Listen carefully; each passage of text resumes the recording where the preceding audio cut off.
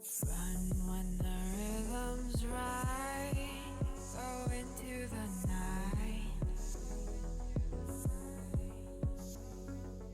Throw until you're out of sight and you're out of my mind. Run when the rhythm's right. Go into the night. Floating as the river flows, easy as it goes to the ocean. So walk on by, I've got no reason to love you, but I do, I do, I do. So walk on by, I've got no reason to love you, but I do, I do, I do. Show me colors of the sky, but all I see is gray. You lost me when you lied. Promise me, but you never try. Secrets in your eye, you go and run, I'll hide. Show me colors of the sky, but all I see is gray. You lost me when you lied. I don't ever wanna be crowned, just another prize. It breaks my heart, heart, breaks my heart, heart, heart, heart, breaks my heart, heart, heart, heart, breaks my heart, heart, heart, breaks my heart.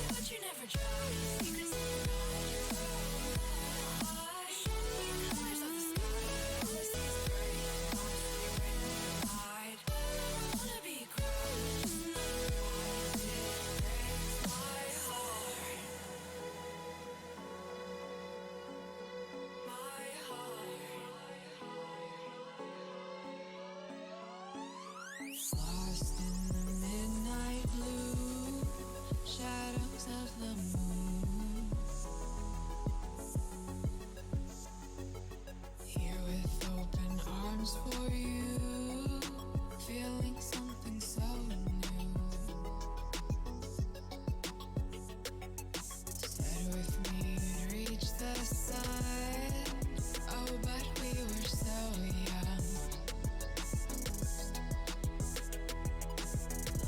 Till the summer's done, but keep me in your heart, so I hold on.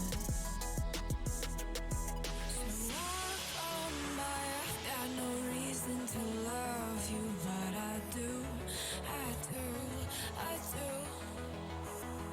So walk on by, I've got no reason to love you, but I do, I do, I do.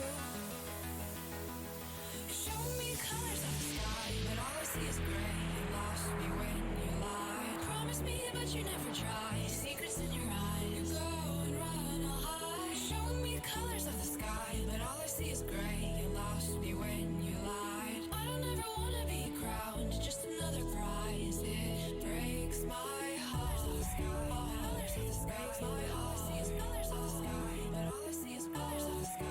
Colors of the sky, but all I see is colors of the sky. But all I see is colors of the sky. Colors of the sky, but all I see is colors of the sky. All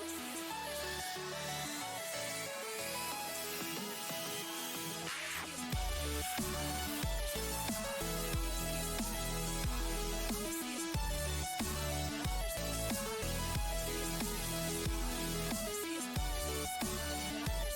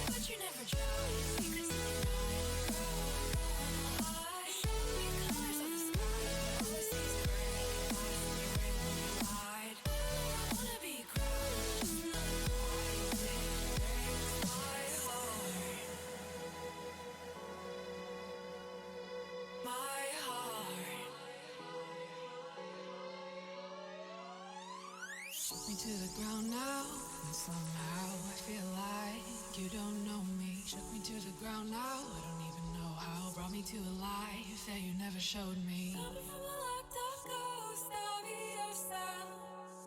But you're coming from the light.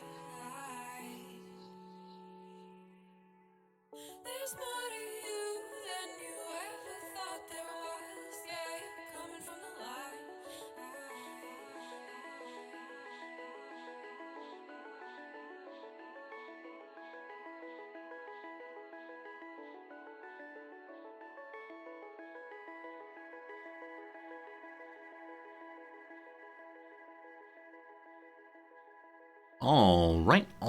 All right. Good morning, good afternoon, good evening, and welcome. My name is Resorty, and to you, one and all, I am now saying, hello, friends. How's it going? Welcome back. Good to see you.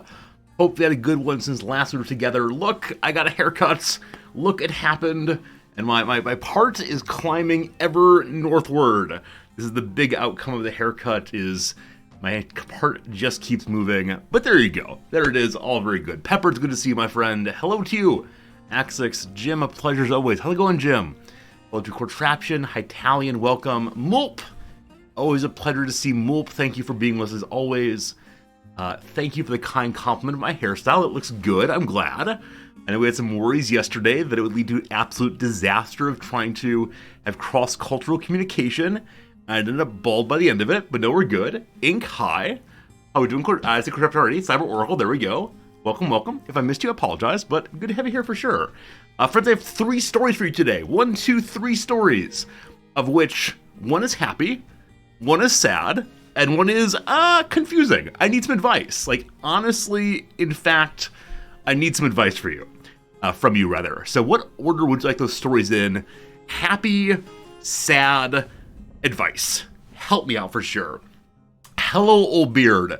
Love ya, bro. Where's your girlfriend, Noms? Is Noms cheating on me with some random name on the internet?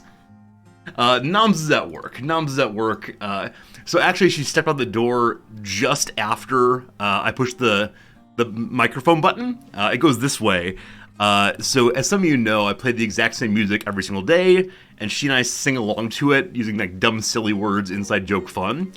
And then just before I push the microphone button and give my normal like, all right line, I say very loudly, la, just to make sure my throat's clear, no problems. And she enjoys waiting until just after I've said la, and I'm about to push the button to also yell la. So if I'm not very, very careful, you will first hear her yelling, la, before you hear me saying, all right. Gotta get the timing down there for sure. But no, Noms is gone, and that is good. All right, so there's 2 votes for advice first, 1 for sad story first. Okay, I think I'm gonna do advice, sad, happy. I think I can handle that in the best way. So advice first. My best friend from graduate school, hello Grow, my best friend from graduate school is a guy named Jay. I have mentioned Jay on stream hundreds of times throughout the years, mostly back when I was first starting the streamer, because like, he was my best friend, so I had lots of Jay stories. We now live very far away, of course, and I still care about him tremendously. We were very important to each other for a very long time. It was the kind of friendship where you go for like advice, where you say like, hey, this important thing is happening to me, and I want your help. We've seen each other in very vulnerable moments, been there for some hard times, some good times. We are good friends. Okay, step number 1. Number 2, a fact about Jay. In undergrad, Jay fell in love with a young woman named Susie. And Susie's really cool and really smart. And Jay is, I don't know, socially awkward, and like, I like him a lot, but he's the person who, like, on first dates, believes an appropriate question to ask the person he is, like, trying to woo. So why haven't you killed yourself yet, right? This sort of question Jay thinks is a nice way to interact with people. And when like someone says like, hey, my grandfather died, he responds, vases break, right? Okay, Susie, very sweet and nice. Jay, I don't know. Jay is Jay, right? It's this how it's go. I know. I'm not saying he's a good person. I'm saying he's my friend. Anyway, these are the two characters of our story here. So Jay fell madly in love with Susie and began to try to woo her along as you do. And it was going okay. But then she had a bit of a tragedy in life and pulled away pretty hard from Jay. And Jay responded to this by still trying to woo her in ways that strike me as kind of creepy. Nonetheless, he was taking care of her and helping her with this tragedy. And then they stayed as friends, right? They stayed as friends, but Jay always maintained a candle for her in his heart. Fine, that's phase number 1 of the story. Phase number 2 of the story. Some years later, Jay went off to grad school where he met me. And Susie, amazingly, moved to Japan. She was in Japan. She was doing the JET program where native English speakers come and teach English to Japanese people. It's a lovely program, cultural exchange, etc. While in Japan, she married a man, a Japanese police officer. And she didn't have a good relationship with him, but they were trying to make it work. Jay and Susie got to emailing. And Jay, being Jay, decided in his emails to push on the hard questions. Namely, why are you with this guy? It doesn't seem like you're happy with him, etc., etc., etc. Again, horrible person, but my friend. And so it's fair to say that over the course of a few months, he breaks up her marriage. And she comes to graduate school and lives with him for a few months. And they fall in love. And Jay is as happy as Jay can be because he's gotten to be with Susie. And I hang out with them occasionally. It's very nice to see them both happy, but I consistently notice these places where their attitudes just don't quite line up. Like, things are really, really joyful and gleeful, but it's also like, is this really working? And so I privately talk to Jay and I say, Jay, I'm really glad you're happy, but is this really what you want? And he said, yes, I have Susie. I have the life I've wanted. This is great. And then privately I talked to Susie and said, Susie, are you happy here? And she said, I'm glad not to be in Japan. Right? She didn't say she was happy. She said she was glad not to be in Japan. And I said, okay, fine, whatever. And I went back to just doing the life thing. And then a few months into Susie's time living with Jay, I get a text from Susie that says, Jay is really going to need you tonight because I'm breaking up with him. And this is going to break him and be very despondent. And he was. And he called me over and we sat and we talked and we cried and we cared for each other as you do. And I thought that was the end of the Jay and Susie story. And so Jay, over the course of months and years, dates other people, finishes grad school, moves back to his hometown, etc., etc., etc. I go and visit him just before coming to Japan. And as part of this time in conversation, we talk about Susie. And he is in a good place. A good place that says, I don't need her. I've got my life going. Things are figured out. I say to him, Jay, if you never talk to Susie again, what does that mean for you? And he says, that's good for me. And I say, Jay, what happens if she emails you and says, let's get back together? And he says, I wouldn't do that. That would be bad for me. And I say, good. That's right. You understand things. I go to Japan. Here I am. Last night, I get an email of this form. Susie and I have been talking for the past 6 months. She was married to another guy who was not me, and so I did the Jay thing and broke up that marriage too. Next month, I'm going to move in with her, quitting my job here. I don't know what to do there, but at least we'll be together again. What do I do? What do I do?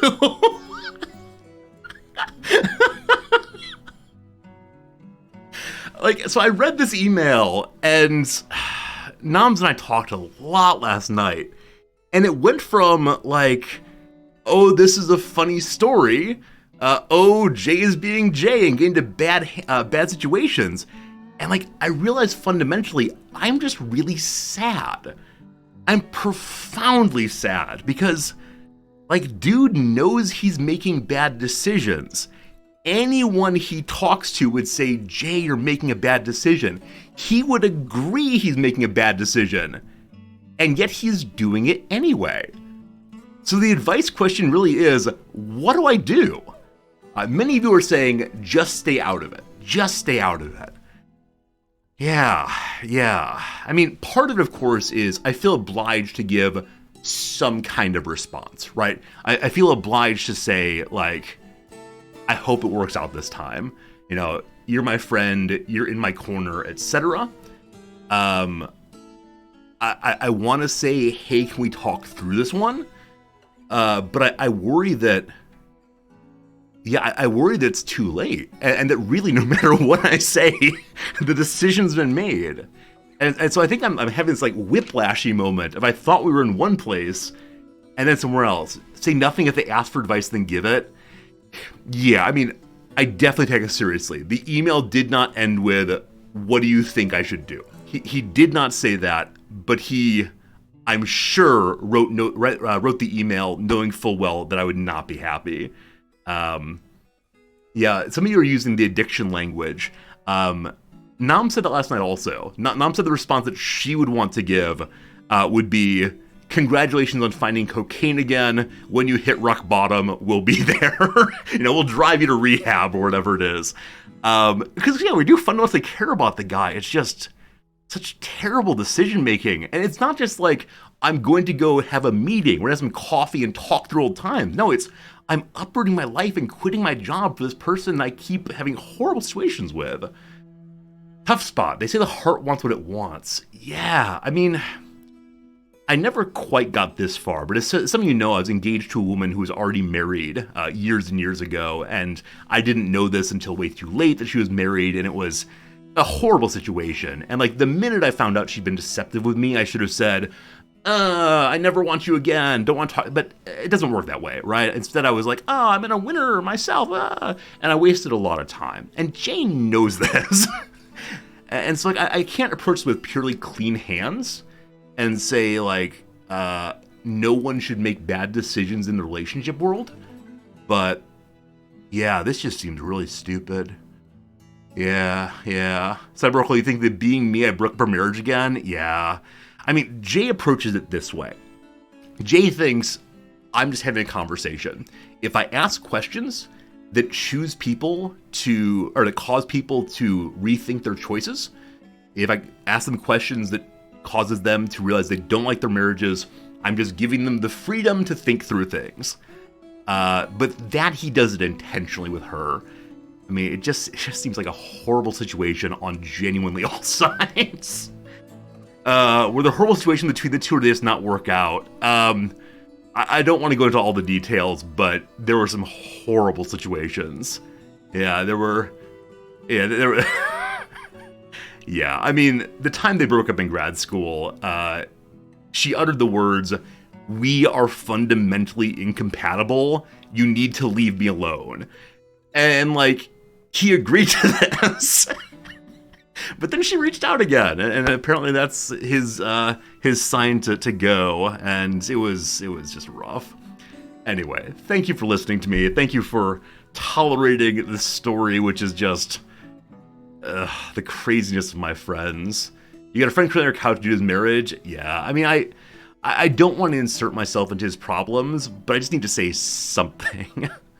I should be supportive. Yeah, I mean, I'll definitely say, like, we're in your corner, we like you, we're glad you exist, all this stuff, but I think I always want to be wholeheartedly supportive of my friends. Like, it's really important to me that the people I call closest to me feel really comfortable sharing themselves with me. I don't like halfway friendships, I think.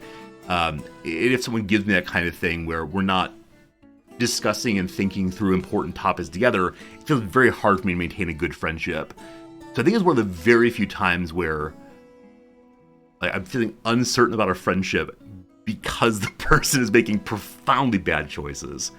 I don't know. Someone who knows they're doing wrong yet does it is very hard. Yeah. I mean, this is the guy who I've often mentioned back in grad school, like, would argue he's a pure rationalist. I said on stream yesterday that in class, he was forthright that because of the structure of rationality, he had to think about every single step he took while walking up a staircase, right? Reason runs the entire ship. Of course it doesn't, and his own life proves that. So, But calling out hypocrisy is not the right move here. The right move here is just to say, you probably need a therapist, brother.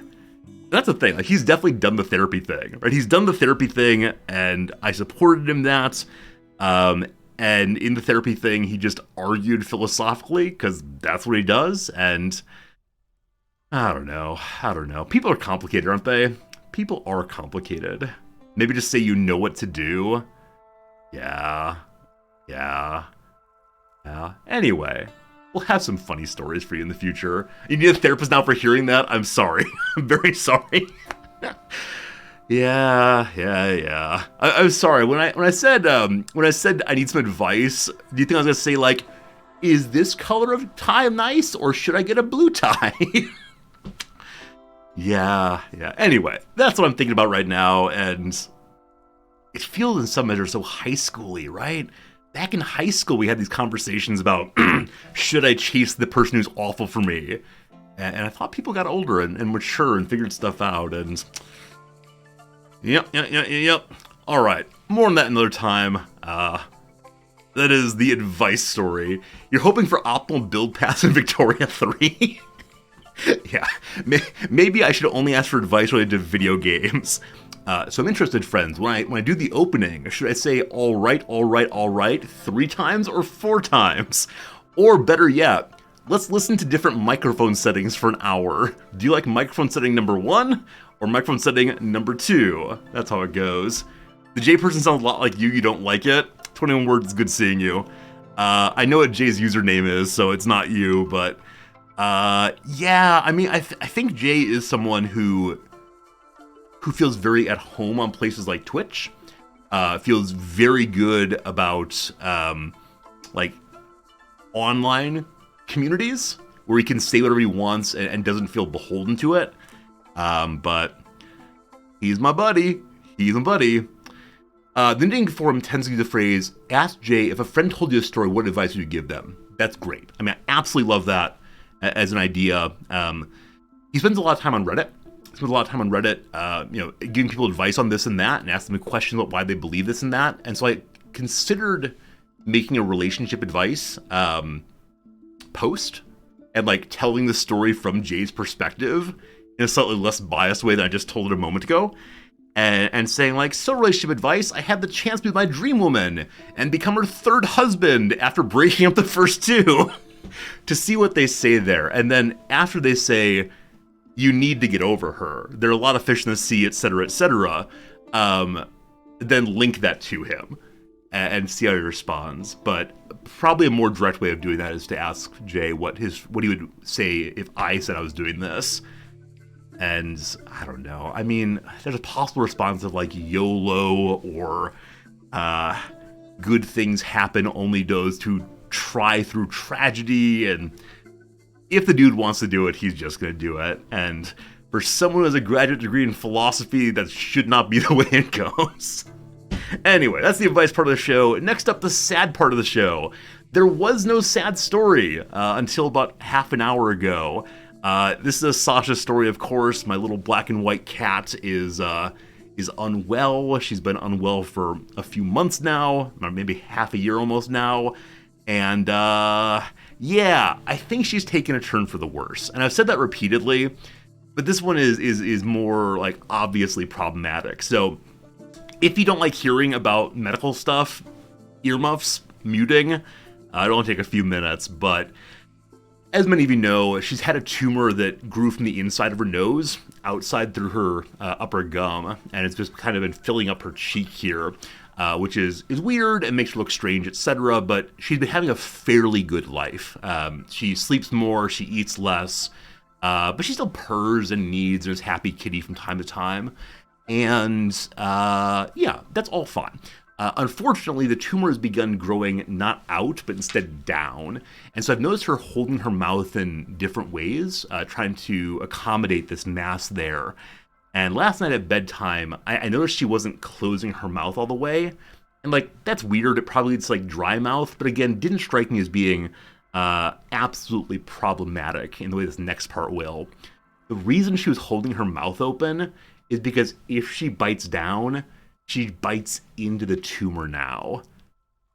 And so this morning I woke up and she was just covered in blood. And like her chest, which is bright white, was caked in blood. And it was pretty bad. It was pretty bad. So I've cleaned her up. I've manually moved the tumor a little bit just to see if it will stay out of the way if it's put back. But I suspect this is the kind of thing where I have to say immediately, like, quality of life is rough. There's not a lot of blood vessels in the face. It's simple to cut it out. Yeah, so we've gone to a bunch of vets about this. We visited a vet oncologist. We visited a vet radiation specialist. So part of what complicates this is, like I said, it's not an oral tumor. It's a nasal tumor that's already dug its way through her face. And so because of that, a complete resection is not possible. So if they were to cut out the entire tumor, she'd be missing a majority of her face, and apparently, like, drinking water, she'd suffocate. Obviously not great on that. Drown, I guess is the word for it. Early on, she had a biopsy to make sure it actually was tumorous, which indeed it is, and she got so sick. It was a very, very small biopsy, but she picked up an infection that she could not clear for probably a month and a half. And in that time, I thought she was going to die from infection. And so talking to the vet, from that very early phase or stage, we said more surgeries probably don't make sense here because the complete removal does not work. And they often do what's called debulking, which is just removing some of the tumor tissue that's towards the outside, which will then grow back right away.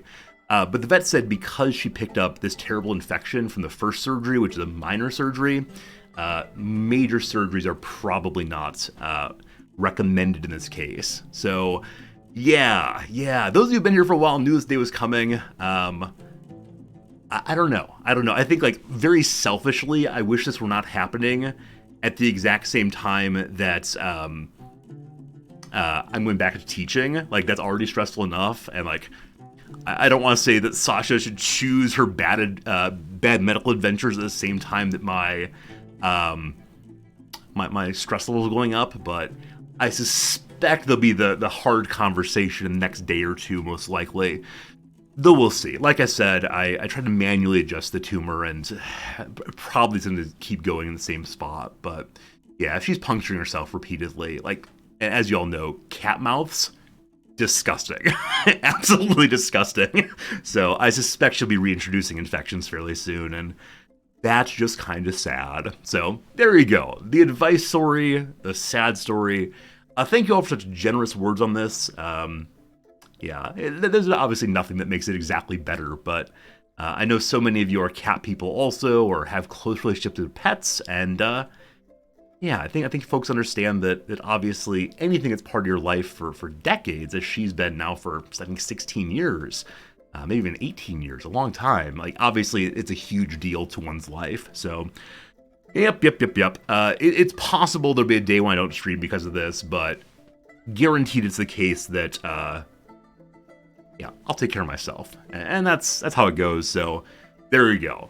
The advice story, the sad story. I saved the happy story for last. And this is a story about how beautiful the world can be. And that might sound like it's overblowing it, but no, sincerely. I had some of the nicest feelings I've had in a very, very long time yesterday. And it goes this way. As many of you know, yesterday I was going to get a haircut. Which I did get. Indeed. And I was so nervous about this haircut because it was at a place I had not been before. At a place that did not speak English. And Noms had set up this scheduled appointment for me, so I hadn't even been in the place before. And so it was a whole bunch of new things. And so yesterday, for the first time, I went and got my own haircut by myself, which makes me sound like I'm a 13-year-old.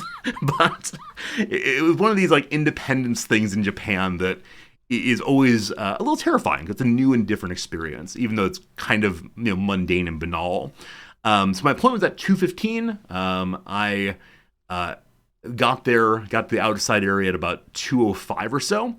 and then proceeded to like walk back and forth in front of the place, outside of vision, don't worry, repeating to myself over and over and over again the little speech I was preparing to give about, hello, I am this person, and I don't speak Japanese very well, and I'm so appreciative of you taking me here, etc., etc. Trying to like both give the necessary information that I'm not gonna be able to take part in conversations about haircutting. Like, you're just gonna have to do the work, and I can like gesture somewhat, but and I'll say like, I trust you to make good choices here. So I walked up and down the street rehearsing this thing over and over and over again, getting really, really good at saying just this set phrase or set series of phrases. And then, you know, a 2:15 came, and I steeled myself, and I was nervous, but I was brave, and I went inside, and I said, Resorti des. And the man who was my hairdresser walked up to me and bowed and took out of his pocket a little sheet of paper upon which he had written a speech in English. And he proceeded to read it without English pronunciation, so pure Japanese pronunciation. Mr. Resorti, thank you for being here, all the way through. I didn't have enough Japanese, he did enough English, and yet we made it work. It was such a beautiful moment. And like, of course, it goes like the standard thing about Japanese culture being super, super customer service friendly. But throughout, he like did so many very nice gestures, very nice ways of explaining to me what was happening to me, which I could easily imagine someone just saying like, you don't speak the language, you are now an object, I will give you a haircut, and then out you go. But it was like a really nice moment. And yeah, like sitting in the chair, they don't talk to you, which is nice. No small talk needed.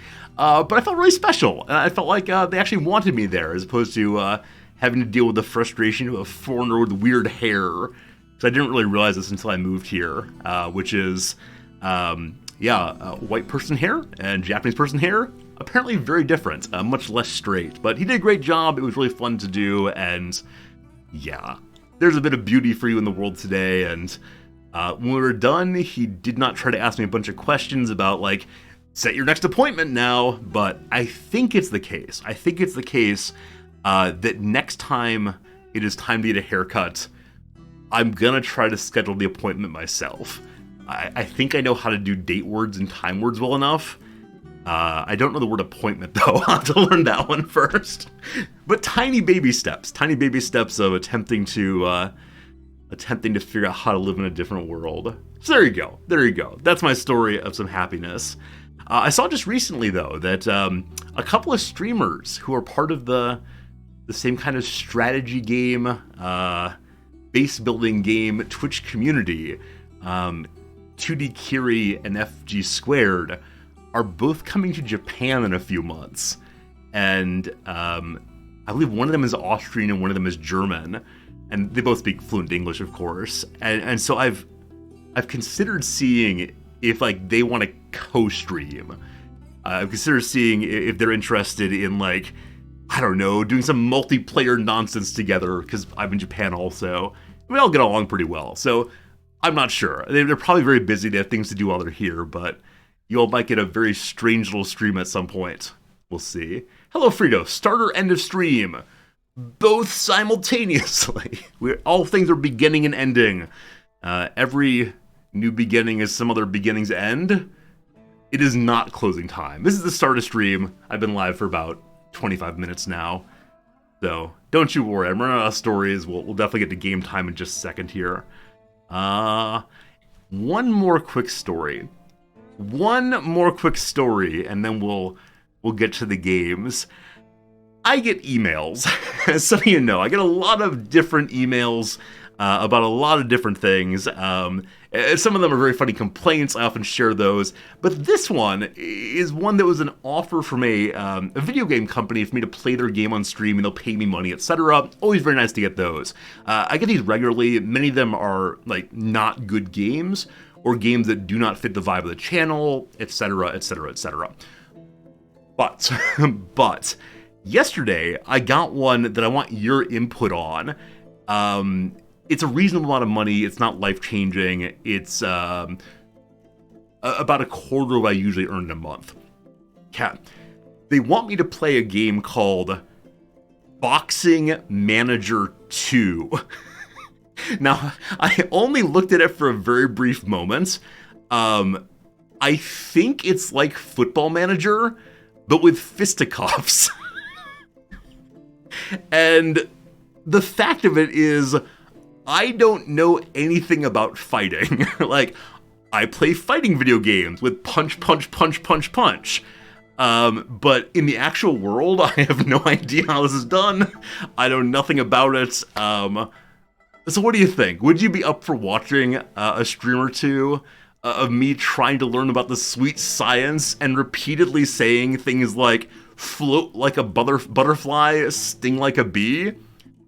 If I get to be Don King and steal the botcher's money, if only I had more hair, I'd put it straight up for Don King Day. You're a big fan of the sweet science. All right, cool. Sell my soul, it's a perfect fit.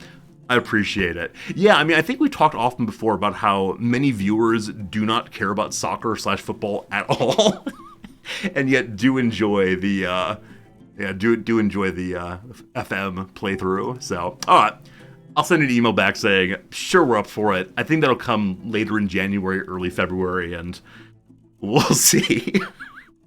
I mean, so, at some level, I worry about the morality of fighting sports for the obvious reasons, but it's just a video game. We'll have a good time. There you go. The game looks shoddy. No, don't say that. Don't say that. It's really good. Yeah, we'll see. I have definitely streamed shoddy games before. I mean, Dwarf Fortress is, in some respects, a shoddy game, but it'll be a good time. All right. I think that's what I got. I think that's everything. I probably will stop stream, like a little break after an hour or so. I just want to go check on Sasha and make sure she's Sasha-ing still, but I expect she is. Vicky 3, its current state is shoddy. You're not wrong. You're not wrong about that. Oh, there was some comment about DLC that I want to talk about. I don't remember. Some new DLC in something that we've played before. Welcome to Vegas Stories with Resorty. Excellent. All right, let's push this button here. Oh no, I didn't remember to set up the capture. Is it going to capture today? It does. It does. I don't know why. So some days Dwarf Fortress is not capturable. Other days it works right away. And there it is. There it is. There it is. There it is. Okay. So we'll continue the game from yesterday. Yesterday we had two kind of great things happen. Now I'm going to say three great things. Thing number one, we found ourselves a cavern. We found ourselves a cavern, and we've explored it just the tiniest little bit. And I don't know what's down there, other than silver and gemstones and some little tiny cave spiders. At some point, I would like to continue digging down and explore that after we have a defensive area set up to ensure that the dwarves aren't all killed by things well down below. There's a venture down below. Doomhauer, it's good seeing you. You're not wrong. There's fun, so much fun below. Thing number two that happened yesterday, we made some huge progress on this, my library. I want to say this is the main project again today. I would like my library to be, finished by the end of today if possible, but that's going to take a fair amount of work to do. Nonetheless, it is symmetrically developing in all the best ways. And have I assigned anybody to the library yet? I think I did. No, this button here. Yep, we got one scholar and one scribe. So as of right now, we do not have any paper at all. I'm not sure we own a single book, but they have a dream in their heart. So we need to get the paper industry up and going today, or else we will not be able to make paper and books and all the rest. My current intention for the library, as I mentioned at the end of stream yesterday, is that this room here will be used for the creation of paper goods. And then over here, they'll do their writing and such, I guess, however that works. In the middle will be some giant common hall showing off some of the fanciest items in the whole base. Then back here will be the living quarters for both our monks as well as our warrior monks. Because I decided to give the library its own personal defense force. And I realize we only have 200 population, and so I do worry if I put too many people on military, the rest of the jobs will not get done. Who knows, who knows. All right, so that's thing number two. Thing number three is this. I have somehow made nice with the elves. And I realize this is absolute blasphemy to say on stream. Very sorry. But month by month, year by year, the elves are giving us a higher and higher number of trees to cut down. It went from 25 to 30 something to 40 something. It's up to 60 now. I'm not sure if they like me, if they're afraid of me, or what. But it feels to me like 60 trees is more than enough to keep our industry going for a year. Now, is that true? I don't know. But I have somehow pacified the elves. I want to believe they're afraid of me, and they know they cannot stop the machine that is civilization. I feel like something else was supposed to happen at the start of stream today. No idea, though. If you listen to them and trade, it stays similar. But it's been going up, right? It's not been staying at 25 or so. It's climbed up now to almost 60. Will it keep climbing to 100 and more, or is 60 about it? Did we trade already? Okay. We're trying to trade right now. Unfortunately, our broker has been stuck worshiping for I don't know how long. So hopefully it's the case that they will eventually come and do their job, because I have lots of precious things to sell, hopefully. You wonder if it might be per dwarf. Oh, so the more dwarves you have, the more likely they are to give you additional wood. That makes sense, for sure. And we just went from 198 population to 200. I actually didn't see any new arrivals come in. Yeah, but there they are. So the last group ever to join us via new arrivals is Meng here, and who else? Ticket here. So many clothiers. Yeah, I gotta... Wait, are you flashy? No, the ones next to him are flashy. That confuses me. We have so many bone carvers.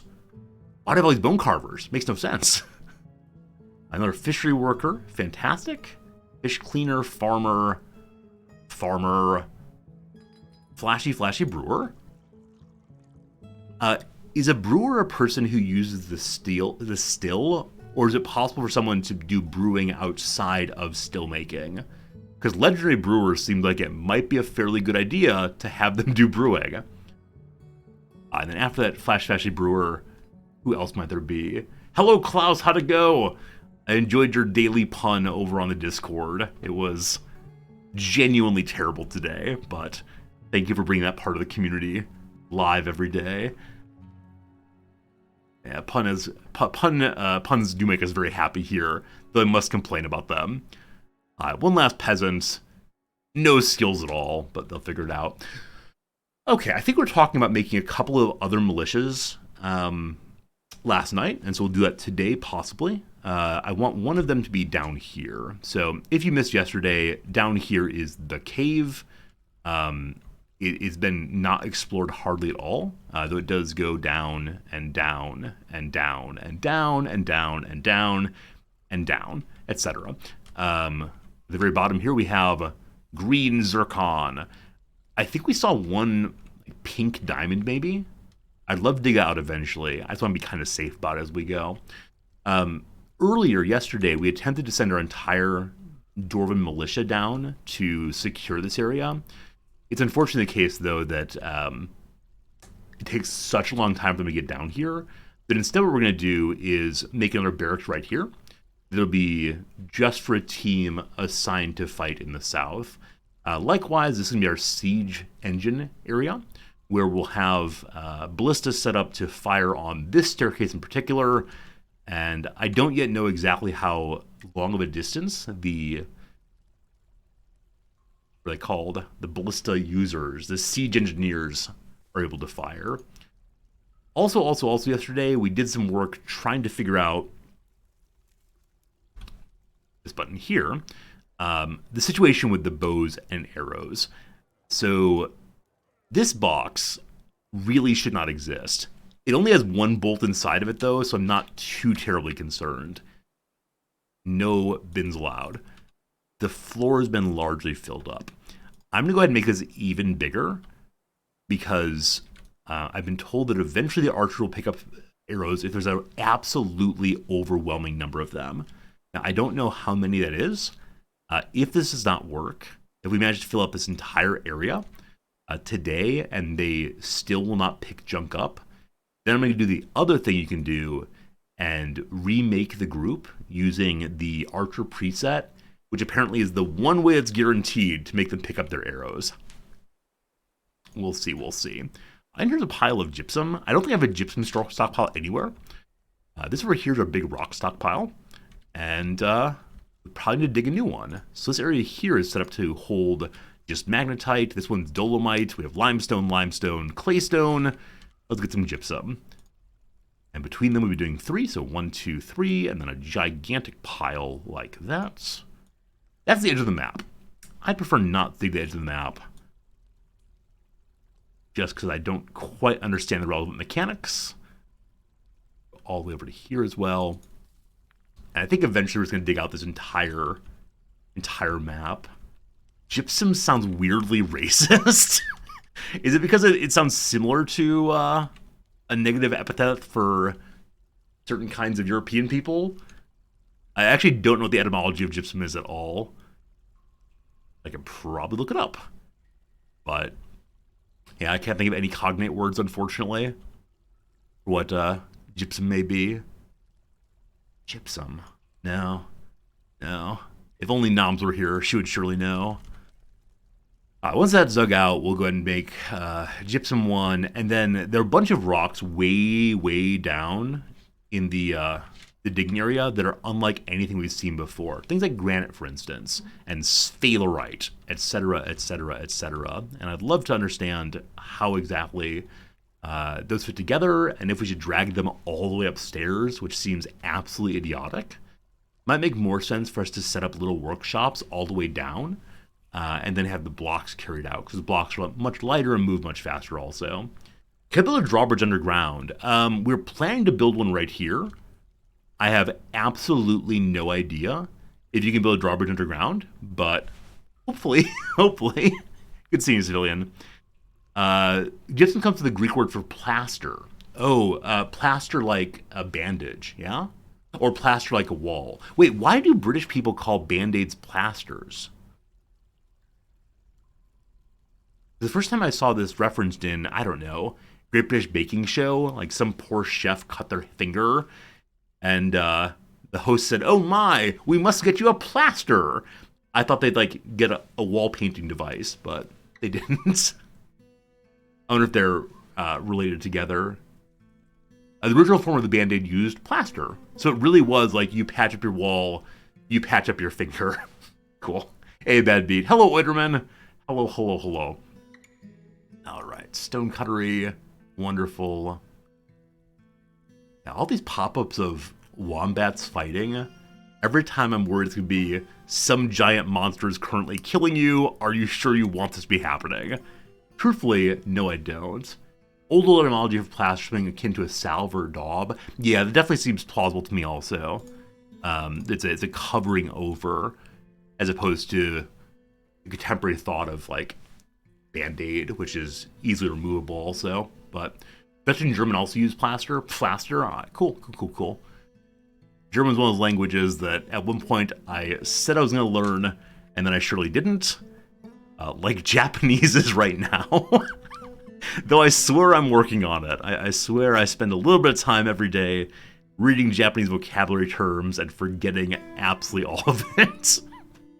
Alright, so down here I'd like to go ahead and make a siege workshop. This will be the first one of these we've ever created.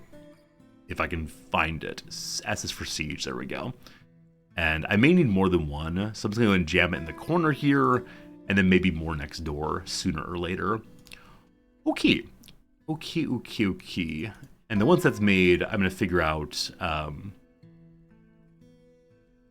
guess we can do this now, right? We can set up the work order to create the siege engine parts without having a job or a place to make them. Oh, we already did so. Make ballista parts, already been created, cool. The further question then is making ballista arrows. So I don't quite know how that works. We can see at the top here, and iron's a possibility, and iron's what I got the most of, so we're going to do iron. And I believe that the machines shoot one at a time. As of right now, we're making one machine, but we'll probably end up having more. So if there are fewer than, I don't know.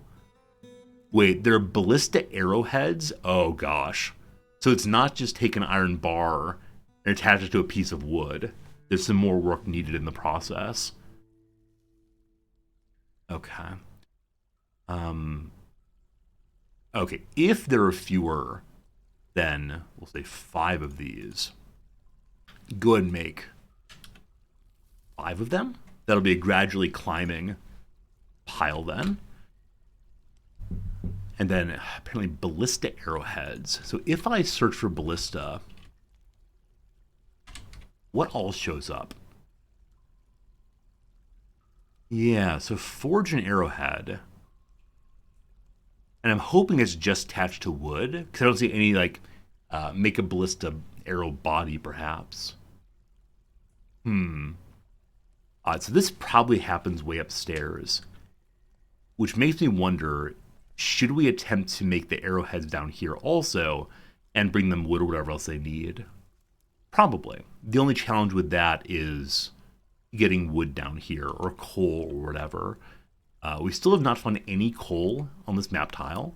Some of you have mentioned that in deeper caves there can be underground trees of some sort, and I haven't seen any here. So either this cave has none, or they only populate when you get line of sight on them. And this. More milk quartz, rather. Not wood at all. Wood though is fairly light. The only issue is carrying it all the way down. We should also go ahead and cut down some more trees. What depth is that caravan from the main level? So main level is main level's 40. That cave is at +1 is the entrance, I believe. Something like that. Mark's good seeing ya. Lido good seeing ya. Logo's good seeing ya. Good seeing all y'all. So many folks stopping by we don't often see, but do appreciate you hanging out with us today. And we'll continue just to remove trees from the stockpile for right now. And wildly through here and hope that no dwarves get their heads knocked off by falling lumber. So, I think I do want to try to set up an industrial area down here. I'm going to dig out another room for this. In the exact same style as the one above. So 1, 2, 3, 4. 1, 2, 3, 4. Dig in there. How big did I go? 1, 2, 3, 4, 5, 6, 7 internally. So it's the door. So 1, 2, 3, 4, 5, 6, 7. And then across a ways. Good. All right. I need to set up jobs down here that are just for what's available nearby. So I might want to make some kind of burrow situation where workers can't go running upstairs.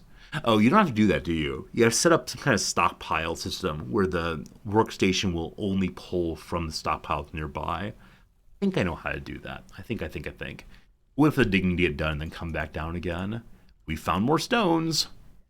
Up here, level what? Is that 2 or so? 4 or so? 45 or so. Yeah, 2 from the top, rather.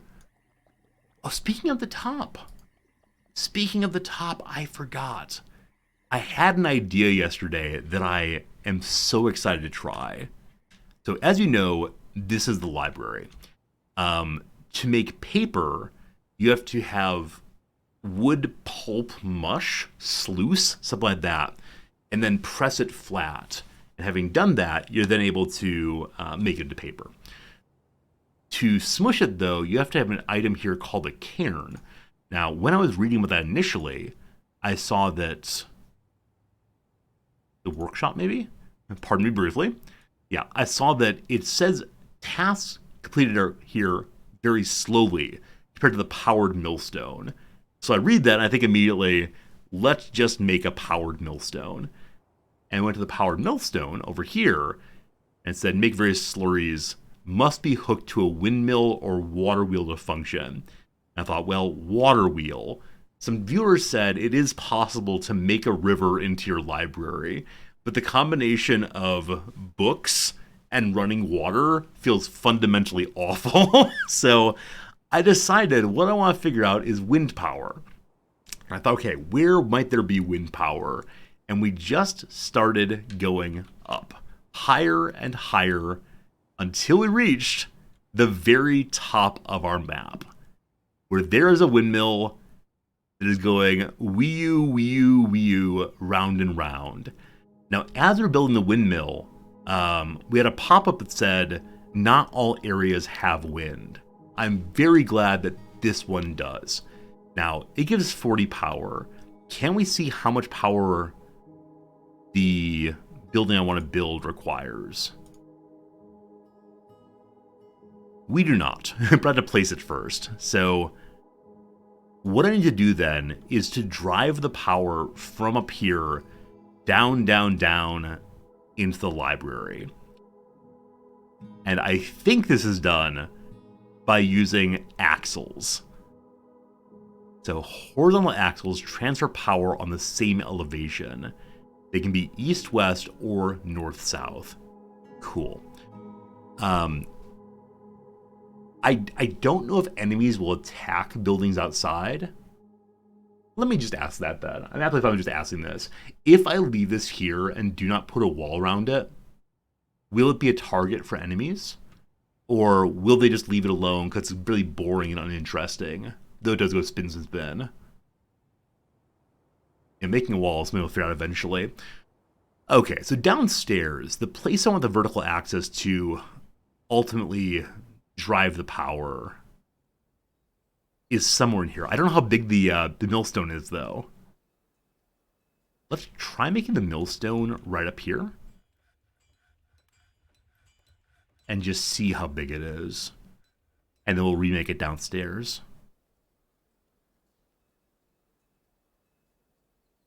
No, it's a machine. It's a machine. So it doesn't show you the outline of the item when you're hovering here. Must make a millstone first. Because of course you have to. I assume a millstone is a stone thing. Let's see if that's true. My very best stone thing maker is this shop here. So, give me the millstone. Most important job. Only this dude can do it, so he should go do that fairly soon. It's only one square tile. Oh, okay, not bad at all then. Thank you, Contraption, for knowing that and for sharing that. Also, one of our goals today, which has been a goal for the last 3 streams, is going to be making our Baron happy. Now, I say these words, and you all know it's never going to happen. This is our Baron. This Baron, we love, he has no feet. He has some unmet needs, and some pretty unfortunate memories of his feet being cut off. But for whatever reason, I'm just not being able to get him off of Big Fury. Now, I see that he's annoyed after drinking water out of a well. But right here, there is a bucket of dwarven ale. So people are supposed to be bringing him drinks consistently. I guess that hasn't happened well enough. We actually have very few drinks now. Yesterday we looked at drinks and had about 900 of them. Today we have many, many, many fewer. That's probably the most important thing to fix right now. So, yeah, how do we go from 900 drinks to only 146 without me noticing? First things first, we are not currently using any of our drinks in cooking. That is good. Let me check the farms first. I may need a bunch more farms, possibly. They drink 5-6 times per season. I have 200 pop. So from 900 to 150 or so. Yeah, I guess I just didn't notice how fast they're producing compared to how fast we're consuming. But I don't know. Maybe I had a few drinks myself. It is possible. I actually don't drink anything during stream. Occasionally after stream, I have this moment where I recognize, my throat is sore. I feel sleepy. What is this? It's dehydration. And I just like go drink water sometimes, but who knows? So I have all these prickleberry seeds, and this field should be full of prickleberries, and I think prickleberries can be used to make drinks. But is it enough? I don't know. I don't know. So this one just makes prickleberries all the time. This one here makes rope reeds. I think rope reeds are used to make clothing, so I'm going to continue growing those as we can. Now, is longland grass the same? Rope reeds. Let's do rope reeds. In the autumn, grass stuff. Okay, I'm going to go ahead and expand this farm plot just to ensure we have lots of tasty foods and such coming in. But seeing the giant pile of seeds there makes me very much want to do something with them. I know we can also go ahead and just, what's it called? Gather a whole bunch of plants. This is one of the nice things about living in a very safe biome, is I think I consistently am able to emergency pick plants.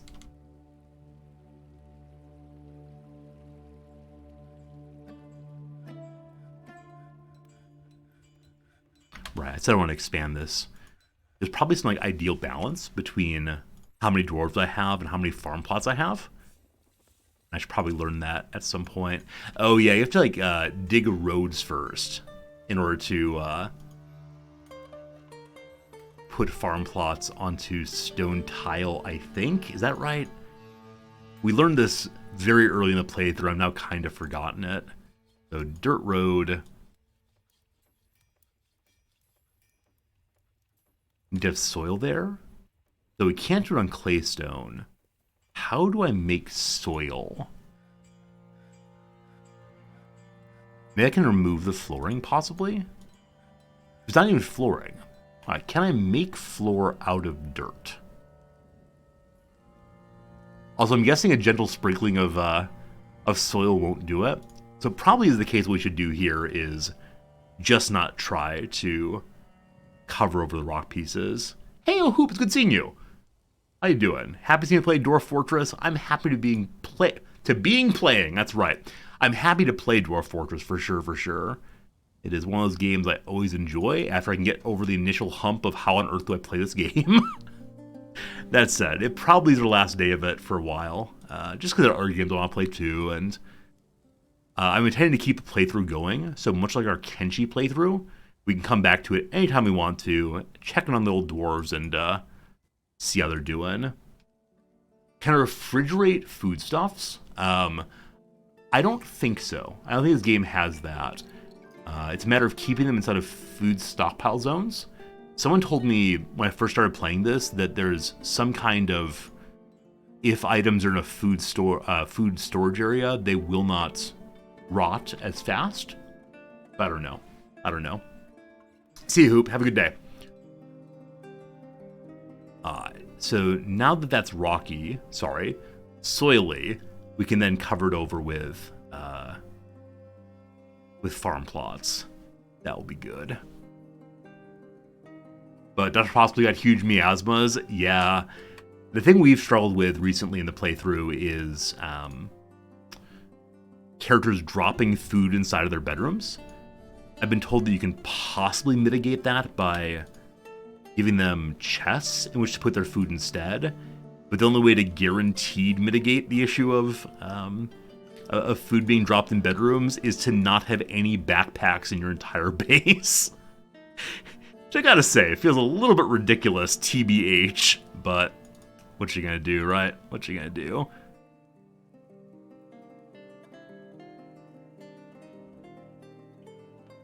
Yeah, I think that's the kind of silly Dwarf Fortress workaround that I would never figure out on my own. Like, my people are dropping food.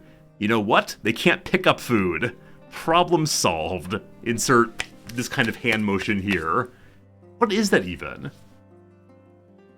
It's like clapping and cleaning one's hands simultaneously. Like, I know the Pontius Pilate, I'm washing my hands of the move. I don't know. Is wiping the hands clean? Alright, very good. Yes, job well done. All good. Excellent. Job well done. Who needs any sort of backpacks? Backpacks are broken. It's just how DF sometime. Sometimes it is. Yeah, definitely so. I mean, like I said yesterday or day before, I'm absolutely someone who's happy to say this is a game that's worth tolerating a lot of nonsense I would not tolerate in any other game. Oh, look at that.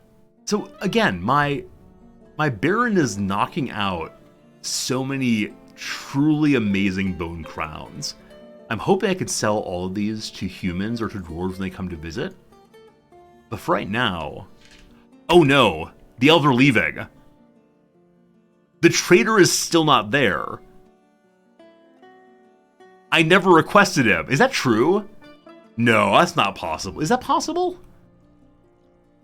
I guess it's actual, so it must be possible. Though I do wonder if, when the elves left, if that automatically moves it to no trader needed.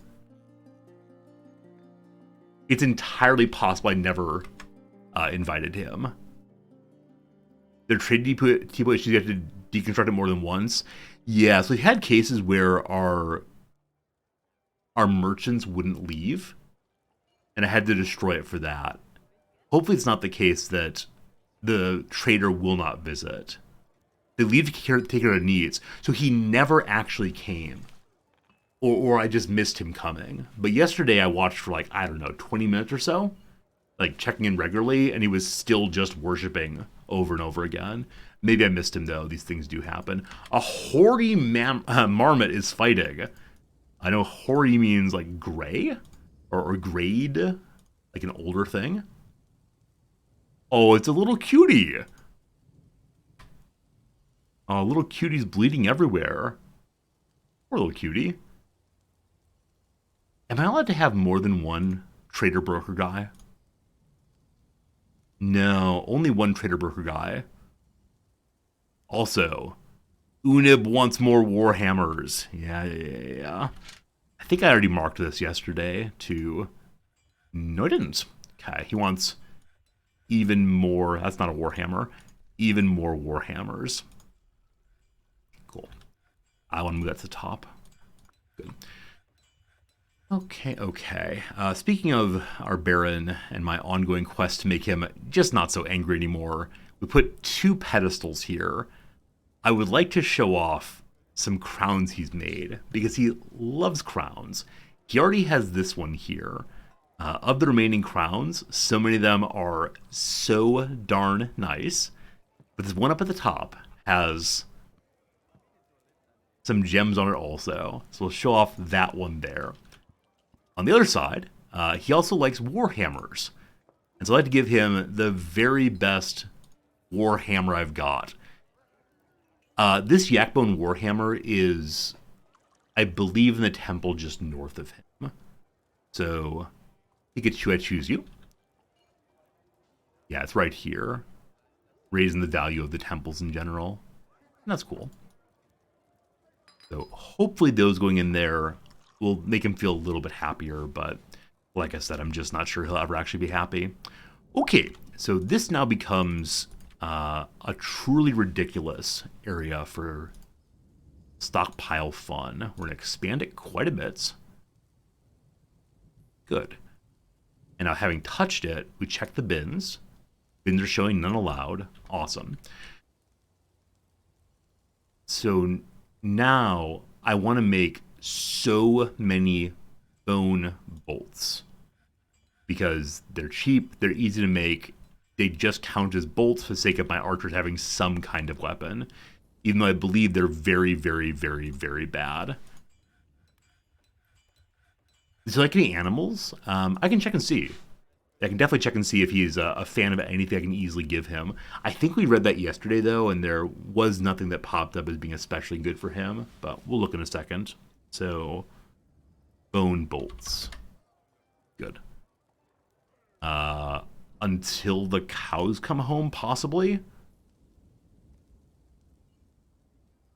I think I'm just going to make a straight one-time job to make 50 of them. And that's 50 jobs worth, that's not 50 bolts.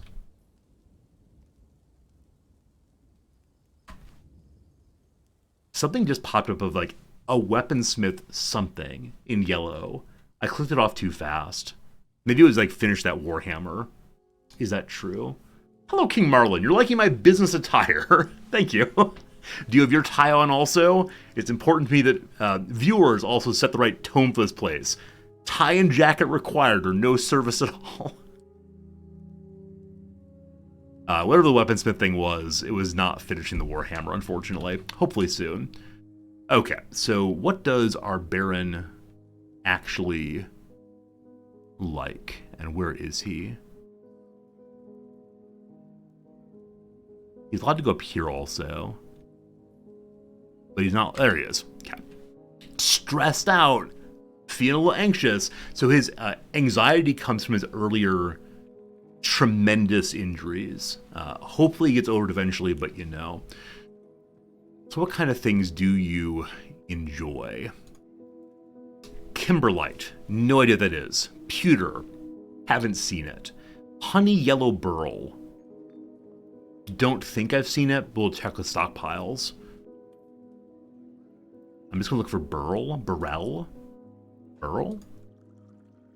No, haven't seen it. Where'd you go, Flashy Flashy? Yeah, there he is, good. Other things you enjoy include mountain goat hoofs and grindling leather, giant eagle parchments. I think there's some eagles on the map. I don't know if they're giant eagles, though. The color of goldenrod, warhammers and crowns, we have those for him. Rabbits. He likes rabbits. We may have rabbits. He also likes one-humped camel, turnip wine, and giant kangaroo's milk. He hates bats. So of all these things, warhammers, crowns, and maybe rabbits. Let's pull up the giant pile of creatures and see if we've seen those. Also, anytime that traders visit, I guess we want to look pretty hard to see if there are any rabbits at all. I could commission a statue of a rabbit. Oh, that counts? Just seeing anything that's rabbit-like would count. What about if it's a duck and I rotate it 90 degrees and it suddenly looks like a rabbit instead? Is that good enough? I got a duck who can have those as his ears instead. Nanny goats, peahens. I'm fairly sure we do not have any kind of rabbit. No. At the very bottom, a buck rabbit who belongs to somebody else.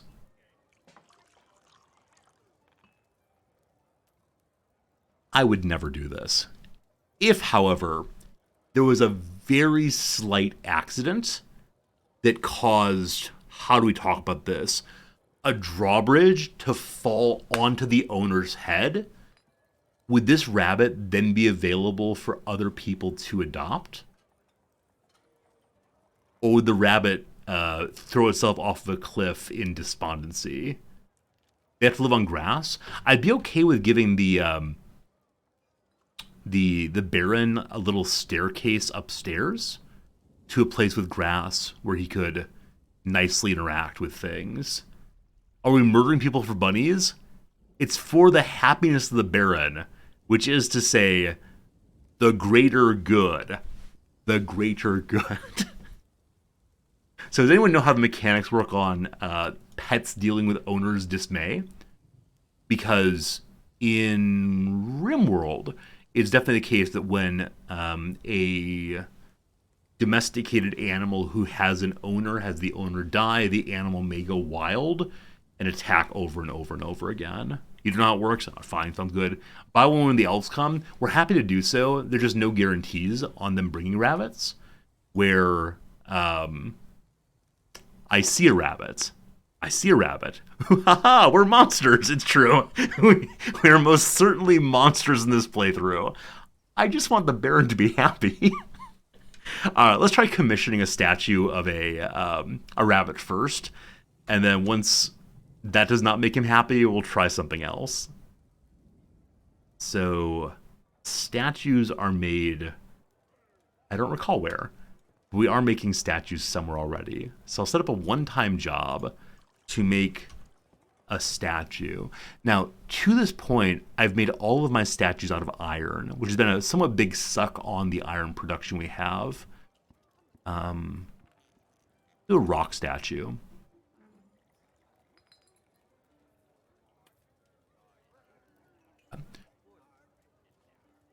I'll make 10 rabbit statues. It'll be the creepiest bedroom you've ever been in. The Baron brings a nice little dwarf lady home one time and says, "Hey baby, if I had something to show you, come into the room where the magic happens." And suddenly bunny eyes staring in every direction. This is perfect. This is absolutely perfect. Okay, first things first, what do I want to make them out of? A stone. Do different stones have different beauty properties? And am I right to think that those that are deeper down are more beautiful? Or do they all function more or less the same? And I should just grab whatever's nearby? Because I know that different stones don't have different HP when it comes to like durability of walls. Because quartzite sounds beautiful. No idea if it is. Sphalerite sounds sphaler. Kind of beautiful also. But I might be wrong about that. Alabaster. I can imagine a person named Alabaster. I'd enjoy that. Well, we'll choose the one that is nice. And then I just want to make 10. I want them to look... Okay. What kind of thing is a rabbit? There might be some very important rabbit from history. Maybe it's an existing image. No. So these are images of group symbol. So our the dwarf whole has the Arena of Mischief.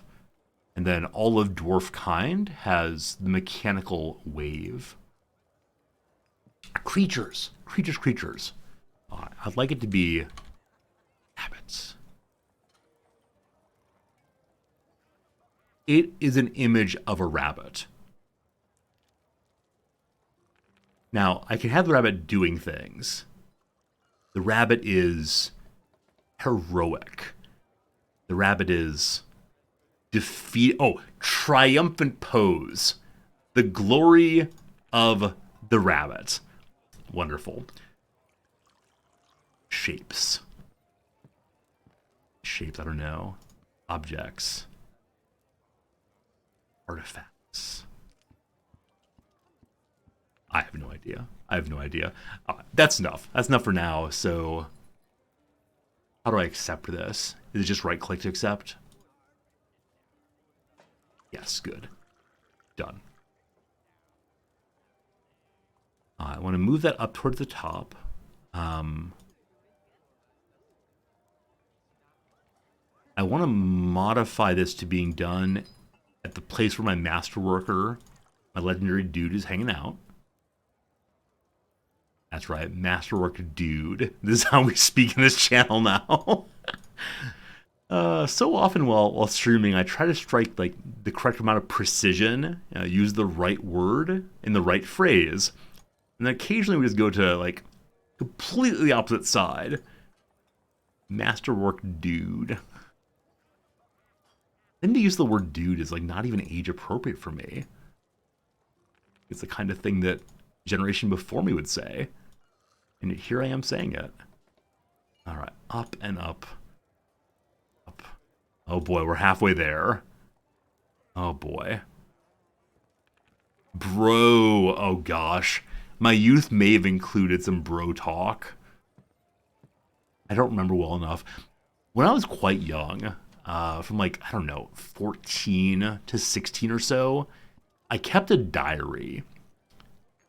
And I assume that this diary is in a box in my mother's basement.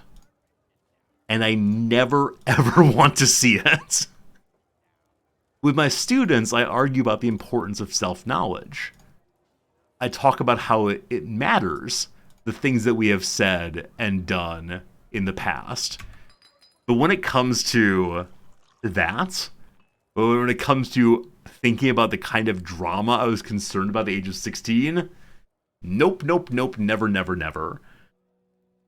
Okay, so this button lets us choose how many shops can do this job. It doesn't let us choose which shop in particular does this job. I know where I want it to be.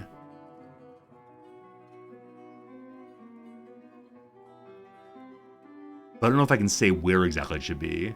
No, we'll see what happens. We'll see who figures it out. Oh my goodness!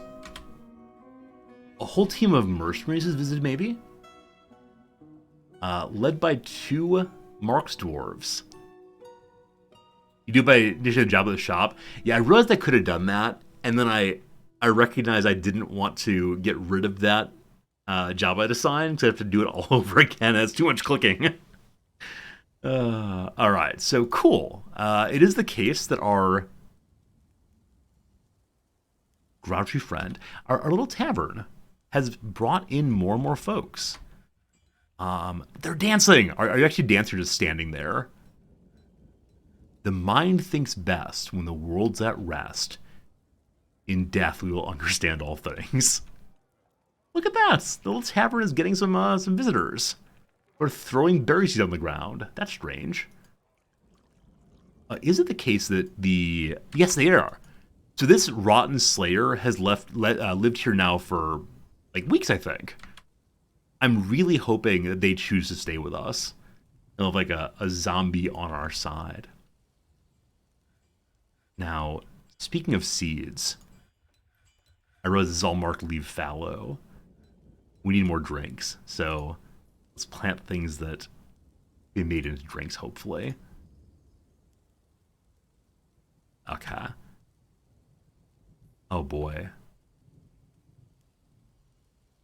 So the nice rectangular ones here, I believe I can set the entire thing just by clicking on one portion of it.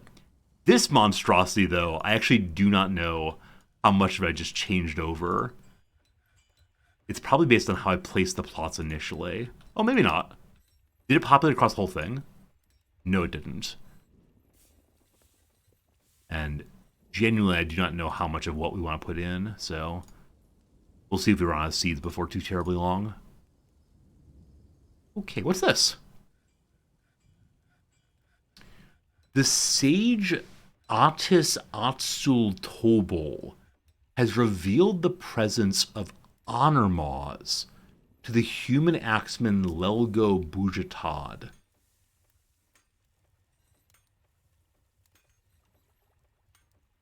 Okay, this is a person who's visiting us right now. I don't know who that sage is, though.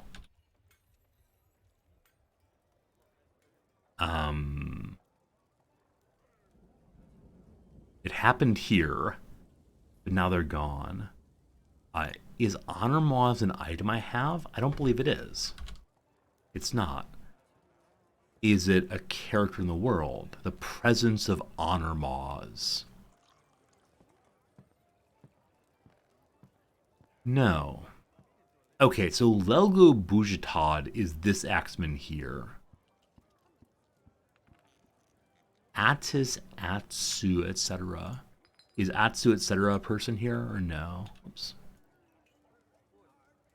Atsu, Atsu, Atsu, Atsu. No.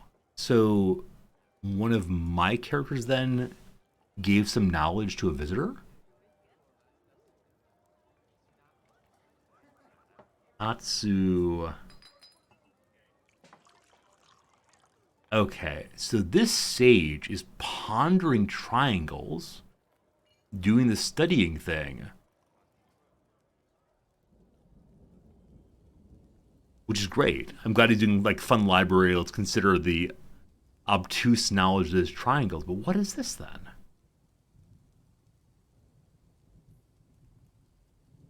Honor mods. All right, is that like an artifact thing that we know about now? Honor mod.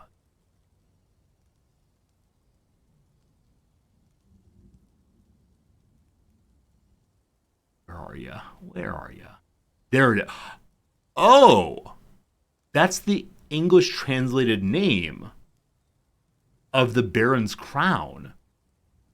So one of my scholars has told a visitor that the Baron has a fancy crown. Why would you do that?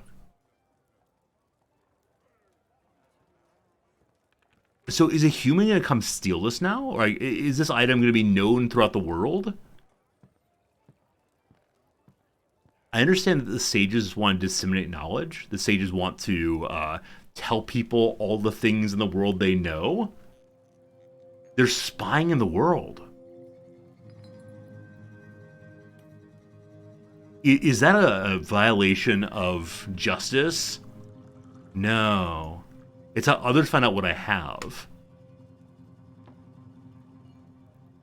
Okay, so I know on the world map that I'm able to say, like, let's go steal things from the neighbors.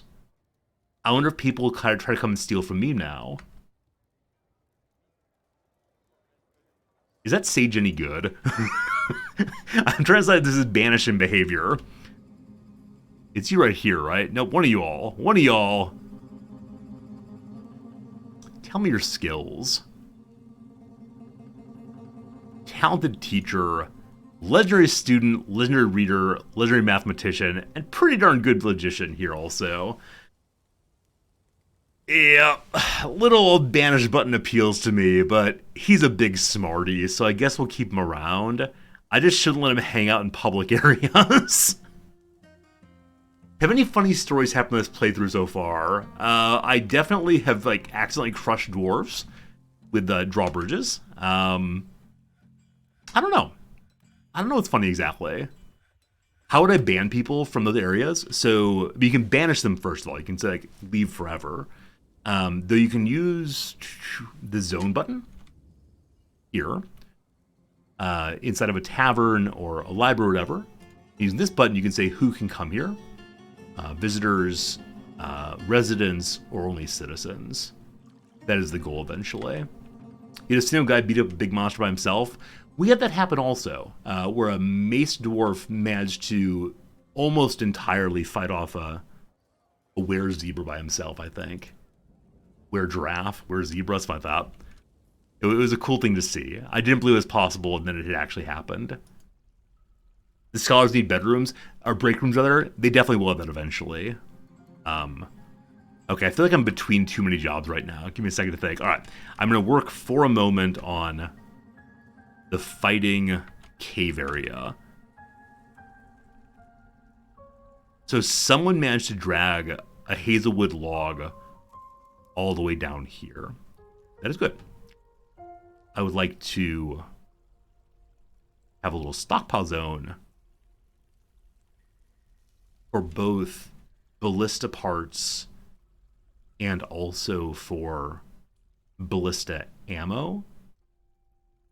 I'll probably want to have the ballista ammo somewhere else eventually, but for right now, this seems fine. Oh gosh, okay. Weapon trap combo. Is a ballista thing one of those? No. Is it a machine maybe? Is it? Oh boy, here we go. What kind of thing is a siege ammo? Now, siege ammo is exactly what I want. So, both of you. Ammunition also. Ammunition might be up in ammo. So I have to choose what I want to make this out of. For right now, I guess everything, as long as they're those two items.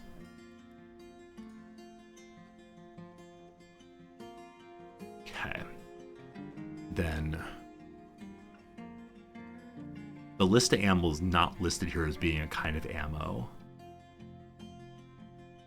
Siege ammo.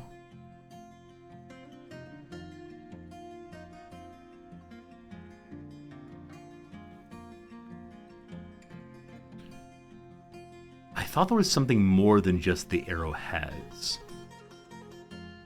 And I see it here, I think. Yeah, assemble whatever ballista arrow.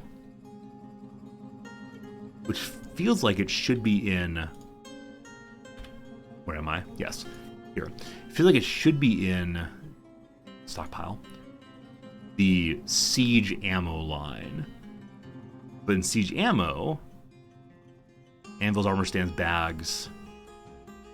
I mean, it's called siege ammo generally. Okay, so you can't distinguish between ballista, arrows, and whatever else there may be in the world.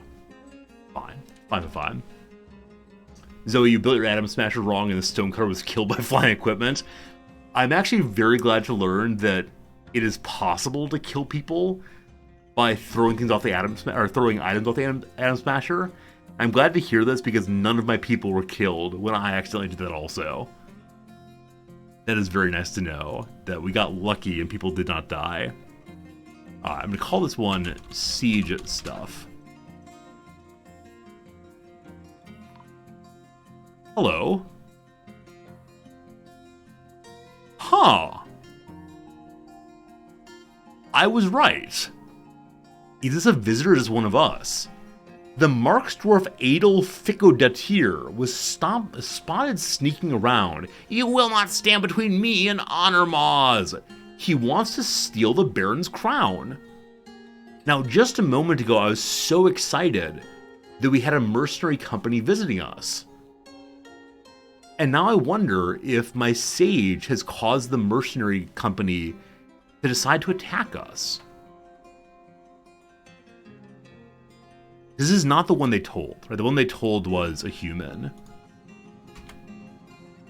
Okay. But first things first, is that one of mine or not one of mine?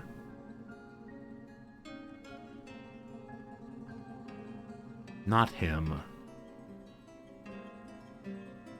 Okay, so just the one Marksdwarf here has gone hostile. All the other ones are still being friendly.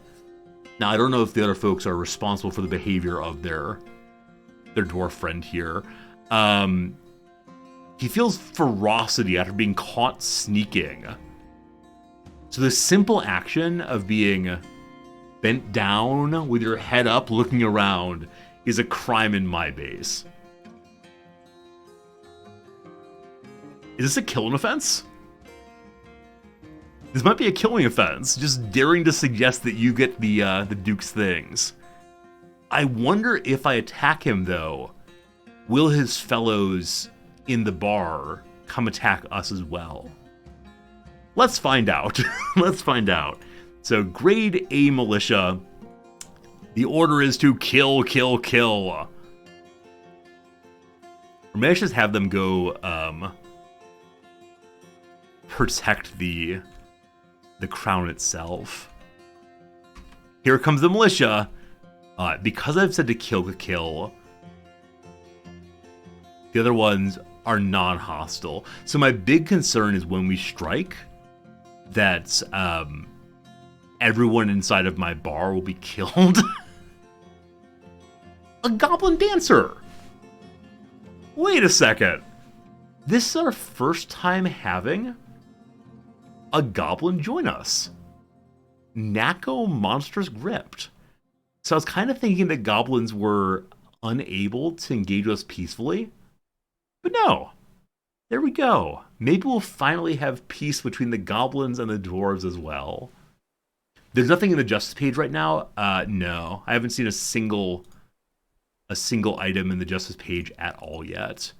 Now, maybe that's because I don't yet have enough metal cages. We want 4 more of them, but haven't seen anything here, even though I have a captain of the guard. Okay, let's see what happens here. Fingers crossed. He shot at someone. Did he succeed in striking that person?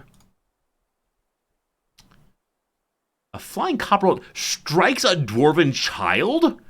What? This mighty force runs at you and you shot a child? Okay, is that the end? Is that the end of that fellow real quick? I don't think the child popped up as being dead, but... awesome to see that the other people in his group do not care. And what's this item here?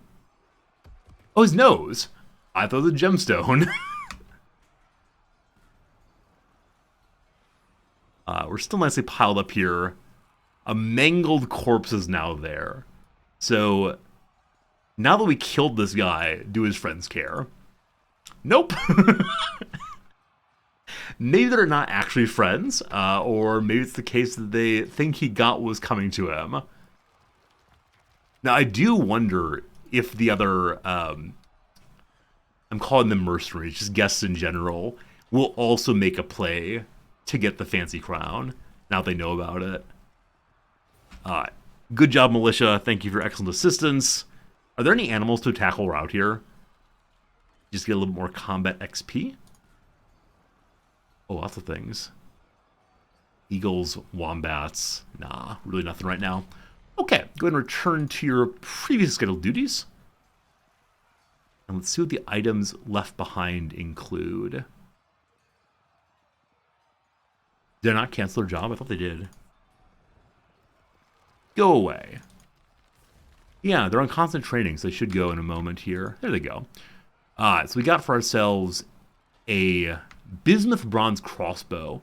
So that's a better quality crossbow than we've seen previously. Ours made out of just iron, I believe. Some seeds, a nice nose. A bunch of items that are not anything new to me, except for the silver bolts, ideal for fighting vampires, I assume, and a steel cap. Our first ever one of those. So, good job, everybody. Thanks for fighting fiercely.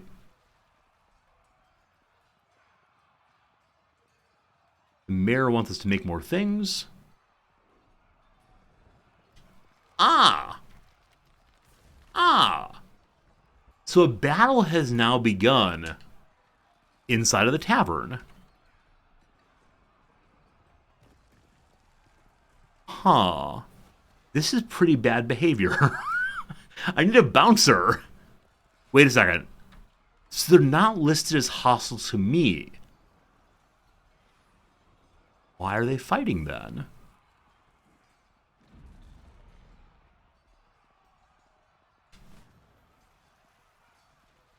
Okay, so our Bard Rotten Slayer has gotten into a fight with at least a human mace man, but I believe everyone else.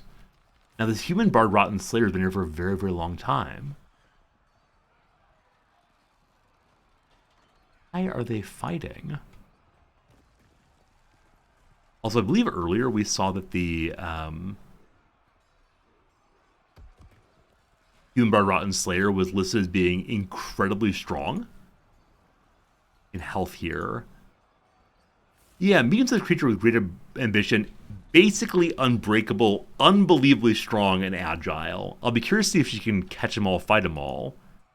Now, someone in this pile...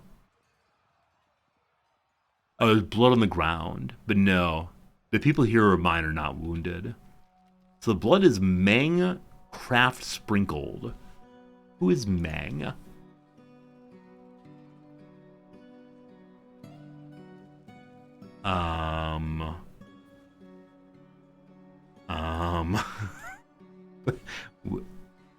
Oh, it's a dwarven baby. No, that's not the right Mang, is it?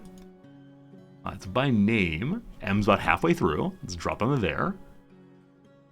One thing I do enjoy this game is trying to reconstruct what has happened and like what the story is that is occurring.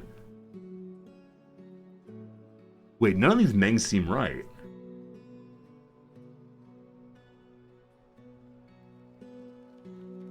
Why is there someone else's blood here? Unless Meng has already died, possibly. Be at the very bottom if so. Nope. Someone's blood is on the ground. I don't quite know why. So I wonder if it's the case that the visiting mercenary types were opposed to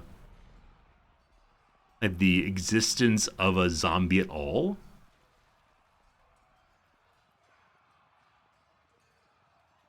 But I think, again, I don't have a dog in this fight. I think it's just happening in my world. Is it illegal to fight in the tavern? Apparently not. I don't know, team. I don't know what's happening here, but there's blood everywhere and items everywhere. And she's still healthy and killed an entire faction all by herself. What? What? He feels absolutely nothing. That's craziness. Is there anyone left from that party who visited us before? I think this Mark's Dwarf and these two humans came in with them. But she is calmed down. She is just good to go.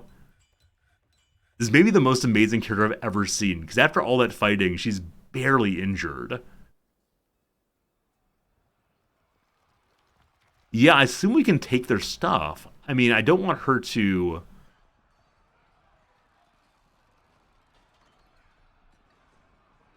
Are these people mine? I don't think they are, but Axe Lord feels like it might be mine. Axe Lord Burr is hacking a Mark's Dwarf. Oh, this is from the one we fought out front. That is correct. Okay. Every time you assign a tavern keeper, your tavern eventually erupts into a barroom brawl after barroom brawl. Love it.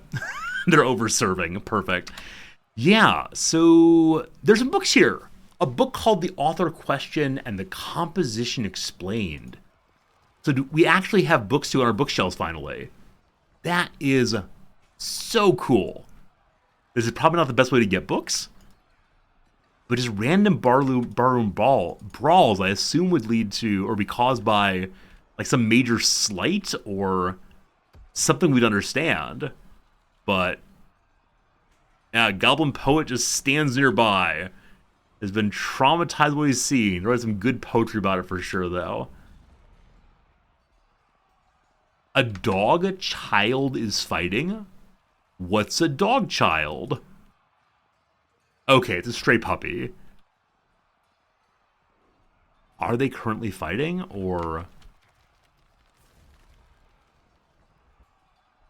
Hey, it's another Mark's Dwarf. I have no idea what's happening here. All I know is that some puppies are trying to chase this guy down. Now, are these my puppies?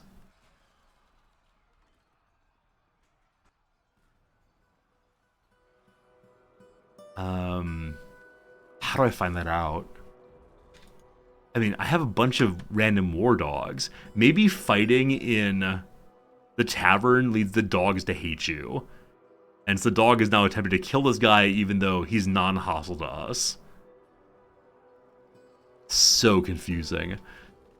Alright, all good, all good. We got a fancy bronze spear. Is there anything here that's named? Other than dead people? Nah. Also, the zombie did pick up a weapon here. The silver morning star, I don't believe was hers previously. Oh my goodness. All these items made out of human and dwarf body parts. If she wants to join us, she can join us. That is all kinds of delightful. Cool. We'll leave that as it is and just be delighted none of our people died. Hey, it's a fish. The old fish there. It's rotten. That's too bad. I'd like to expand my my dumpster here to include the trees we've cut down already. Lots of dump space. So previously this area was pretty well full of bones, but those now have been taken down for other purposes. The Barons says no exporting. Let's guess. Crowns or Warhammers? Which one is it? Crowns! The mayor wants 3 more shields also. So, we'll make a quick job here. Actually, I do it at a particular workstation. So I wonder, have we been making iron shields? Boy. Oh boy. Iron crossbows, crutches, bolts, reeves. I'm honestly not sure if we have all the jobs right now for making all the iron items we need for our militia. I don't think we do. I don't think we do. So I should go ahead and add at least some of those. So it's iron shields first.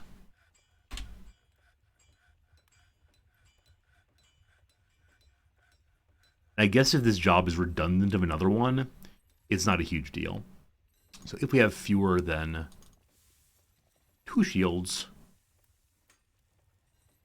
then go ahead and make 2, please. Although he wants more than 2, right? He wanted 3, is that correct? Yeah, 3. We'll change that then.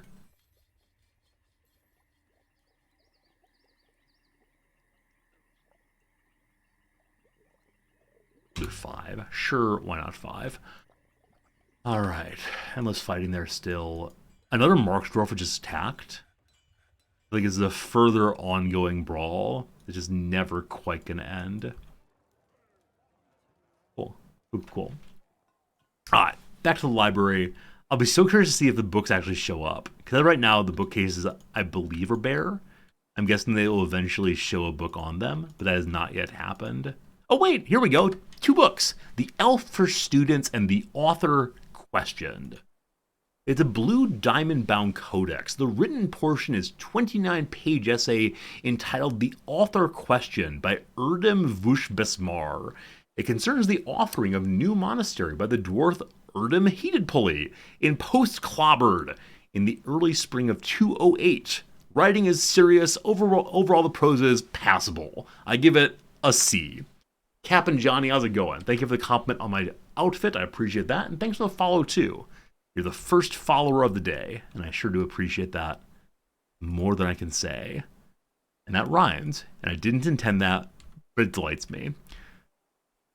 Okay, I realized that I talked about doing something earlier and then got distracted by so many other things, as usual.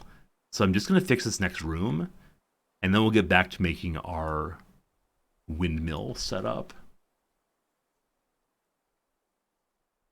About to say we have 1,000 limestone. Only 120.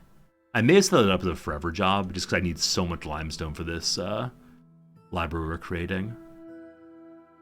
Okay, go across to here. And then down once more.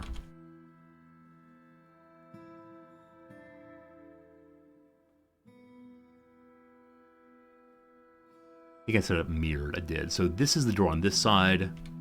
And so I have one on this side as well. At this point, I'm kind of missing Rimworld's ability to make multiple walls kind of quickly. The clicking through does take a decent amount of time, obviously. Just one more needed. And then we'll get back to our windmill question. I think I finished making a millstone. That's the wrong item. I made it out of limestone proper, so I have to carry it very, very far instead of blocks.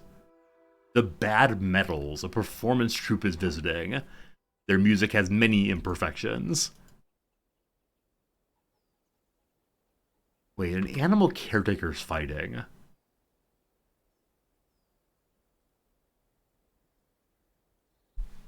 So an animal caretaker was shot randomly?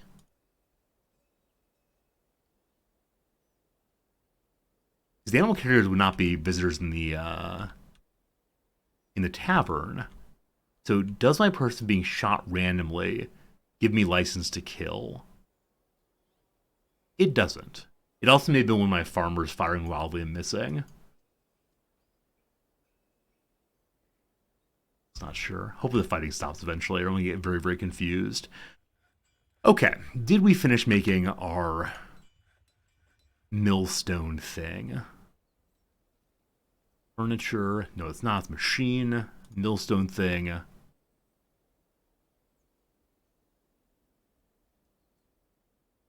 Okay.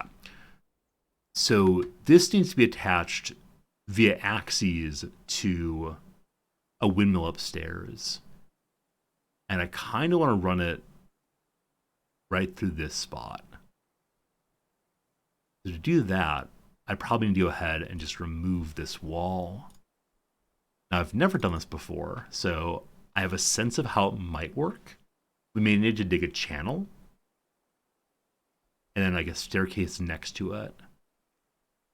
So this right here, I'm a Dwarf Fortress veteran and a new player, quite the new player. This is my second playthrough. I'm stumbling along, having a lot of fun, but yeah, I don't know much about the game, but I do have quite a bit of fun. I think that counts for something. So 1, 2, 3, 4. So the 5th tile over from the side. Let's see how these axles work. So rotate like so. They vary in length. Oh, cool. I thought I was going to make 1, 2, 3. Instead, we can just drive it over to there. And then I just boring old wood. Cool. And then I'm hoping we can just like point down from there. But I bet we have to dig ourselves some kind of channel to do that. Let's try it first without digging the channel. I'm sure it'll be refused. And then we'll figure out what happens. So you... Okay, so yeah, you can only make one as opposed to digging up and down, or marking up and down. Now, is there a kind of joint, maybe? What's that called? Gear assembly. What's it called on a car, though? There's some part of a car that takes the driven power of the engine, which goes this way, and turns it onto the axles, which go this way instead. Called the drivetrain. Thank you, drivetrain. My father would be so embarrassed that I cannot remember the names of car parts. But thank you so much for helping with that. A differential. Oh, that might sound, that's even better. Differential. Now, is that a word only for a car part, or is that true for any machine that takes power from one direction and turns it in another direction? Yes, we need a differential. Okay, my suspicion then is if I want this spot to be where the tall one goes, is that this is where I want the gear assembly thing to change the direction of power. Here? 1, 2, 3, 4 here. Fancy. Differentials of Delusian drivetrain. All right, look here, you. That kind of humor makes sense to like 3 of us here. But I'm one of them, and so you're my hero. All right, so we're attached from here to... No. Change directions. To here. Paper wood. Good. And then here, I want to begin channeling down. I'd like to imagine this will work. We'll see if it really does. Now, I think one dwarf can just diggy down repeatedly here. And they'll fall one level every time. But that's okay. They'll come out here, safe and sound, and no concerns at all. Maybe. Maybe that's true. A EK Gladiator, or Ek Gladiator, however your name, thanks for the Prime sub. I do believe you followed a couple days ago, maybe yesterday. Thanks for choosing to hang out with us. It does mean the world for sure. If we channel down here, though, we're not going to be able to put the axle in. So we probably need to like have a stair down, exactly right. Have a stair down the side. We can install it as we go, and then we'll fill it back in later. That's fine. Bit by bit's gonna get done. Hey, Sinner, how you doing? Good to have you here for sure. Mandate is done. We can now export Warhammers again. Hey, we're up to 234 drinks again. It's about 100 where we were last time. So it's EK, our EK Gladiator. Thanks for being here for sure. I appreciate you telling me that right away. There definitely have been times when I've been mispronouncing a viewer's name for literally years. And then we have a conversation where I say something like, one of my buddies had his name mispronounced yesterday at a store, and he was kind of bummed about that. And the viewer will type in, speaking of mispronounced names, you've been saying my name wrong for literally years. It's actually da-da-da-da. Such an embarrassing feeling. New alert. I think this is just that humans are coming to trade with us. No, there's a dead Mark's Dwarf. Now, that Mark's Dwarf is not my Mark's Dwarf. It's one of the ones who were hanging out here before, I'm almost certain. I guess we can still bury them, but yeah, Adel here is not one of mine. I think.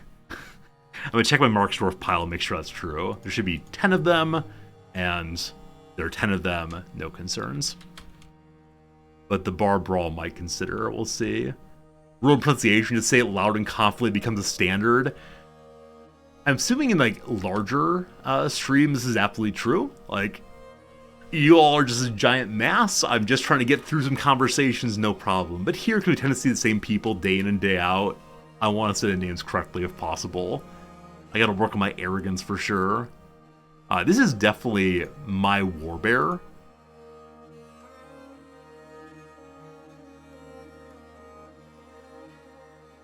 So, though it's the case that these people are not hostile to me, my various animals are just ripping them apart. So, the warbear is assigned to the captain of the guard. I assume the captain of the guard is doing no fighting at all. But I'm not certain on that for sure. Also, I don't understand why in the pile of jobs, the bard comes after all of the children. Like, there's this tremendous pile of various jobs of various sorts, and then come the peasants, fine. And then comes the children and the kiddos, and then bards. They go last. Okay, so I think I saw a child that was flashy, legendary. Is that true, or did I miss it? I have so many babies.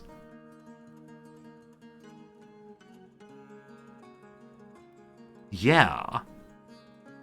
Is this child blessed by the stars? Feels euphoric due to inebriation. Age 11.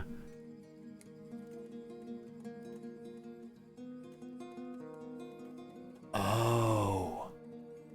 So this is the kid that had a Fey inspiration or something and made a dog bone cage, which is legendary level. So the kid gained experience points up to legendary by making a single item? That's crazy. That's absolutely crazy, and I love it. And my grizzly bear continues to rip people apart. So, I hope the grizzly bear's in good shape. I guess the one concern. But more things to unmark here. That's what artifacts do. Okay. I knew that the strange moods led to all sorts of amazing items and satisfaction. I didn't realize they also led to that person becoming absolutely amazing in whatever the relevant skill was. Good to know, though. Good to know. Okay. What's this?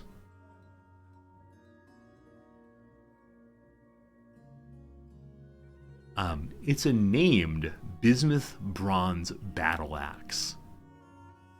So someone brought an amazing weapon here worth almost 10,000 money, and then got into a fist fight and died, and now it's mine.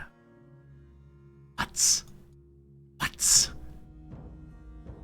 It's a battle axe. The Baron does not particularly care about that. I missed another item up there. But we should go ahead and put that in somewhere that's very attractive we can show off. Probably in the library. A named bronze crossbow also? What? I'm glad I went hunting for other items. Can I say I'm glad that a bar brawl happened? Is that an irresponsible thing for me to say? I mean, it's true, but let's go to the library and put those on display. I think any person who dies in my base, we should remember for all of time by showing off their items inside of the inside of the library. So one of those with battle axe. And isn't that one at top there? No, it's one at the bottom here. The one at the top there was is one being used by my captain of the guard. This one, we're gonna show off. Could display in a tavern. Sally, you're a genius. That's a really nice idea. I don't want to just dump absolutely everything into the Baron's bedroom. But yeah, putting one in the tavern as a reminder of things past seems pretty good. I'll put the crossbow there, I guess. So another display needed. And we'll put it in the back room, which I'm still not quite sure what this room's for, but that would be nice. Okay. I think everything's unmarked. The machine part, I believe, is heading up to make the drive train differential thing. The channeling's happening also. Cool, cool. Progress is happening. Now, let's head back downstairs. We dug out this room. So I want this room to be makes iron just for the local area. Okay. I thought I had a job to make ballista parts here. I wonder if that actually got done and they took the items all the way back upstairs.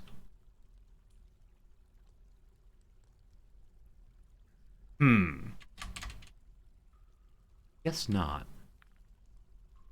But the job is gone then. Is the job actually gone, or is it just not populating for some reason? It's at the very bottom, I believe.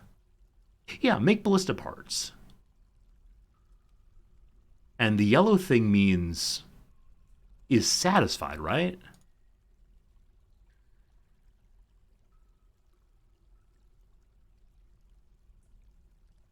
Look for siege engine instead. Okay. Consistency of names. Oh, how I want it. Nope. Okay, let me see if I just try to make the ballista what happens. Because if we actually do have 3 parts, we should be good to go. Is it a machine? No. Is it a military thing? It might be. Lesson 0 is not a good condition. Is it breaking people's minds? So I was meant to say do it infinitely. But if I do less than 1, that will do it certainly better. I figured that the game would treat less than 1 and less than 0 as just the same thing. But I understand why it perhaps wouldn't, because I'm not a mathematician. Less than 0 is never. Okay. I was assuming the game didn't do anything with negative numbers, but cool. I'll turn it to less than 1 then. There you go. There you go.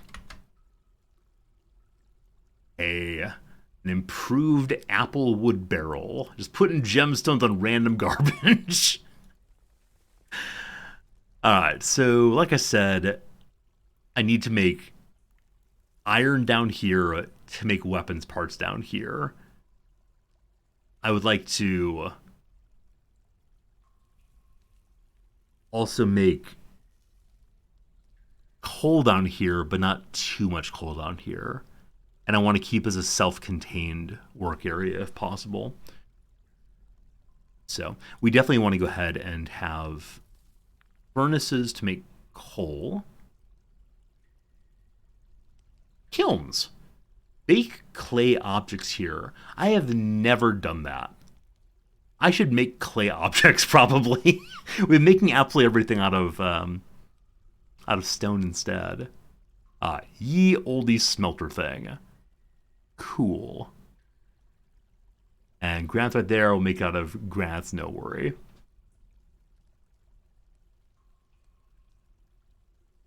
More magnetite. Remember in early game I was so excited to find magnetite? Like, I can finally get iron. Isn't this amazing? And at some point it very quickly became, oh, magnetite? Fine, whatever. Oh, can you make a new anvil? So I'll have that as a one-time job here. Actually, you know what? I should probably set up the anvil as, let's make anvils we don't have any, because I'll probably need more of them in the long term. So, fire-safe anvil. I assume that iron is that. I wonder if you can actually create a non-fire safe anvil, making it out of, I don't know, some kind of wood or something. If you have fewer than 3, go ahead and make 1, I guess we'll say. Good. I still have only the 1 forge here, because I still don't have the very best production of coal. Now, at this point we do, and we still cut down quite a few more trees this year. Yeah, 20 more to go. Awesome. Because I have all that coal and all that magnetite, I wonder how many iron bars I actually have right now. A decent number. Also, I think I made 1 pig iron bar. I did. So, with pig iron bars, I believe I'm now able to make steel bar also.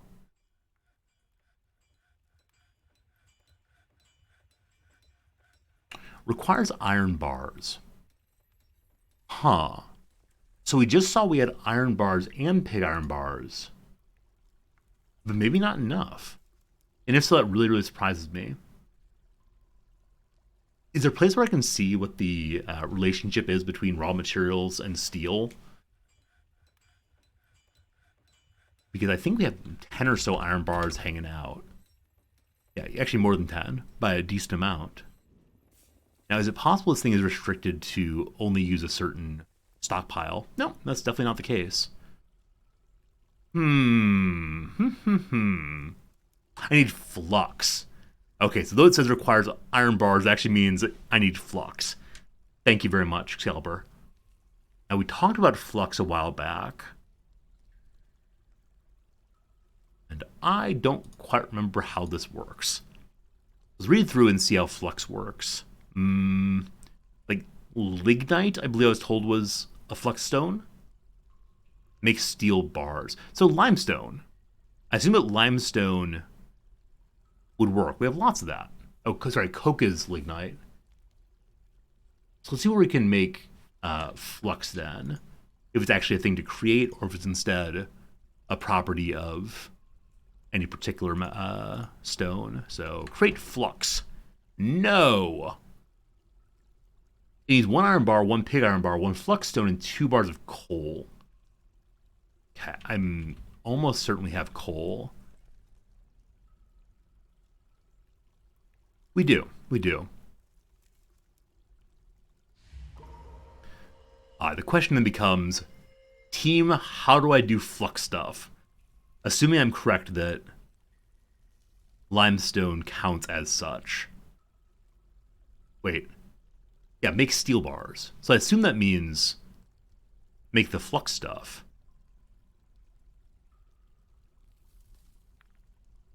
And like I said, we definitely have limestone here, scads of it.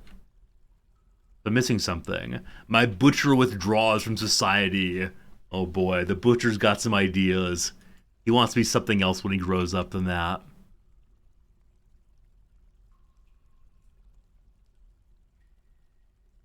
Okay, why am I here? There's something I wanted to make other than the flux stone. It was a one-time job.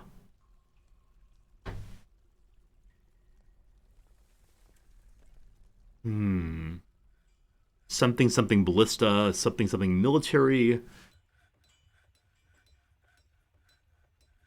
I do wonder if I weren't commenting, if I would have done a better job at like keeping in mind what I'm trying to do from moment to moment. Make anvils. Make anvils. And cool. I believe it's the forever job. There's an anvil hanging out. That one, though, belongs to this spot. So for whatever reason, that has not yet picked up the make me an anvil job.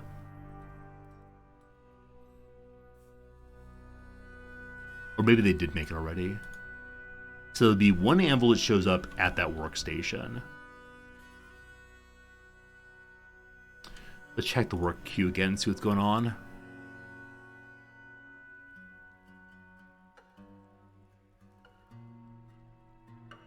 Okay, I guess this will get started today. Or something like that. It's anywhere... There we go. All right, it's in the list to get done soon enough. What's up, Ponto? Good seeing ya. All right, our friend has decided to do something involving stone masonry. He's calling for leather and wood and cloth. And shining bars of metal. Hopefully the silver counts as that. And cloth and stone. Shining bars of metal. Okay, so as always, when they ask for leather, we find them leather in the leather pile. Hello, leather pile. Soviet blockhead? Yes. That's a place where we make all of our blocks. And then IKEA, where we make all of the furniture. The other Baroness would like us to make something else. What's that? Oh boy. 3 coffins and 1 more shield. Huh. I think we just saw that a shield was marked here to get done, but it didn't get done. So why was the shield making job canceled? Needs 1 iron bar and 3 iron bars.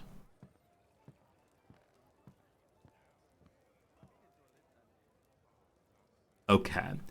The problem with the stockpile, IMO, is it doesn't show you the things that are free. These must be used in something somewhere in the map.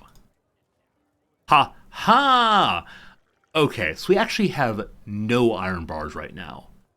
They're all currently hanging out in various kinds of walls and drawbridges and all the rest. Glad to figure that one out. So back here in the big old work queue, where is make iron bars out of magnetite? We have melt metal object. That's cool.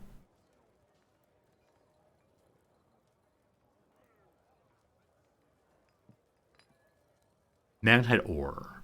It's here. So we have some magnetite available. We have fewer than 25 iron bars. Go ye and smelt magnetite. Now, are there other smelt jobs towards the top here? Now, I recognize I have 1 smelter, so that may be an issue here, that there are a bunch of smelt jobs and they're not all being able to be done. Like tetrahedrite. And I think I also have a job set up for making silver also. So probably too many jobs given what we're asking for. So yeah. You see the pile here? It's very confusing. Too much. Let's move that somewhere else then. You can see totals on the left-hand side. Okay, so in the stocks here, does the 78 here mean that there is 78 ammunition that is not being used? That seems unlikely. Oh boy. Alright, so there are 4 amulets. 1, 2, 3, 4, 5, 6, 7, 8. There are 4 amulets. Maybe this means there are 4 in use and 4 not in use. Yeah, so orange means in use. None means available. I have begun to understand the secrets of the DF. So I was wondering about iron bars. So if I do iron bars, there are 26 available or 26 in use and 115 available. Video game? Don't you lie to me.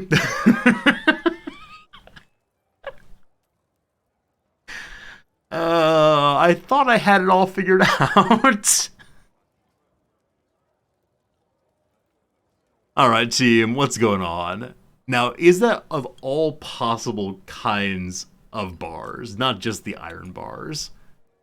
Like, might that be soap bars and charcoal bars, etc.? There are 26 bars in use and 26 bars in total, or 26 iron bars in total. So how do we know that? Yeah, how do we know that there are only 26 available iron bars? It says it right here. Okay. Okay, I think that's that. What happens when I zoom to a free iron bar? So I know that it's in a wall or in a drawbridge, which is just fine. I'm just trying to figure out how to best figure out, from this page alone, if I have free items. Evelyn, thanks for the follow. Hope you're doing well today. I like your name a lot. It's a good name. Okay, and so there are 115 generally available bars. I think this is the part that's confusing to me. Like, when I type in iron bars, I think I assumed that the upper number would also update to being only with respect to iron bars, not with respect to all possible bars. So that's where my confusion came from. If I back this off and stay on bars, there are still 115 bars. Though only 26 are in use. So the only kind of bars that are in use are these iron bars.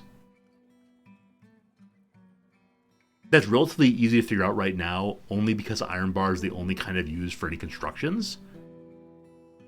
But if I use other kinds, I can imagine getting very, very confusing very, very quickly. Yeah, we have silver, we have coke, we have coal, we have so much soap, etc., etc. Cool. Cool.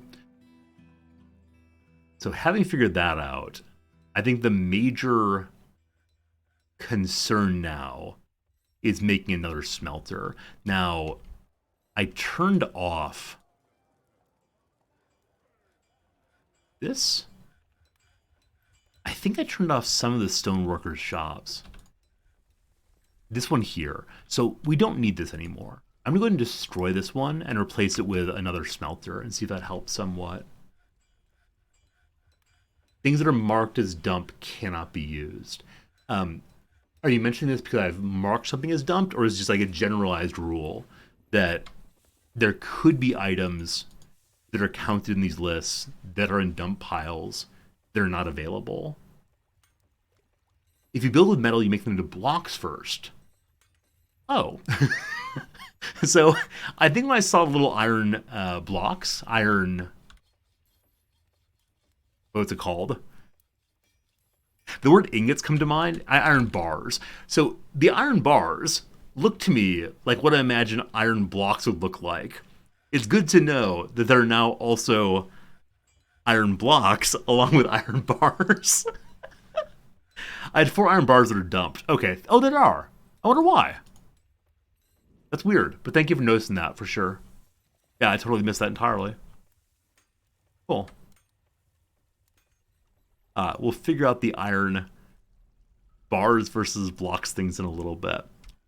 We'll come back and make the other furnace in a bit. Now, as I said previously, we need to make an anvil. For that, though, we need iron bars. For that, though, cool, I want to magnetite forever just for a little bit. That's right. Magnetite forever for a little bit. Awesome. Dude up here still yelling out. A puppy has been killed. I really hope that the shining metal bars are the silver bars. If not, I'm not sure what they would be. I'm fairly sure we have leather. We definitely have wood. We definitely have cloth.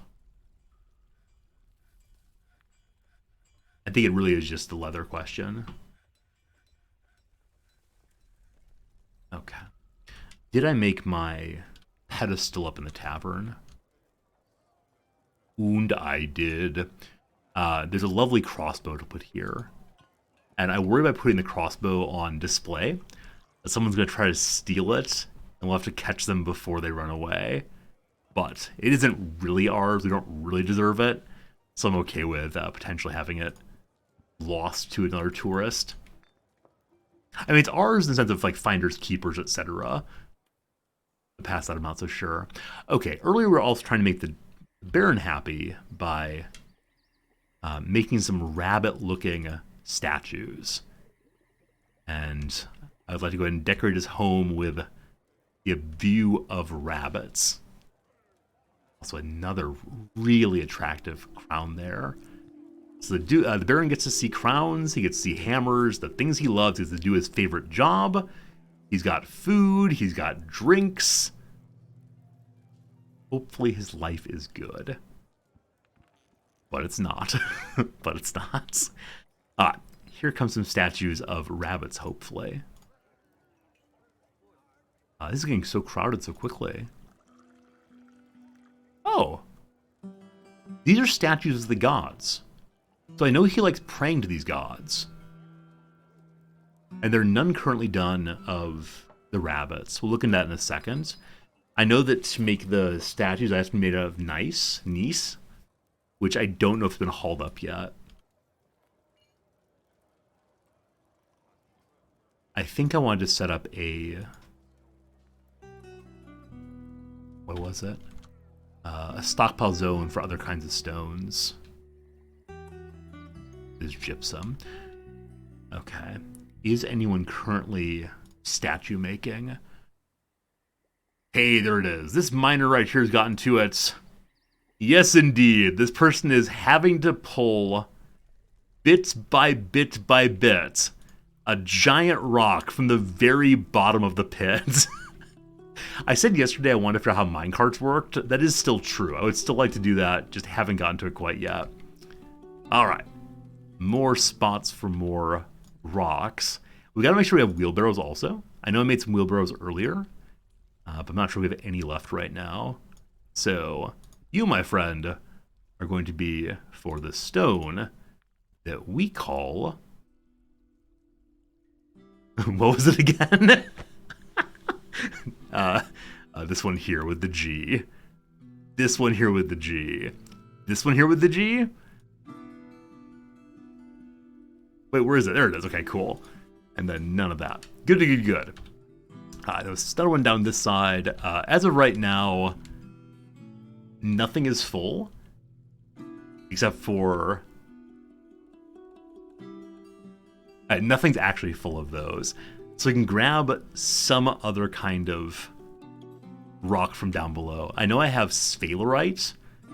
I'll mark that to get pulled up too. And so this is going to be just for stone stuff. Sphalerite. Cool. Good organization continues. Dr. Possible, have good dinner. See you later, my friend. Hope it's been super tasty. Awesome. My bone carver is making really good bone bolts now. They're probably trash, but they're beautiful trash anyway. Let's go visit him for a moment and see if they're ending up over here. So this is looking at the same pile of bolts as previously, but perhaps not. Are you carrying bolts to drop? I think you were. No bins allowed. Good. Can wheelbarrows go up and down stairs? That's a really good question. I didn't even think about that a little bit. I just thought wheelbarrow's good. But the poor dwarves having to like drag the wheelbarrow up so slowly. They definitely can go up. So minecarts need ramps. Wheelbarrows do not, though. All right, cool. Good to know that. Thank you for the excellent question, though. I had no idea. Oh, this room was once full of armor. This room is no longer full of armor. I don't want any bins here, because earlier we discovered that the dwarves get confused if they're all trying to grab armor out of the same box. So it's just thrown on the ground. That's much better. Okay, has this person found the items he's looking for? He has. He's not there anymore, so surely he's found everything he needs. We'll check in again soon. Anvil complete.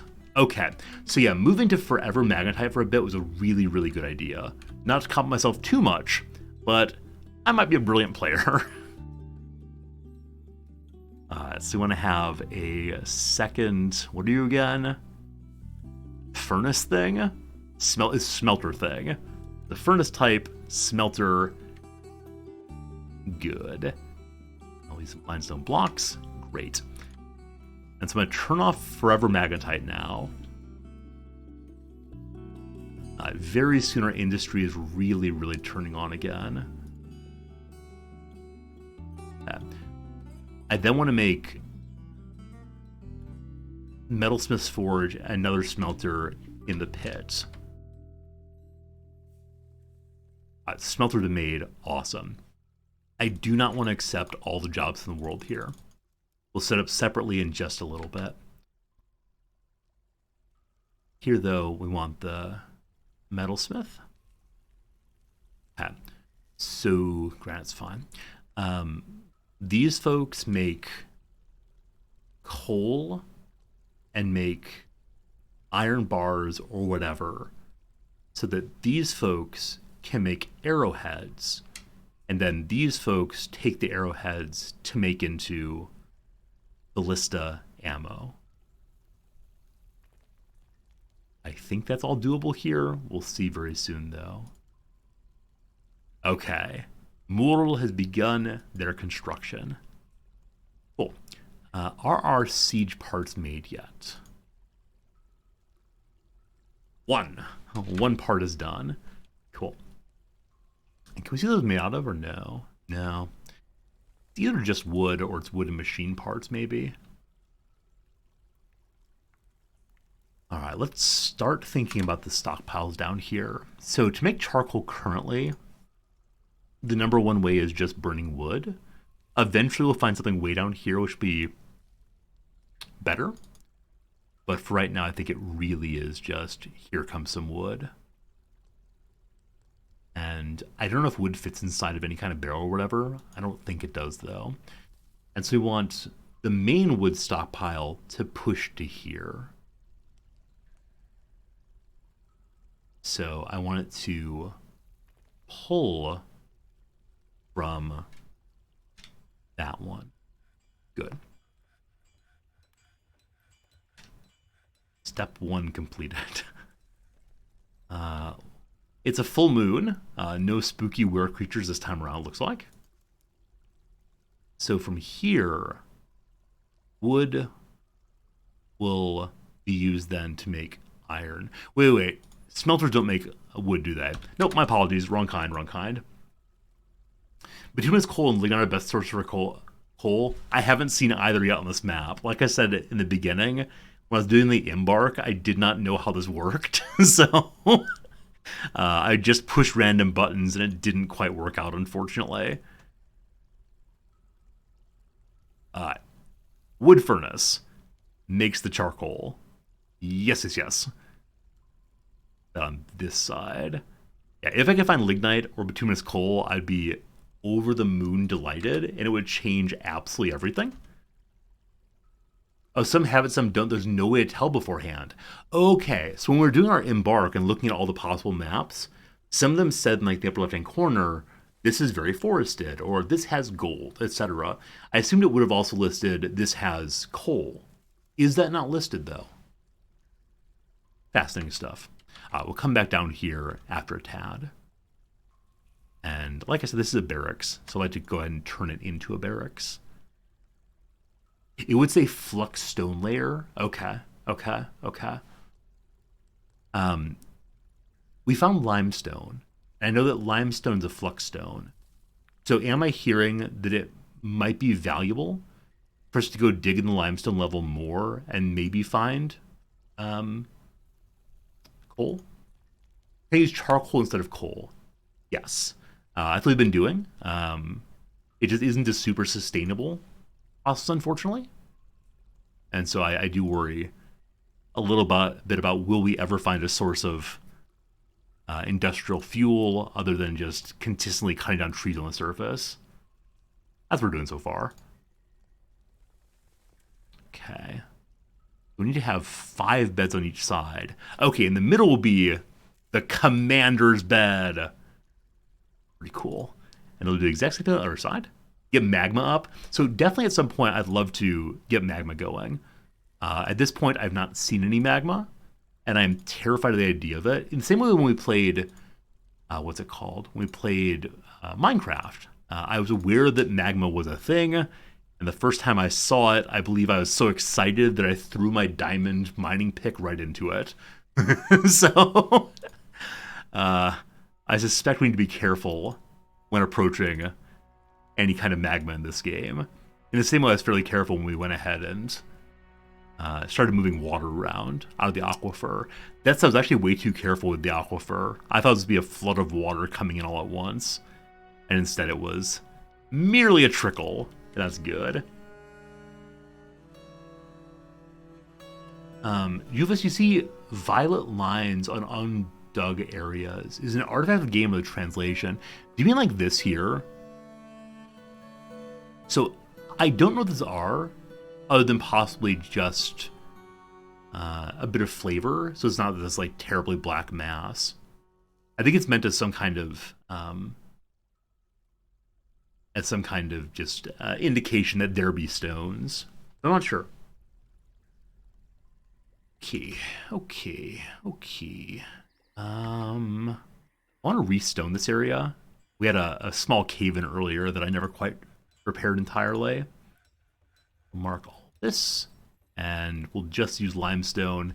Maybe eventually I will restone the entire floor. Though, as I said previously, I really do want to move these rooms so that we can flood this whole area here. Okay, did we actually make our windmill stuff up top and dig the mighty hole into the ground? Okay. So, kind of. Kind of.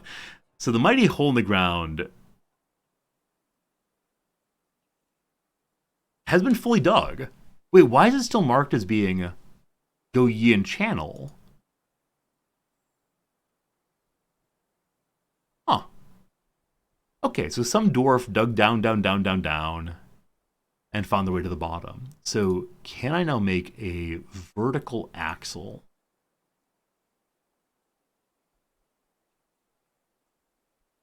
Needs ground or near a machine. This part's not built yet. It's suspended. Oh, I think the folks who were making these previously got scared away by the bar fight that was happening. And so I'm hoping that once that's built, we can then make the axle down. Now, at the bottom, I bet we can go ahead and do that and see what happens.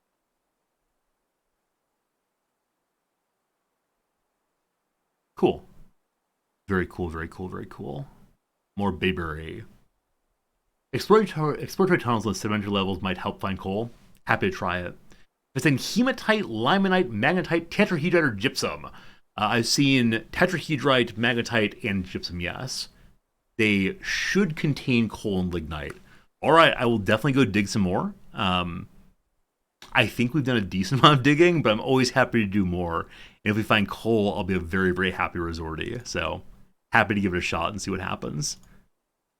But I believe like the first 3 streams of this base was me saying over and over again, where's the coal? Where's the coal? We're gonna find the coal.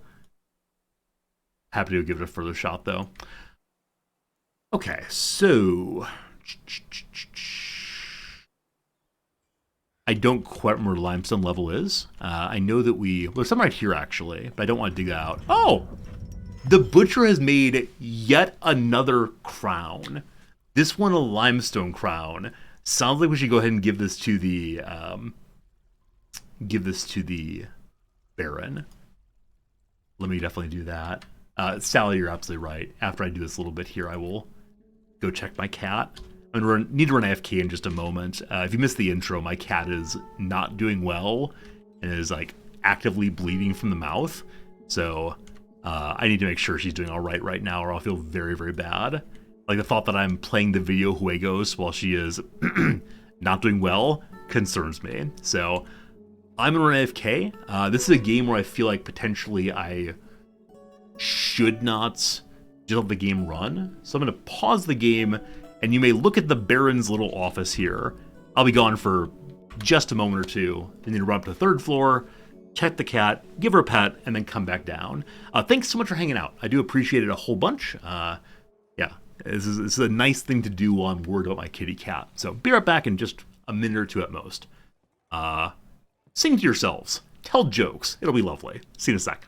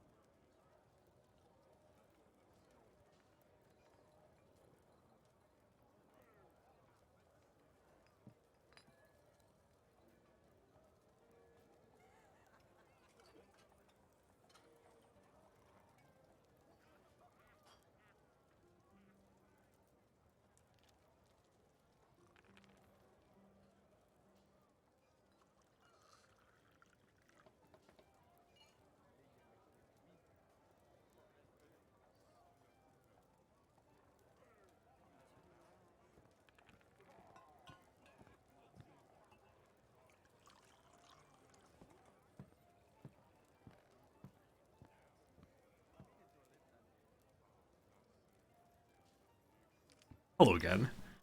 Good to see you all. She's fine. There's a little blood on the bed around her, but she's not actively bleeding up here, so that's very good. With that said, yeah, I still worry about her, but I'm glad she's doing all right. Also, I got myself some water while I was gone. Hope you did also. Feeling pretty good. Yeah, I hope she's okay also. Unfortunately, it's just ongoing thing about the cats getting older. So, how it goes. Have there been any statues to the god of death yet? I don't think so. I'm not sure what that would be. I tried to make some statues of a giant rabbit, and I don't think that's actually gotten done yet. So let's figure that one out. Hey, Quick Ben. Today's going very well. Having a ton of fun.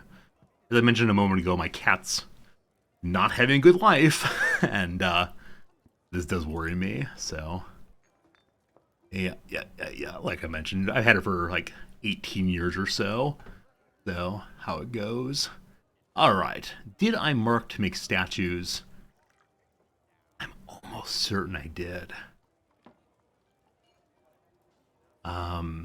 They weren't iron, they were out of Nice or whatever. Nice. But I'm not seeing them.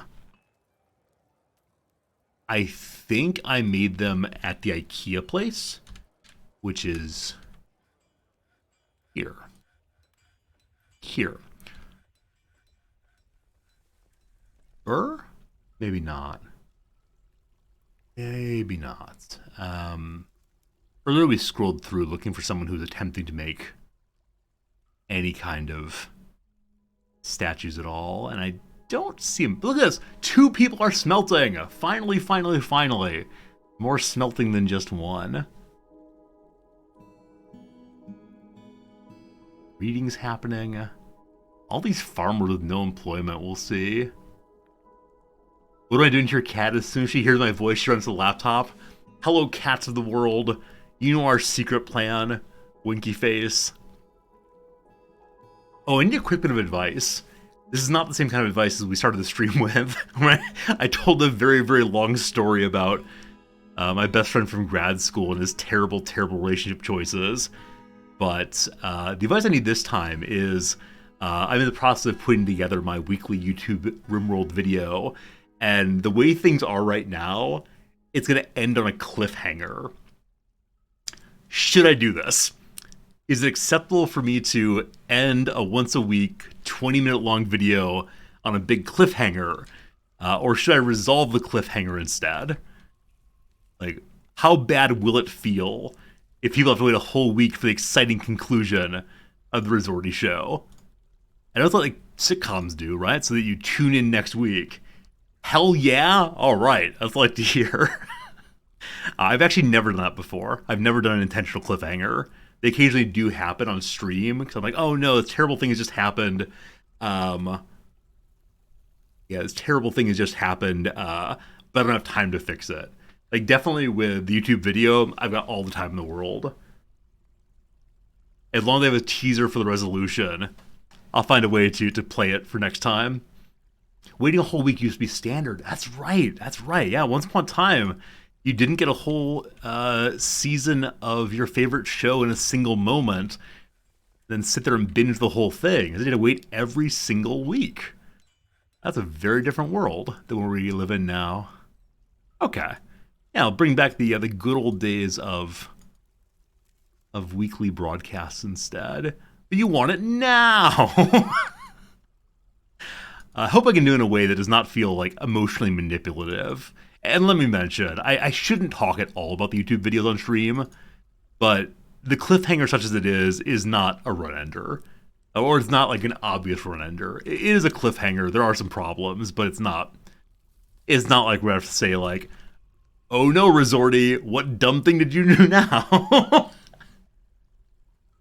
Bring back appointment viewing. So I definitely know it's the case that there's some people who treat the Friday Night RimWorld stream as appointment viewing. There are people who do not watch Twitch at all, except for Friday Night RimWorld in the stream, and that's one of the best compliments anybody could ever pay me. Okay, so I've lost the part with the statues, and I didn't see it in the big list.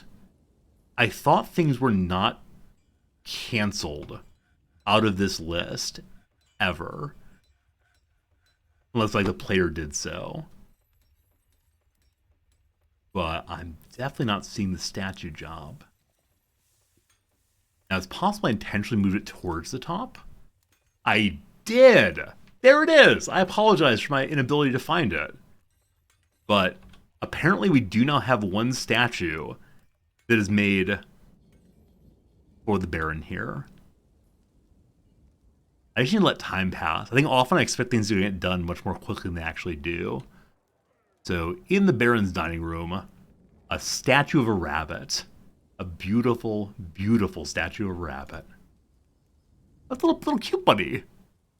I think I asked for it to be a bunny that's in a proud pose of victory. That's pretty great. Speaking of pretty great, let's go ahead and check the big list of moods. Make sure it is still the Baron who's unhappy. Of course it is. So he feels satisfied at his work. He produced a masterpiece. He's fighting against his memories. Unbreakable will. Nonetheless furious. Always tense and jittery after suffering a major injury. So I think it's the case that I was reading the bright red frowny face as, like I said, fury. Like, this is delight. This is fury. Now, maybe there are multiple other ways to understand this, where it could just be any explicitly happy emotion goes this way, and any negative emotion goes this way. So his tenseness and jitteriness is substantial enough to count as extreme negative emotion. Not sure. What you thinking about? Still can't pray as much as he wants to. Also, he's unhappy he can't practice the martial art. So once upon a time, he was an excellent axeman. Then he lost his feet. It's no good. Recent negative memory. Oh, they go from oldest to newest. Sorry. Let's go all the way down to the bottom and see. So recent negative memory is last summer, about a year ago, he was shaken reliving a major injury. And a year before that, same thing. It seems like every summer he has a hard time. Maybe this summer to go better. Huh. The mood's just based on thoughts? Okay. Give him practice, put him in his own personal squad with private barracks.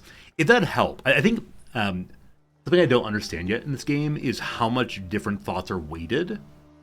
Like, sorry to compare to RimWorld again, but in RimWorld you see like, I didn't eat at a table, -4 sadness. My best friend died, -12 sadness, etc. Here, I don't know the comparison between like, I am worried that I can't pray versus, oh no, my feet have been cut off. But somehow it all piles up to absolute despair.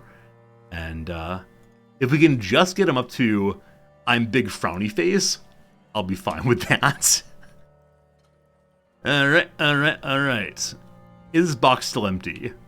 Just about. Close enough. We'll give him some martial training eventually. And we made some other fancy item just a moment ago. What was it? It was another crown, wasn't it? I said I wanted to give it to Dude Man Guy. And so, right, we put the pedestal here before I ran away. I think it was a crown. Zimgish. It's a very tongue-involved name there. I don't know how the Dwarven tongue speaks, but yeah, I believe that's it. And how much is Zimgush apparently valued at? 9,000, yeah. 9,000 buckaroos. Studded with silver, llama wool, and rope reed. Neat. Can I make that crown the royal symbol of rule, make him wear it? So far I've been having him display all of his treasured items. I don't know how this works. So will he be even happier if it's actually on his head? As opposed to just in the room? I was hoping he would just like look at them and be like, oh, look at all the great crowns and warhammers. If he's actively wielding a warhammer and actively wielding a crown, is that better? Wielding, wearing, donning. Color of thoughts where the trends a dwarf's moods move. 10 yellow thoughts and 9 red, the dwarf is yellow. Okay, cool. My only issue then is, why is he red? So, if you look at his thoughts, there are orange thoughts, there are yellow thoughts, there are no red thoughts at all in the recent thoughts. In memories, there are some orange thoughts. Yeah, I don't see any red thoughts. So I just don't understand why Duman Guy is so unhappy. Unless there's some other place. I mean, is this it? Is that he's not smart enough for his job? Is that he doesn't understand relationships and he's the king of the relationships here? They ask him to make speeches and he goes, brrr. I wonder if he'll gradually improve on that. Can I check his needs? Absolutely. So we got some green, we got some yellow, we got some orange. Yeah, again, the only red I see is that he is potentially unhappy in his work. Nemain or Nemen, thank you for the follow. Good to see you, my friend. Thank you. Whatever, the ongoing issue of the Baron will surely continue another day. Let's go try to figure out the issue with the drive train differential. Okay, cool. So we've attached the windmill to this machine here. Now, can we start working our way down? Needs ground or near machine. Huh. Okay, I was thinking this here is a machine. Oh. Maybe O. Possibly O. My suspicion now is that this thing needs to be over the hole, and then we attach it beneath that. I think I figured it out. Okay. So we're going to need a stable foundation.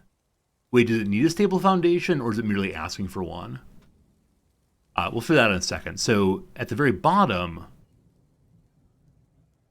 this thing now points up. So I'm going to dig a next door staircase right here. Thank you for not spoiling that, by the way. Anytime that I have a discovery in a game like this, it feels so good. And so I often say to viewers who feel like they need to tell me everything about how the game is played, that they have stolen an important experience from me. they have stolen my ability to enjoy myself. And that's true. So again, thank you for letting me figure that one out. It feels really nice. More crowns.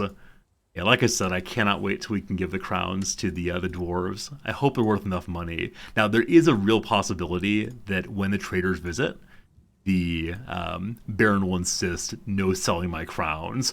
They're my precious lucky charms. All right, so like that then. And again, Babery. I love doing science with minecarts. Absolutely. Actually, I had no spoiler tag, so I don't mind. I don't mind help on mechanics. I don't mind it when people say like, "Hey, I'm gonna figure this out." So in the case of like, had someone said, it needs to be over top where the drive works, I wouldn't have cared too much. The ones that I really don't like though are when it's like, Resorty, if you send a dwarf into the cave area, they will immediately die due to a blight. Like, that's kind of discovery I'm much more interested in figuring out myself. But like simple basic mechanics like that, not a big deal. Yeah, that's how it goes for me. Oh, do you want to see the library? The library is still working very slowly. It's this button? Nope, this button. Look at it go. We're working on getting paper production going. So I suspect we need to have wood here and maybe water. Like, I know in the real world you have to have water to make sluice, but here it might be like mash. That's right, this is the mashing gesture. So another wood stockpile here, which means we're now drawing wood to 3 areas for charcoal making, paper making. Just wood. Yeah, just wood. Is there room for a Starbucks here? I haven't decided we're going to do the open room here. Maybe it'll be our Starbucks. And this lovely item here, how much are you worth? This is one that we stole from a visiting dwarf who attacked us, those fools. It's a battle axe.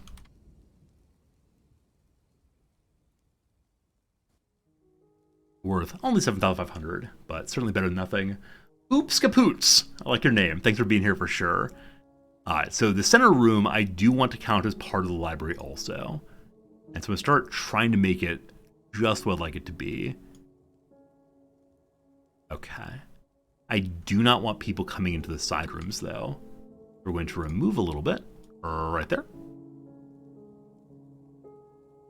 I don't know if I need to steal the walls from them. We'll leave them as they are for right now.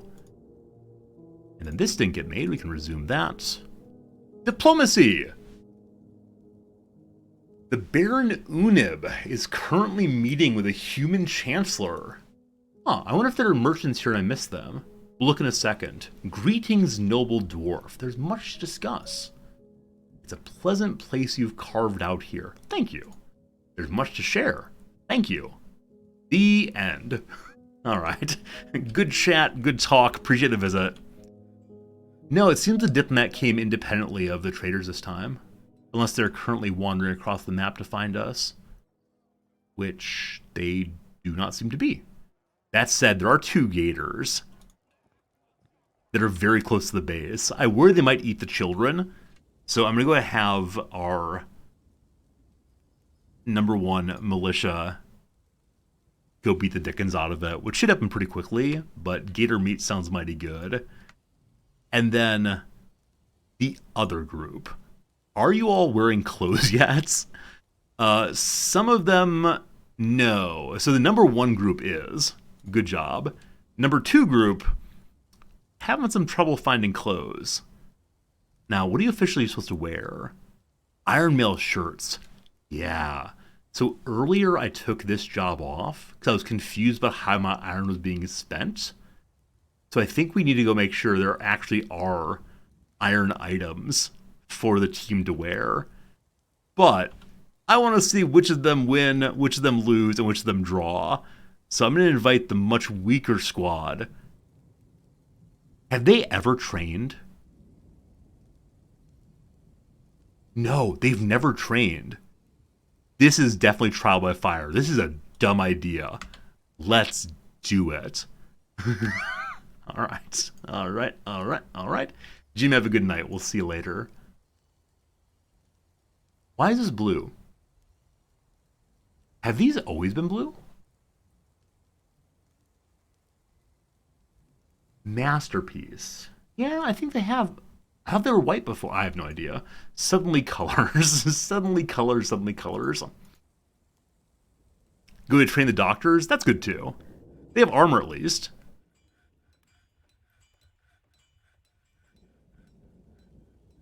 They all come in? Okay, so here comes the major fighting force.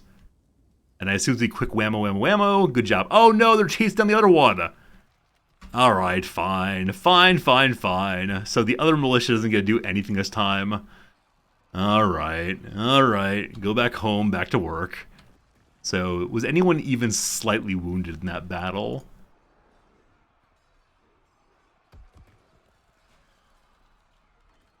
The Spearmaster lodged its copper spear firmly in a wound. Spearmaster pulls it out. Punches the enemy. Craziness. Craziness, craziness. The other gator, what happened? Oh, fought the militia commander. Wow. The Axe Lord hacks the alligator in the leg with an iron battle axe, tearing apart a muscle. The iron battle axe lodged firmly in the wound. Wow. Wow. We got some pretty good fighters, huh? Panda, thank you for being here. How's it going? All you guys new followers. Appreciate it. Appreciate hanging out with y'all. Appreciate you choose to spend some time with me. I should probably work on getting a barracks for my for my number 2 team to actually do some training.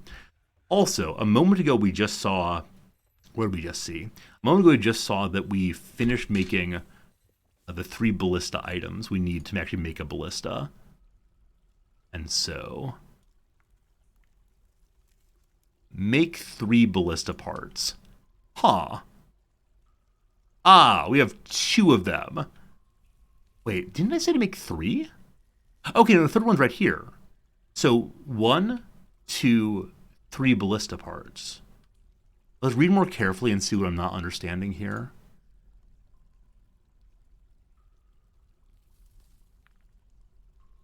Need 3 ballista parts. Make it a workshop first. No access to 3 ballista parts. Maybe the ones inside of the workshop we can't get to. Maybe someone's going to haul it right now. We'll come back in a little bit and check that out then. Okay. There is some wood down here. Awesome. So, all these have been made. Again, awesome. I want to make sure that the various work sites down here work totally independently of the ones upstairs. And they do. Good. So wood is being pulled from the one upstairs to the stockpile here. We then want to use that here. And I want to take from this stockpile exclusively. Now, does this mean exclusively? I guess I'm not sure it actually says that, where I don't want to draw from absolutely anywhere, but only from there. I hope that's what that says. We'll see. If it ends up trying to get wood from upstairs, then we know our problems. So, I want to say you have a personalized job that says make charcoal under conditions where there is 1 available log. And again, I hope that means in the area right next door. How many are actually right next door right now? I guess there are 3. But if I modify this order to say greater than 7, it says there are still more than that. So I think it is searching in other stockpiles as well. Hey, Curtis, thanks for the follow. I'm missing something there. We'll see. We'll see. You're brand new to this game, but you're loving it. It could be your only game you play for the rest of your life. I'm quite new also. Yeah, I've only played this game as my second playthrough. But yeah, it's definitely a game that you can devote a life to, sincerely. We have some viewers who have said that they have played just one playthrough of this game for years on end of gaming. There's so much depth to any playthrough, and so you can get lost with your dwarves. It's hard for me to do that because I like so many different games, and for the sake of streaming, it's good for me to move from game to game. But yeah, no, definitely Dwarf Fortress is a game that I absolutely understand you can just lock into and never walk away from. But glad you're here and hanging out with us. And I think the joy of early Dwarf Fortress for me is very hard to think of any other game matching it. I mean, RimWorld for me is that game also, but yeah, the move to this game is confusing, to this game is frustrating, to this game's possibilities seem nigh endless is such a cool emotional progression. That's my feeling. Winomo or Winomo, hello, hello, hello. This may not work the way I think it does. We'll keep an eye on it. If it doesn't work the way I think it will, or think it should, then we'll change it around somewhat. What we could do is set a burrow down here so the workers are stuck working in this area. We then have to also have some kind of like food and drink and all the rest available for them. Also, we have over 200 population. I thought there was a hard cap on that. Maybe it's a soft cap where you will only recruit up to 200, but you can still have kids afterwards. We'll see, we'll see. Okay, so with wood, make charcoal. Charcoal then needs to go into a stockpile right next door. Cool. Charcoal can go into a bin, so smaller is fine. So this is going to be, again, just and only charcoal. That's a bar thing, I believe. Is that true? Coal is not charcoal, is it? Let's go back to absolutely everything. Back here. You can't search for char. No, you can't search the whole thing, unfortunately. Okay, it's definitely not a wood thing. Definitely not a weapon thing. Might be a stone thing. I doubt it, though, because you don't dig it out of the wall. And I think that stone things for me are wall things. Coke bars. So at this place, I'm only, as right now, only making wood into charcoal.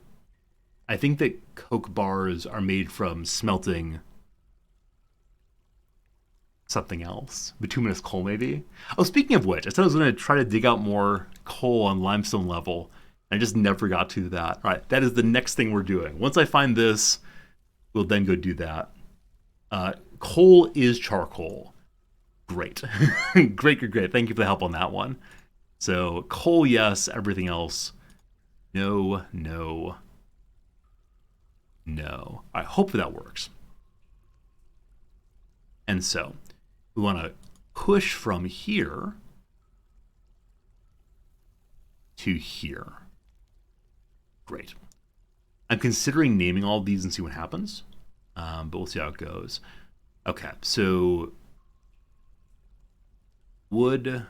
This is not well organized. The wood should probably be on this side and the coal on this side, just for ease of movement. But I'm not going to change it because I've already set up the movement of the stockpiles. So the coal goes into here. As of right now, I only want to smelt iron. Magnetite is what it's called. Now, we do also have silver down here. We've been digging out native silver from the walls. So I could see it being useful to also create, silver bars down here. But if I do that, I might run out of resources which are necessary for creating siege weapons, which I might need quite a lot of very quickly. So I'd prefer very much to just use this for iron creation. So let's want to say,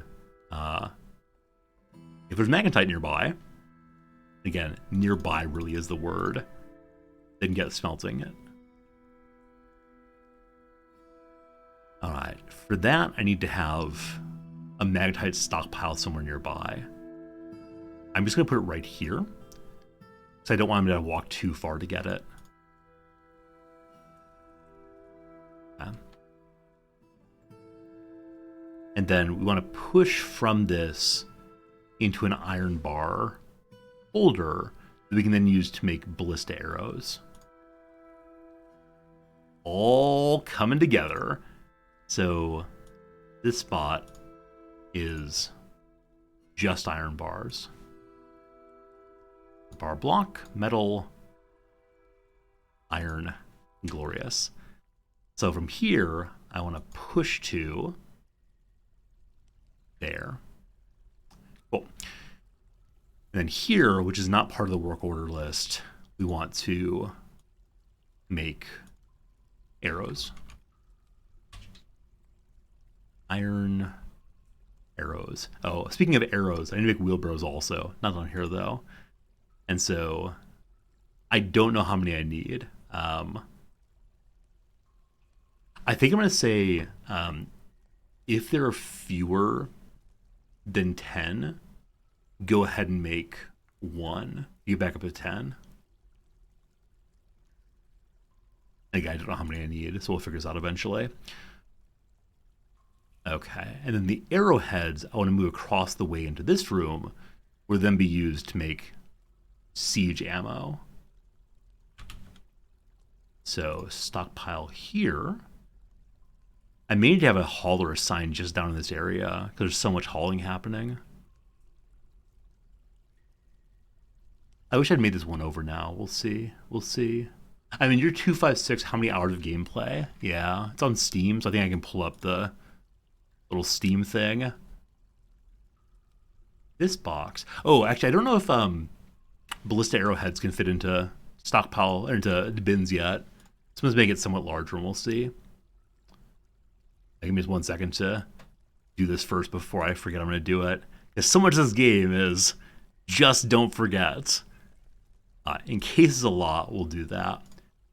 And so you then are just siege ammo, which may be furniture. So it is. Cool. And we can make out of absolutely anything we want to. Excellent. Okay. And so we want to push from here. Now this part actually may not be necessary. They may use the nearest by stockpile, but I need to be careful they don't steal things from down here. If we have no iron and need ammo, it'll be real bad. So you push. Wait a second. You're already pushing deep. Wait. This takes iron bars from here. Gotta do that part first. Good. And then pushes out to... This will be arrowheads. This is not siege weapons. Okay. Arrowheads. That's the correct one. Okay. Occasionally I wonder how on earth can this be compelling content? I have a very fun time putting it together. However, this pile I believe I've already set up to allow ballista arrowheads, ballista parts, and siege ammo. I don't want the arrowheads there anymore. You then make iron ballista arrows. I think that's all for now. Good. All right, how many hours in this game? Can I do the bring up Steam window thing? No. So Shift Tab does nothing. Let me go ahead and mouse out real quick and just see. 61 hours in Dwarf Fortress in Steam mode so far. I had one playthrough in the old version too, but yeah, this is 61 hours of play, and it's okay. This is supposed to be a barracks for the new team. Cool. Mr. Wall. Cool. Okay. The new team is my Slaves of Duty. The Honorable Slave of Duty. Great. I want you to sleep there and train there and store your junk there, etc. I need to give them places to do all those things, though, before we get right to it. I also need to get food and drinks down here, etc., etc., and that's coming real soon. So do I have cabinets and weapon racks and tables for eating? We'll give them a little dining hall next door, I think. We definitely need to have the weapon racks, though. I kind of want to give each person a weapon rack and armor stand opposite their beds. Or better yet, why don't we go and put the little coffers there so they can keep their items at the foot of their bed. I think that's a thing called a footlocker. I have 2 of these, and they're both really pretty. All right, so our buddies down here are getting much nicer items than most of the rest of the folks in the base. And that's fine, because they're the ones who ensure we do not get overrun. Let's figure out where Dolomite coffers are being made. That'll be good. Okay. And then weapon racks and so on, we'll put in the middle. Hopefully I have some of them. Got 3. Okay. How do I make this look nice? Oh gosh, alert, alert, it's a trader. Now, I probably shouldn't do that, what I just did, which is like, I'm sure it's just a trader. It is, in fact, a trader. Good. I can easily imagine a trader showing up at the exact same time Goblin Raid shows up, and then I stand here doing nothing while the enemies destroy our base. We'll need to make more stands real soon. Alright. Fancy bones. Fancy, fancy. These guys stand here protect the dungeon exit. Exactly right. Yeah, so this hallway leads us to the cave here. And we've done basically nothing in there because I'm terrified it's going to show up. And I heard earlier that large beasts can destroy this door. So I'm suddenly thinking we should go ahead and make some kind of drawbridge. And I now realize I've not done particularly well here. Because, okay, I can make this work. I want to fight here. This is the, we'll turn back the enemies, no worries. If that falls, though, there's no, like, particularly good area to ensure the enemies do not invade beyond there. Other than just going up, up, up, up, up, up, up. And then eventually we'll find a place that is somewhat cut off. Oh, this is the limestone level. I want to find bituminous coal. So while I'm in the limestone level, we're going to launch some exploratory digs. Oh, this was the annoyance. This is why I didn't do that much in the limestone level, is the aquifer lives around here. And yesterday, some folks encouraged me to not dig 3 wide, but instead merely 1 wide. And hope we can find some coal. This might be a place where setting up a macro would be a good idea for doing this diggy. Wait, I don't need to do it like this, right? Because if we dig here and there's coal in the middle, they definitely see it from this side before this side. And it's actually a waste. I should have 2 in between each one. I'll leave that as it is as a reminder of my sins. But then we can leave a little bit more. As I said previously, geometry and I are not fast friends, unfortunately. But we'll figure it out. Okay.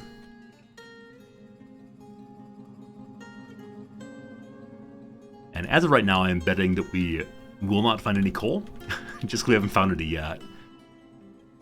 This is the bias of past-based reasoning, right? Just because aliens have never invaded before, surely they'll never invade. Just because the sun rose yesterday, it will surely rise today. In French reasoning, bad MK. Oh shoot. Well, while making my dumb jokes, I went back to doing it the wrong way again. Well, again, we'll leave our sins as they are. This level is limestone also.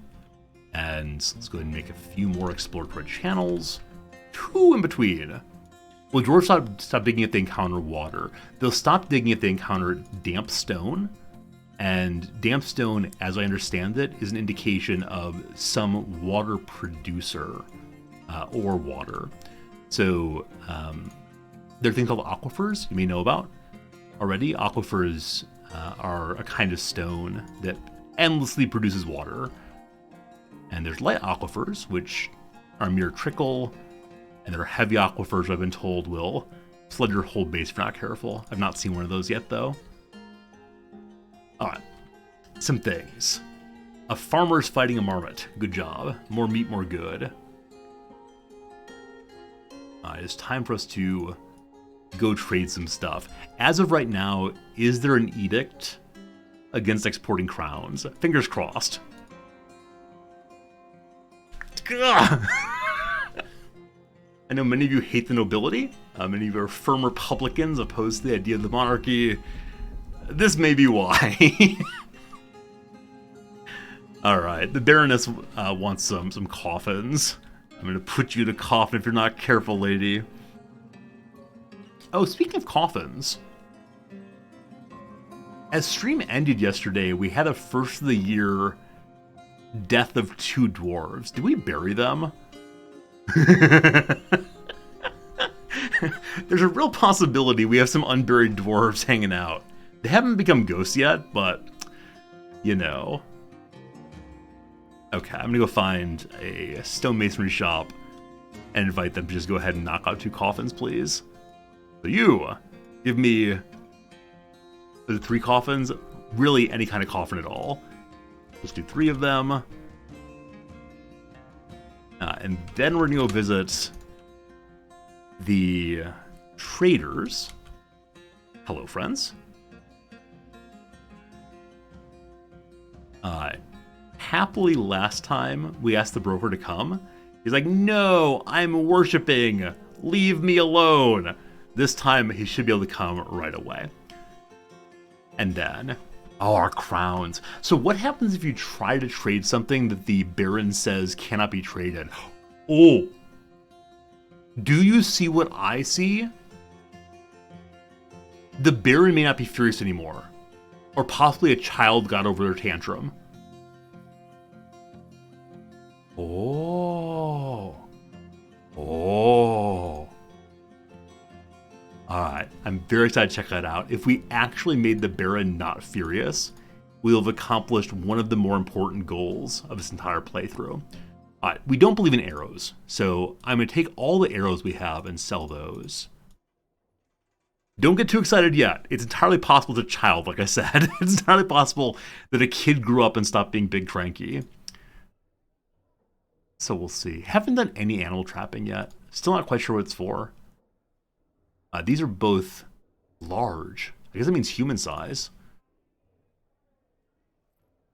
Also need to go and check and see what the dwarves wanted for us for next year, or this year now. I think it was leather quivers. We should look at that in a second. Okay, I'm gonna bring up some expensive food. They're actually quite low on food, now that I noticed that. Never mind, we're not selling food this year. I wonder if we need to plant more food crops. Probably. Many bins. Let's check the bins of gems and the bins of finished goods. All my beloved copper bins have not been used yet. I'm considering selling all the wooden bins just so that we move over to copper bins instead. Bars, cloths, wood bin. Bars. Finished goods. All right. Crowns. Okay, so it is. I was going to say it's in principle impossible to bring them upstairs, but no, you actually can't bring individual items out of the finished good bin. There's something here about the edict against it. I want to see what happens if you try to sell it. I don't want to make the Baron furious. However, let's bring up all the finished goods and figure out what on earth we can sell. Holy cow. 27,000 money. Oh, leather shields. Okay, so I made a bunch of leather shields earlier, and I couldn't sell to the elves. I believe I upset the elves by even suggesting I might do so. So selling leather shields, I believe, is the move today. What did the Baron ban the sale of? Crowns. Now, this is appropriate in that he loves crowns, but I had him make so many of them. I was hoping we could get rid of some of them. I think we're okay, though.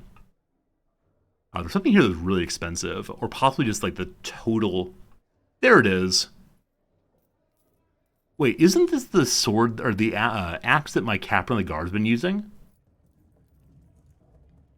Aw. Has someone killed my captain of the guard? There are a lot of bows for us to use on that box.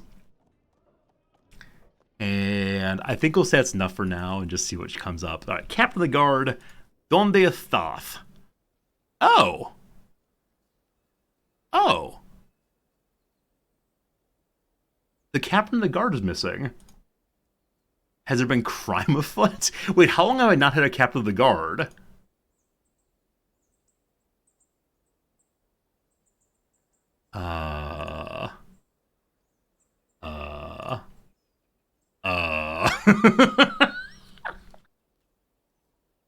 Well, she wasn't any good anyway. I know I didn't crush her under a bridge.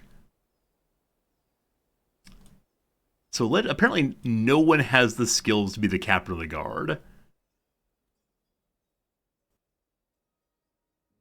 But really nothing? Are the kinds of skills that one uses as captain of guard just so unusual? I assume that observation is one of them, and I know that my military dudes have so much observation.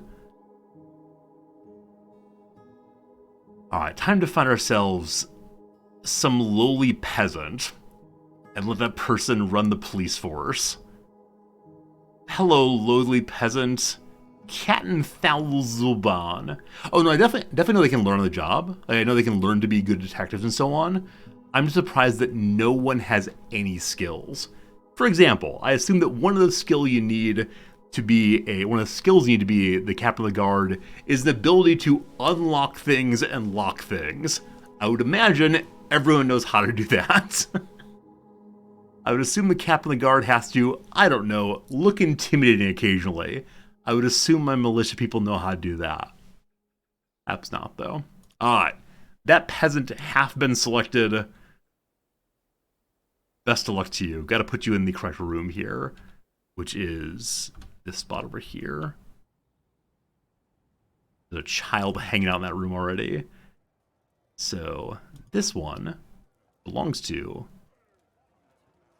Where are they? Captain of the guard. There are two people in this room now? I wonder if they're involved.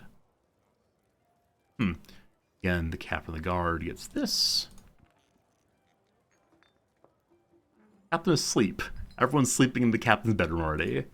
So, yeah, I guess they're romantically involved or somewhat like that. And then the dungeon, we don't have a dungeon master. I should probably give it to the captain of the guard also. And then the voice of law. Oh, wow. Wait, I'm actually really surprised. So the person who's made captain of the guard automatically goes into the captain of guard's militia group. Huh. That's something the game did for me. I did not know they would do. That really makes my day. And do you already have your equipment set up? Yes, so he'll get the big fancy axe, he'll get the big fancy shirt, and then we need to make some boots and gauntlets and so on also. Cool. And he's on constant training, so he'll just stand in here and endlessly bang on about fighting. We should give him some nice things to look at while he's fighting, though. An elf naturalist is here, up in the tavern. I wonder what he or she'll be researching. It's the person I made captain of the guard. I'm going to keep saying the name captain of the guard. It feels very nice to say. What do they actually know how to do?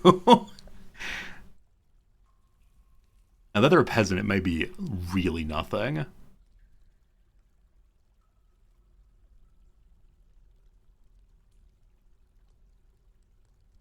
think that's a purple job, isn't it?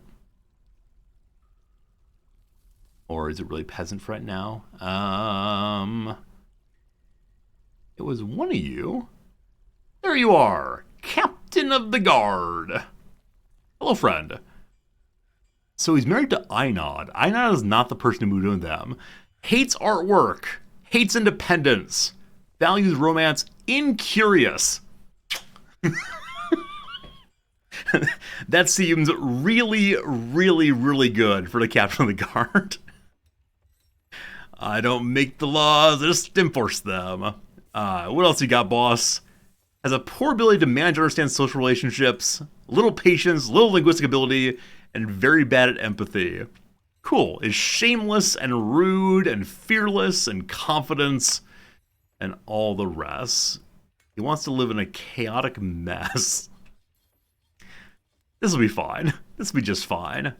Enjoys earthenware, lead, shorl, don't know what that is, chicken leather, the color of rust, octahedra, greaves, he'll wear greaves, a backpack, gecko men, the sound of the glosses of glittering, I don't know what that is, the sight of the glosses of saturninity, when possible he wants to consume hoary marmot, we have that, and strawberry wine, it makes you feel so fine. Very, very, very good. A holy owl is visiting? I'm sorry, what? A holy owl. Hello, friend?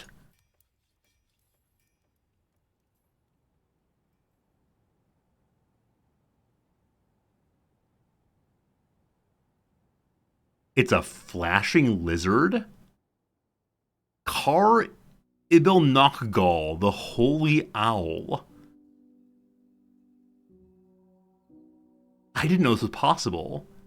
So I knew it was the case that you could get, humans and elves and goblins and kobolds. But what is the meaning of this? Also, what a cool looking weapon that is. Bella the Thirthleth. Used with bronze sword sword. Is encircled with chicken bone. Yeah, it does not look like an owl person at all. So I wonder if it's the case that there's only one graphic for all the different kinds of sentient animals, maybe? Sentient non-human animals? Not sure, not sure. Criminal civilization. Does civilization regard a person as a criminal?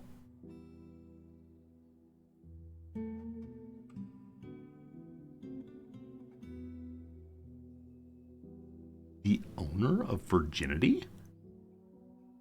The owner of virginity? That's a very strange group name. Alright, what are you about, my friend? Little difficulty with words, bad intuition, natural inclination towards music, and a really bad memory. Oh, I think Holy Owl might be a title. Oh, okay. An animal person with the head of an amphibious olm. It lives underground near water. Clumsy, weak, really slow to heal. Skin is white, eyes are black. OLM, amphibious olm. So Holy Owl is the title. So maybe it indicates that of the olm people, they are the most wise. Cool. Hopefully he decides to join us, even though he's criminal scum. Hey, Udab's been reelected again. We've had the exact same mayor for the entire playthrough so far. I am so glad you all convinced me to build a tavern. It has led to the most delightful stories happening so far. Did our items get here? Awaiting 11 more very soon. Olms are white salamanders. So am I saying olm right? I assume it is. Is an olm a real world thing, or is it a Dungeons and Dragons monster? Speaking of Dungeons and Dragons, how about that recent news that is it Disney is trying to pump more value out of the D&D property? Oh boy, oh boy. It's a real thing. So olms are real. Cool, thank you. Is the Baron no longer furious?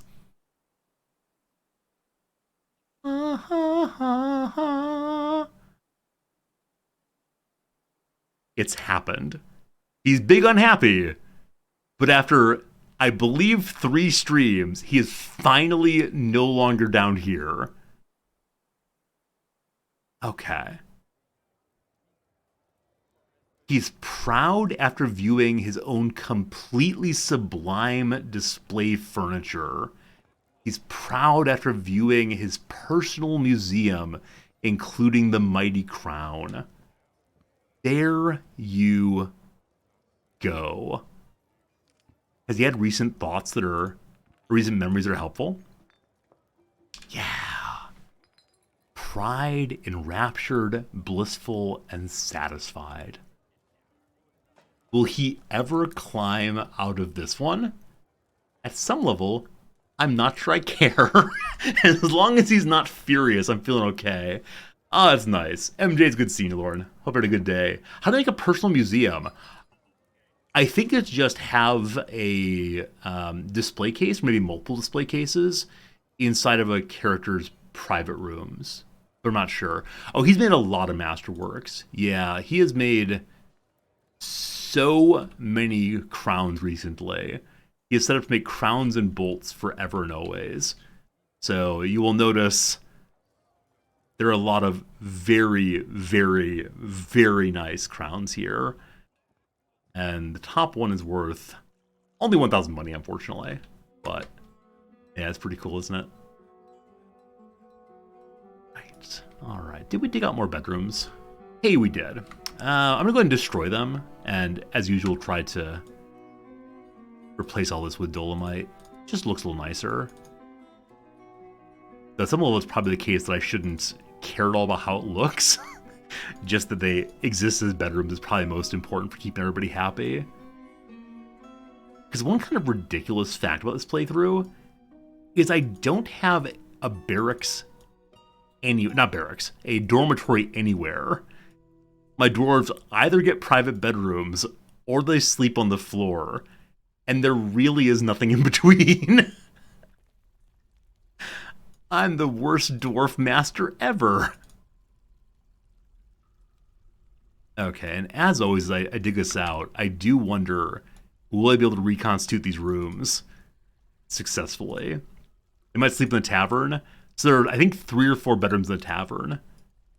Perhaps they do. Okay, we're going to dump some more beds. Lots of beds, very good. But Mark, keep it up, please. You can sleep on the puppy skins. It's true. There are a whole bunch of puppy skins. I don't want to talk about that anymore. I don't want to be reminded of my sins against dog kind. All right.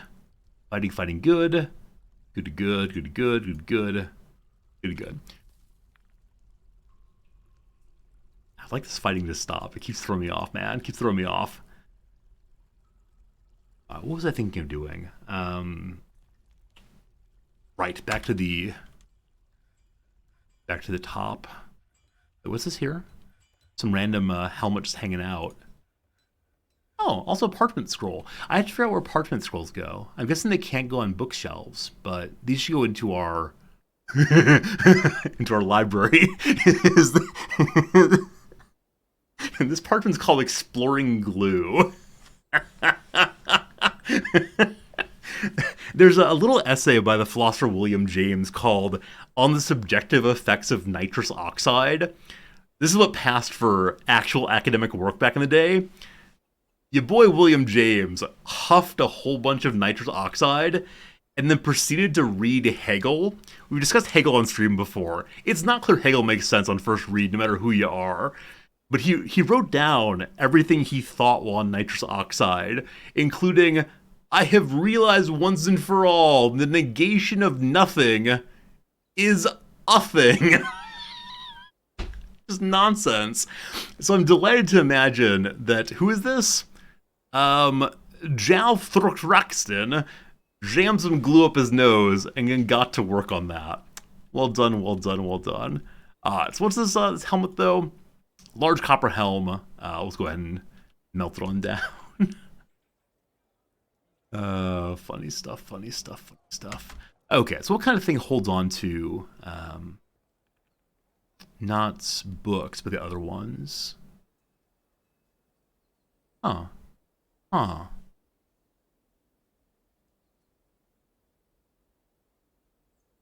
Is it a workshop, perhaps?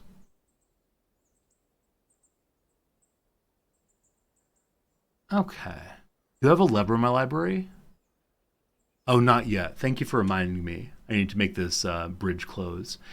Okay, do scrolls live on bookcases, or is there some other kind of item I should be using? Because whatever it is, I'm not seeing it.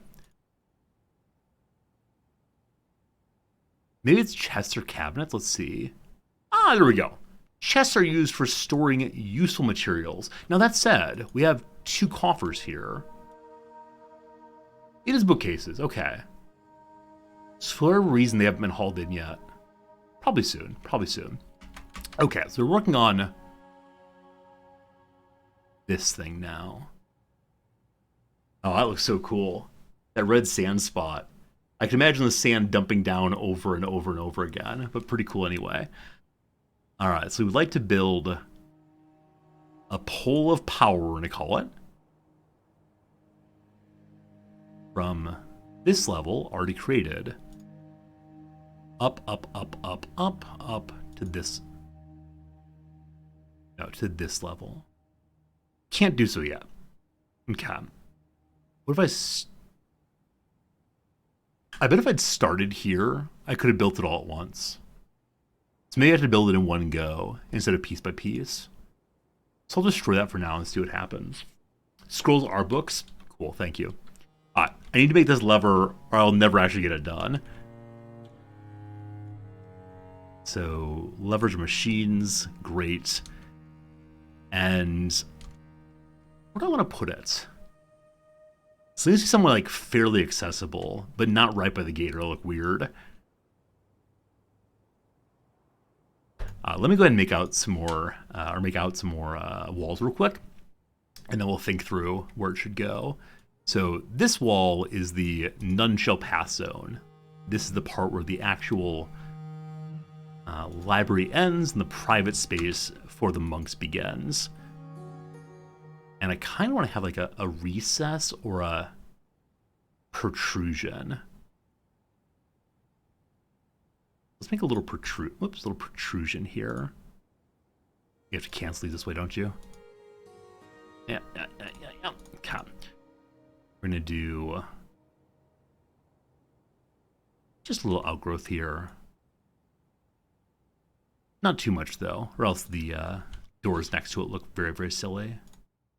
Or the doors can be on the side. Oh, I got it. And now I know exactly where to put the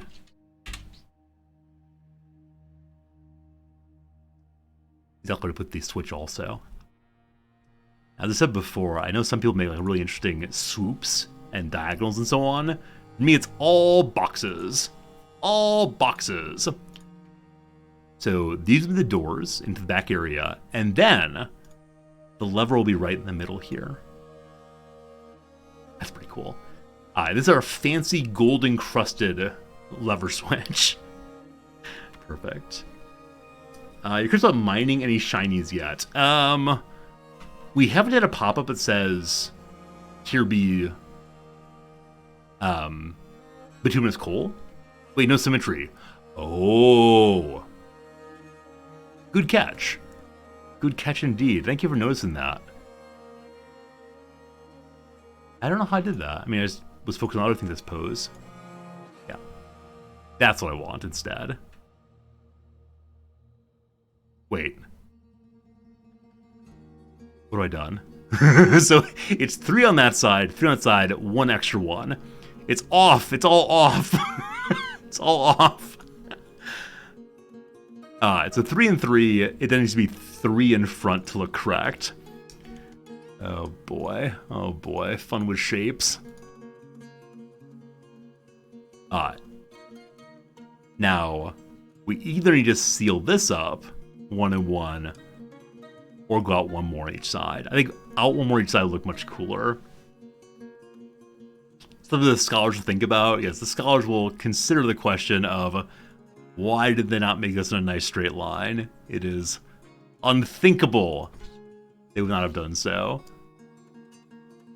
One there also, and then hooray symmetry, I believe. Hooray symmetry, all right. And then we'll put the lever in the middle again. Right here. And then we'll come back and put doors in a bit.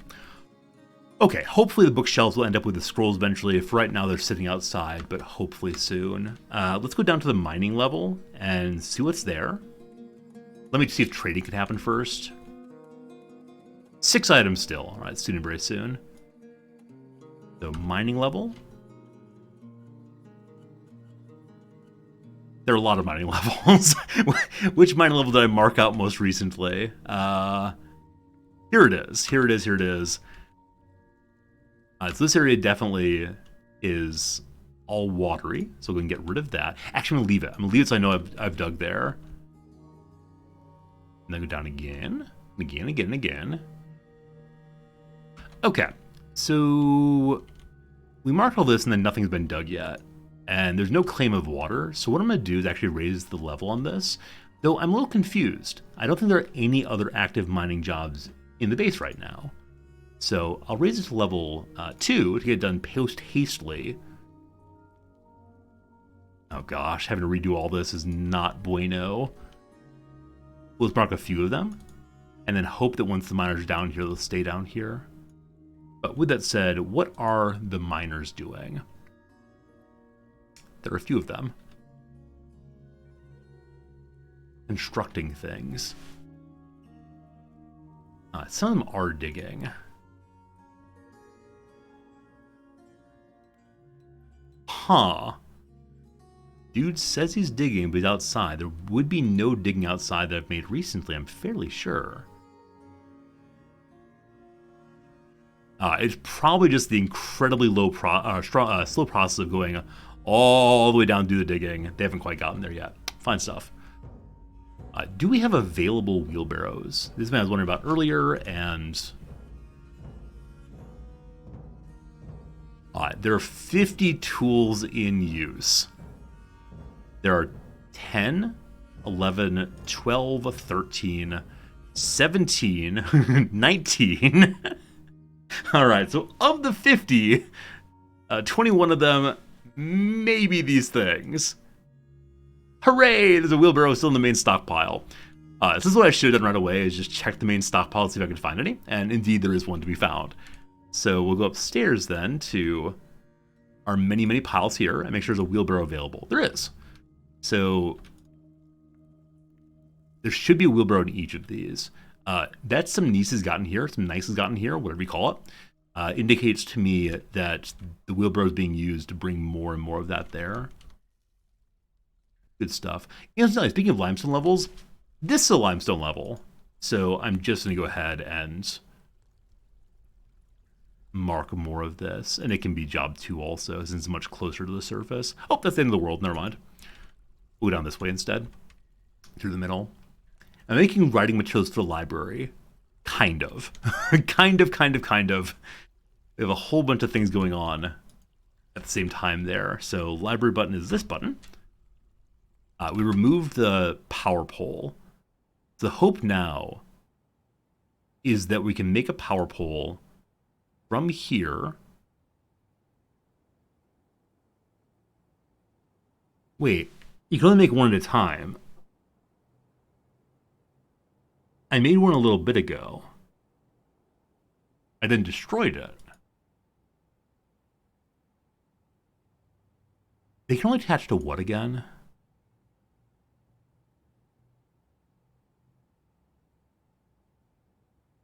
Ground or near machine? Oh. Okay, I think I get it. So I need to make the differential here and then start just below it and drive it all the way down. Because I'm starting at the bottom, it's showing me the just one tall because it has the ground then. So the interesting question now is, can the differential just hang out in the air, or does it actually need a floor to sit on? It can hang out there. Amazing. Amazing. By the end of today's stream, we'll surely be making paper pulp. Or that's what I keep claiming, at least. Alright. We have wood there for pulping. And then I need a press next, right? This makes wood sluice. Screw pump. Move liquids upward. No, that's wrong. That's wrong. It's probably a workshop instead. Screw press. A useful workshop for pressing liquids from various sources. Some plants might need to be milled first. Empty jugs are required. I think we have empty jugs, but case not, who knows. So we'll take it to there. And then that will squish paper. And I don't know what you need past that. We'll just make that for now and see what happens. I keep looking at these characters are stealing the axe. They're standing on top and looking at it, I believe. Something apple juicer? Perfect. Squeeze that paper and give me some apples. I want to seal this spot in also.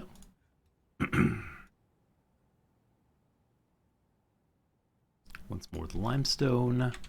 How much do we have now of limestone stones? 166. Alright. I can't decide. I'm going to say you all get a pick. Because right now I'm back and forth between should we make all limestone flooring in here? Or will it just be like too upsettingly bright if we do that? I think it might look just kind of plain if it's all white. Now, limestone upstairs looks like this. And so I do kind of wonder, all obsidian floors. I don't think I have any obsidian yet. I'm guessing obsidian you have to have magma functioning. I guess we can make a bunch of different kinds of floors and look and see what it looks like. You like jet. I don't think I have jet. Also, isn't jet a drug in Fallout, maybe? Yeah, I've got jellyfish, unfortunately. Probably we dig down more and more, we'll find things we're looking for. I'm going to make one of the rooms floored in lovely limestone. Oh, buildings present. I have to move the bookshelves in order to put down flooring. I bet I do, which is perfectly sensible in real life, of course. The idea of sliding underneath would be very, very silly. I guess it can be our secret. Our secret that underneath there are not actually stones. As the bookshelves fall farther and farther down as time goes by. Oh, the tables also. Oh, goodness, we have to deconstruct everything. Lesson learned for the future.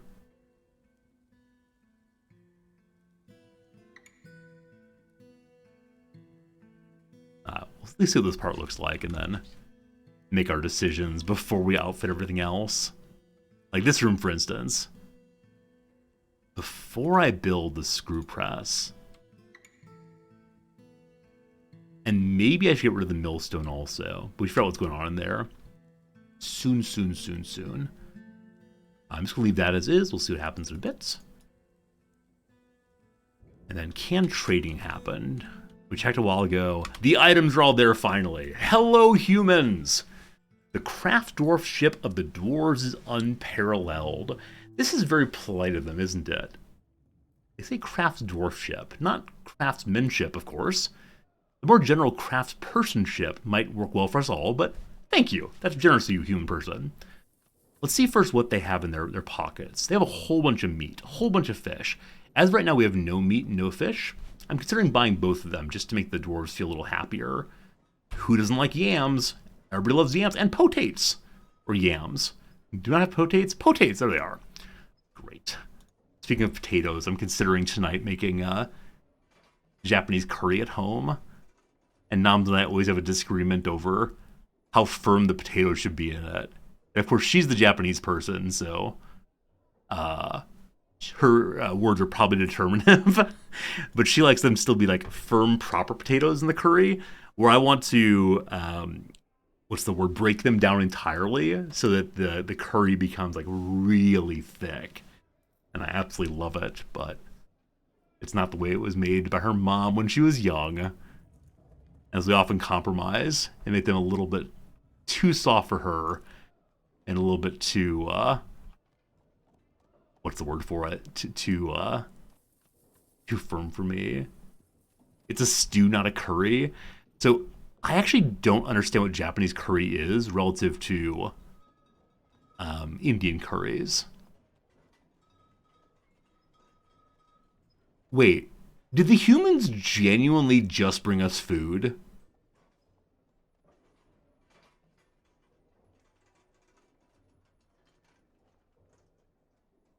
Huh.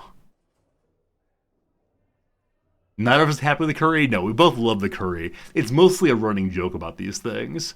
Why not mashed potatoes when are on my plate? Look here, you settling with noms. It's because I like stirring it in, right? And if I just stir in my individual bowl, it'd be no good. No, we both love the curry. It's just a running line between us both. Like I'm a little low on food, I guess, but haven't humans brought us interesting items in the past? Weird. Okay, the large items we definitely do not want to keep because they do not fit well on our little dwarf heads, nor the broken things. So these large items are all from the mercenaries who started a fist fight in my tavern earlier, dared to stand against a sentient zombie fellow. I? I? He's not worth much at all, but it's fine. Okay, so once you're on the trade page, we see that the items that are forbidden for selling show up in purple. You can still mark them to trade. If I do this, will the Baron declare the traitor an enemy of the people and immediately call for his hand? I love it. I love it. In the end, whoever cooks the dishes right, yeah. I mean, I definitely will be cooking the curry tonight. Nom has to work late, unfortunately, as she often does, and so I'll be preparing dinner. That said, I try very hard to not insist too much because I'm the one hanging out at home between the semesters here, and she's the one who's working hard. So I try instead to make things the way she would like them. As was called being a good partner. Okay, as right now we're plus 1,000. If I buy all their meat and all their fish, they're only losing 100 money right now. And all their cheese. The inclusion of cheese is a ton more money. We'll see what we can do. These crossbows definitely don't need. These bows we don't need at all either. The grand axe here belongs to the captain, so we're not going to use that definitely. Though it would buy us all the cheese in the world. My greedy, greedy cheese eaters. We have a bunch of iron picks. We could assign some more of our dwarves to mining duty. The bronze-tinted sword I bought in hopes that my captain of the guard could use it. Unfortunately, she was too small to do so.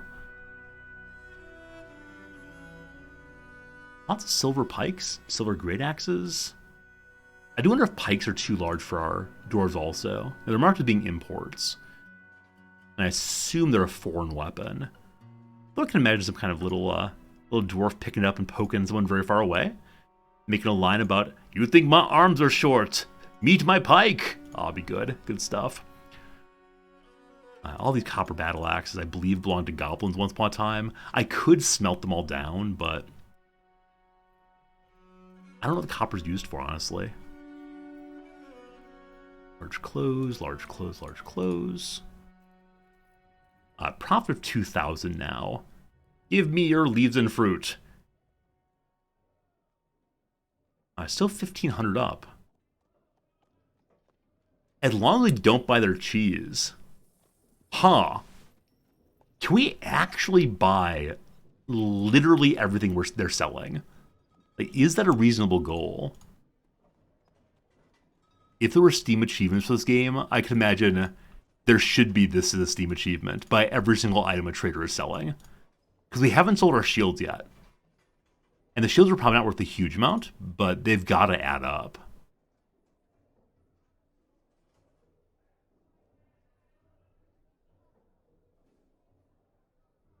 I didn't even bring the gems up. All these kind of broken items. Get rid of those. We do have access to Cave Spider Silk also. I've been kind of cautious about trying to go get any, but maybe that'll be a goal for... I was going to say tomorrow, but no, for next time we play. Tomorrow is Football Manager Day. And then, yeah, these two other shields, they should be on display somewhere. Yeah, tomorrow's Football Manager Day. Day after that, of course, is Rimworld Day. And then next week, thinking Crusader Kings as the game of the week, probably. But I'll definitely make a long list for myself of all the things I mean to do in this game next time we come back around to it. For the cheese that possible is a Masterwork barrel. We'll definitely check that in a second. But if I want to buy everything they have, I of course need to also buy the barrel they have. Arrows, we'll sell all of them. They're profiting 17 or 19 on this. So no, the cheese does not seem to be in barrels. It just seems to be a gigantic pile of cheese. Isn't there some line about, like, you can tell how many friends a dwarf has by how many cheeses he has? Surely we have a tremendous number of friends now. What you say? There you go. We bought literally everything they had. We now have so much food. Amazing, amazing. That's great. That's great. Good trades. Now, I wanted to check and see what the dwarves wants to make. Metal bars and quivers. I'm not making metal bars, so we want to make a bunch of quivers. Is it possibly no one has as many friends as the man with many cheeses? That's what it is. Thank you.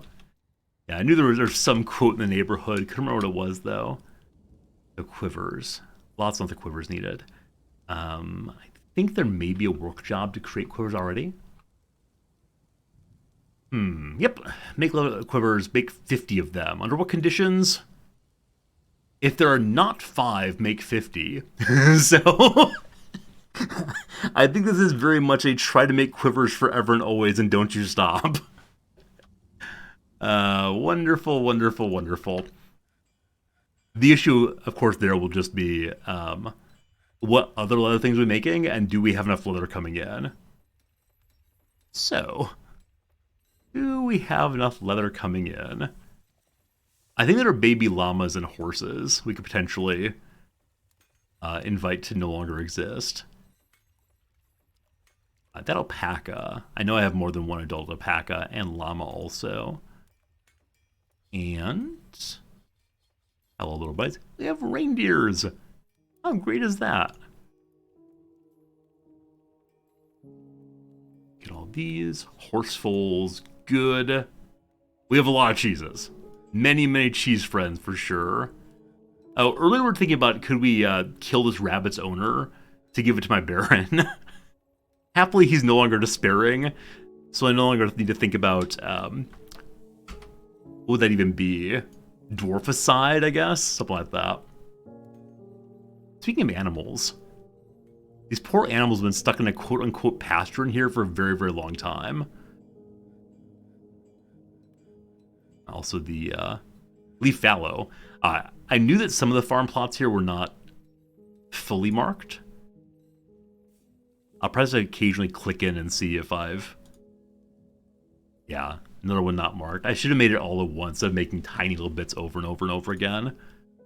But, some leeks, some muck roots, some celery, sure fine. How about here?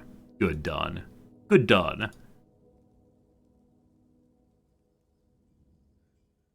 Okay, I'm going to say we've marked everything now. For the moment, at least. Damp stone located. Oh, I was hoping it was the coal. I was hoping it was the coal, but no luck at all. While we're down here, we'll go and mark out a little bit more. So I believe this direction will not have any aquifer. And then maybe this direction also. So, go to there, and then mark in every other or so. But up above should be aquifer zone.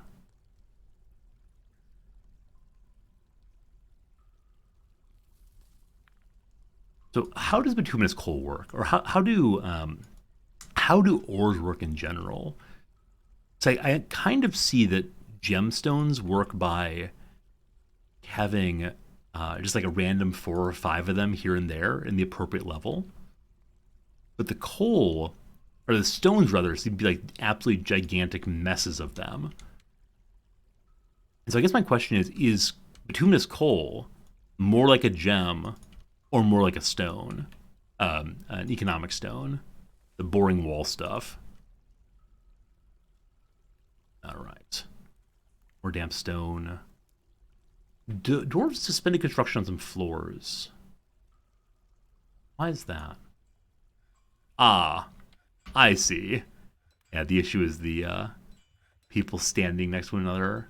It's more like an economic stone. So I should be able to find a huge area of the bituminous coal, assuming it exists. So can we say that I haven't found it yet suggests it does not exist? Like at some point I almost want to give up and say we're not going to be finding any bituminous coal. It's more like ores, so it is dispersed in veins. Hey Thrawn, awesome seeing you, my friend. Alright, cool. So it's similar then to, we say ores. So have I seen ores? Because like magnetite, is magnetite like limestone? I don't know. And then way down here, we found some silver. And the silver is kind of like the wall stuff, but magnetite is ore. Okay. I was assuming there was like both magnetite and some kind of pure version of iron as well. So I'm hoping to find something which is similar to the magnetite then. Got it. We need to work on the barracks some more. Soon enough. What was that sound? Oh, gave birth to a girl. That's exactly what it was. You notice more when you use the auto mining mode? Oh, yeah, I haven't done the auto mining yet. It's one of the very few things I've managed to resist thus far. Maybe I should go ahead and do more of it. I want to go down and continue working on the barracks for now. So these are random people moving in. Fine. Okay, what are we thinking? We're thinking that we need to have an area for them to eat and drink down here, as well as more places to store their stuff. So John's going to go ahead and dig in. Is that the middle? Or, uh-oh, someone made a room that's not symmetrical. Or not symmetrical, not even on all sides, though. Not a square is the word, I suppose. It'll be our little secret. And it does not need to be a huge dining room, but that seems good enough. Wait, why did I miss that spot? Oh, that's a block wall. All right, let's go ahead and just leave the corners undug then. That'll be cool. I really love having a unusually shaped room. And then down here, we'll bring food and drinks and so on. Now, with the 3 ballista parts sitting out freely, can we make our first ever ballista? Hey! Like I said earlier, I don't know if people will be able to walk past these, so I'm considering making little hallways on each side. We'll determine if people can walk past it, and if they can't, we'll do exactly what I said. Now, I expect that 1 ballista is not enough to hold back the horde of what lives below. We'll see. Also, I'm surprised we haven't had a single pop-up that says, like, giant monster man is coming to eat you. The horde of the deep wishes to consume your soul. I'm sure it will eventually. What's this? Zircon clusters. Yeah, we'll see.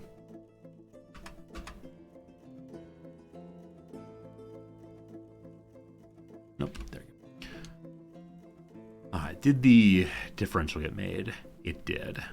The hope now then. Look at it spin! Look at it spin, ye beauty! Vertical axis, starting just below. Okay, I think it is build one at a time. So the one on the surface level, I could build a long one all at once. This one, though, I think I need to build one after one after one. It's crazy there aren't plants and fungus in the cavern level. Yeah, I was told that if I dig down deeply, I'd eventually find a place where I can get all kinds of wood without the elves carrying it all.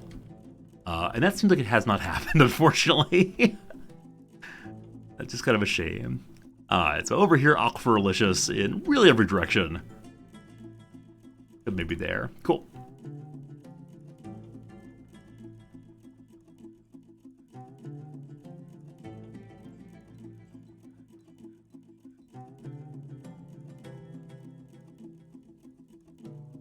Holy cow. So in doing our our buying absolutely everything, we now have all the food forever. Never again will we worry of foods. Now, with that said, is the kitchen using drinks? It's not. It's not. So it's kind of locked in on just a certain number of boozies for our dwarves to enjoy. We have apple trees outside, or we did before someone mercilessly cut them down.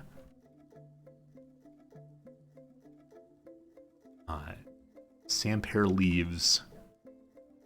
Apples. I'll go and gather some of these things. And get like some apple wine and so on. Hey, my axe lord is grown attached to an iron battle axe. Speaking of which, has my captain of the guard found his captain of the guard weapon? That's a profession?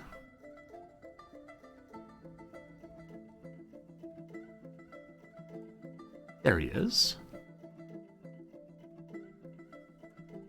He is not. He is not. He's just standing there training nakedly.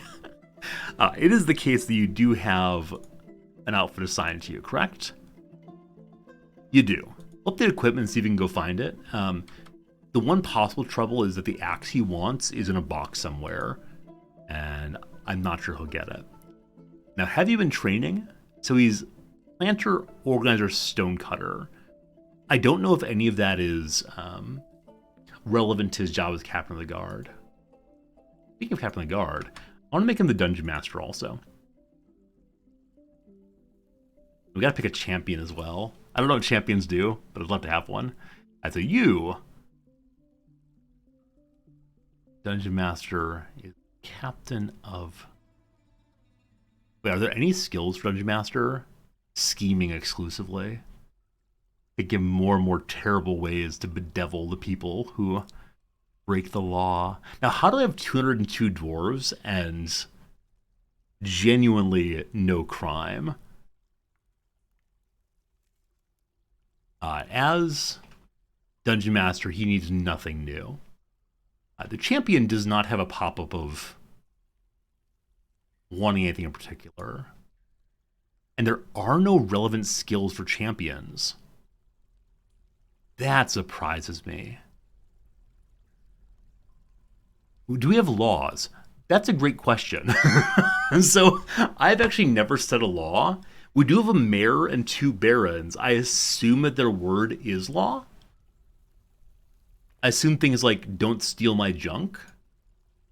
Now, maybe what it is by having the captain of the guard set up on training forever, he's not being able to go out and do, like, patrolling. So I'll set him to staggered training. And I want him to always wear his armor. I just cleared that. Why did I do that? Yeah. So, equip your armor always. And I think stagger training is now equivalent to over here. Hey, Thrawn, you've both been lurking after my return to the big move. Been delighted to be catching the streams, though. Thank you, my friend. Now, I know there are a lot of lurkers out there who enjoy watching the stream and don't talk much, and that's cool. I've got no problem at all about people not wanting to talk, preferring to just sit quietly and enjoy my endless blather, but Thrawn, I'm very glad to be streaming again. We're coming up now on about 6 months, I think, maybe 5 months of consistent streaming. And there's definitely a point where I could never imagine myself streaming again. I was in such a bad mental health place that the idea of standing here and sharing things and like saying words in full sentences seemed impossible. So let me once again say, for me at least, psychotropic medicine is the best thing in the world. So it's a very, very happy thing for me to be able to be here. And I think I can say I'm going to keep on doing it. And that's really all I ever want, is just to be able to say I'm going to show up and then show up. So thank you for so many of you hanging out with me month after month, year after year, despite my occasional crises. It's all good now, but it was pretty bad for a while. Okay. I said in the very downstairs area, I wanted to put in more coffers for people to have a nap. I think if I set my folks here to train, like finally allowing my second melee militia group to train, that they will go train and still head home or head elsewhere when they want to get some food in them. So though I do want to get their bedroom made and their dining room made, just not quite yet. Okay. More chests, more chests, more chests. I think we actually have enough to do what I want to do. Just give one to each person. It's gonna be close. Gonna be close. These ones do not match, so I'm gonna wait until I have all Dolomite just so it matches. More bands, more bands, more bands. And yeah, I'm gonna do the barracks thing now. I need them to be training, so Lardy's barracks. Huh. I didn't realize I'd done that. So they can do anything they want to down there. So they are going all the way into the pit to sleep. Good job, team. We now want them to begin training forever. And hopefully they don't all starve to death on there. You know, another stream right now is struggling to show up because of personal crises. Yeah. Yeah, I don't know this for certain. I expect a lot of Twitch people, both viewers and streamers, are people who sometimes have some mental health problems. I mean, society in general does, so it's no grand surprise to say that. But the job of streaming, like showing up regularly on a schedule to do something where, like, occasionally it can feel very, very frustrating and very, very confusing, and there are a lot of things in streaming that are out of your control. And it's a stressful job or hobby in that respect. And like, I love it. It's been great for me in so many ways, but I think there's a kind of resilience needed that's often very hard to pull off to stream well. Hey, Trexie, good seeing ya. Yeah, I'd be surprised to hear of a streamer who says they've never had any doubts or concerns about streaming or like any hard days streaming. I think it's, even if someone's like, I just stream for fun, viewership, money doesn't matter at all, it still can be challenging. We're going to move all these bookcases out the way because I got to put the floor in or I feel bad about myself. That's no good. Why is there a duck here? Why is there a duck here? That's a goose, I'm sorry. Why is there a goose here? You like my giant cheetah? Thank you, I like it too. Unfortunately, it is missing its feet. So it's or missing its legs, rather. So it's somehow dragging itself across the floor over and over again. Hey, Thrumbo, what's up, my friend? Hello, hello, hello. Move the tables out also. And we'll come back a little bit and put down the rest of the limestone here. How many quivers do I currently have? Now, when I say this, I know there's some quivers that are on the back of my people. At most, we're using 7 quivers. And so there's still quite a few for us to sell. Hopefully we can keep on knocking them out. Now, having said that, why are only 7 quivers being used when I have 1, 2... what am I missing? So I think this is the quiver slot, and I think that's more than 7 of them.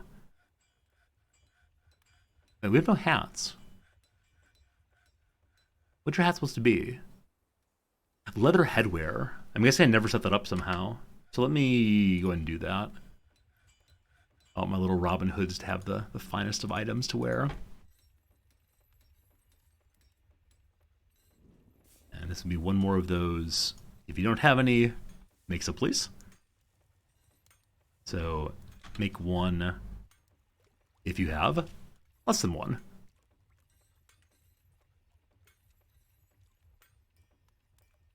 Oh, the reason I got confused here is I can't set amount of leather helms exclusively.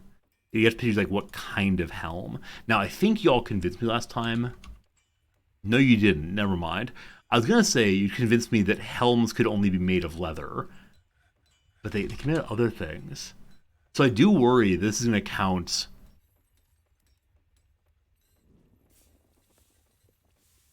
Yeah, this is gonna count non-leather helms for the sake of making leather helms, or not making leather helms, rather.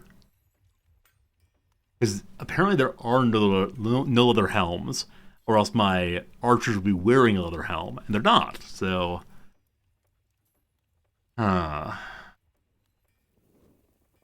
let's just do it as a one-time job for right now, and then we'll fix that problem eventually. So make me 20 leather helms. Cool, thanks.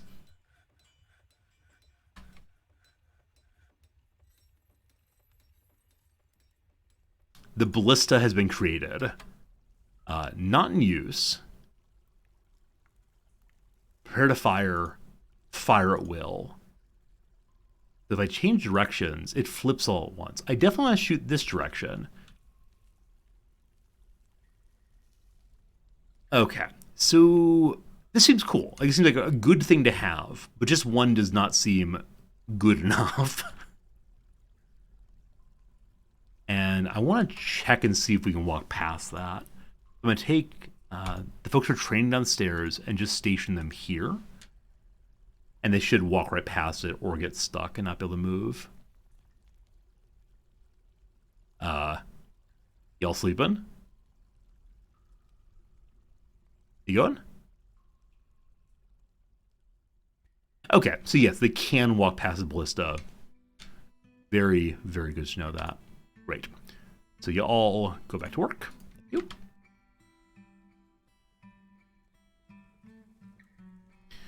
Like I said earlier, I would like to find a way to fire more than one safely. Now, I think some folks mentioned before that you can use fortifications to protect these. Now, if we do that, we'll definitely need to have some other way to get upstairs. And I think I know how I want to do that. And I think I want to have multiple ballistas along both sides that are behind fortifications, because I think people can't climb over fortifications. Now again, if we do this, we'll definitely be cutting off the bottom from the top right now. So let's make some kind of path on the back end here.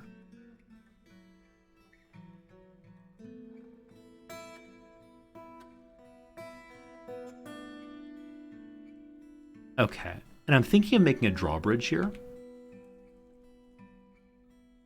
which I'm going to say like will safely let us ensure that enemies are either fighting or they are.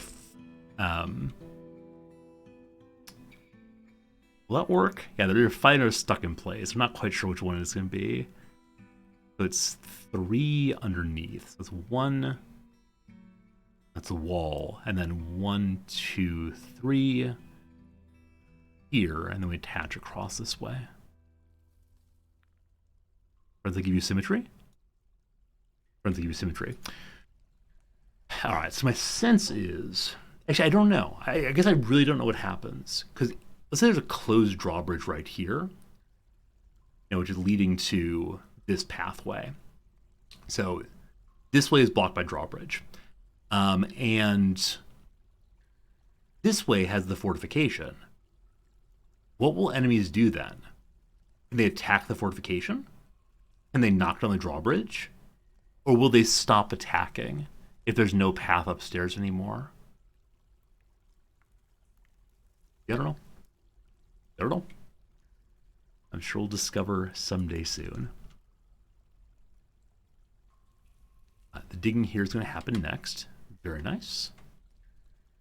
Alana Orama, thank you for the follow. How's it going? Thank you for all the nice follows recently. That's one thing I can say about the Dwarf Fortress directory. People have been so encouraging, so nice, and been very little aggressive backseating. It's been a real joy to learn this game and to, I don't want to say become an expert, certainly, but become competent at the play, which is really all I ever want. Okay, I'm going to do this thing. Am I going to do this thing?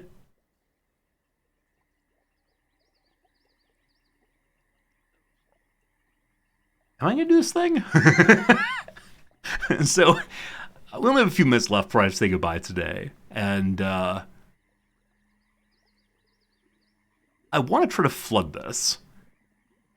The real issue, though, is I don't know if the brook level counts as being a water level.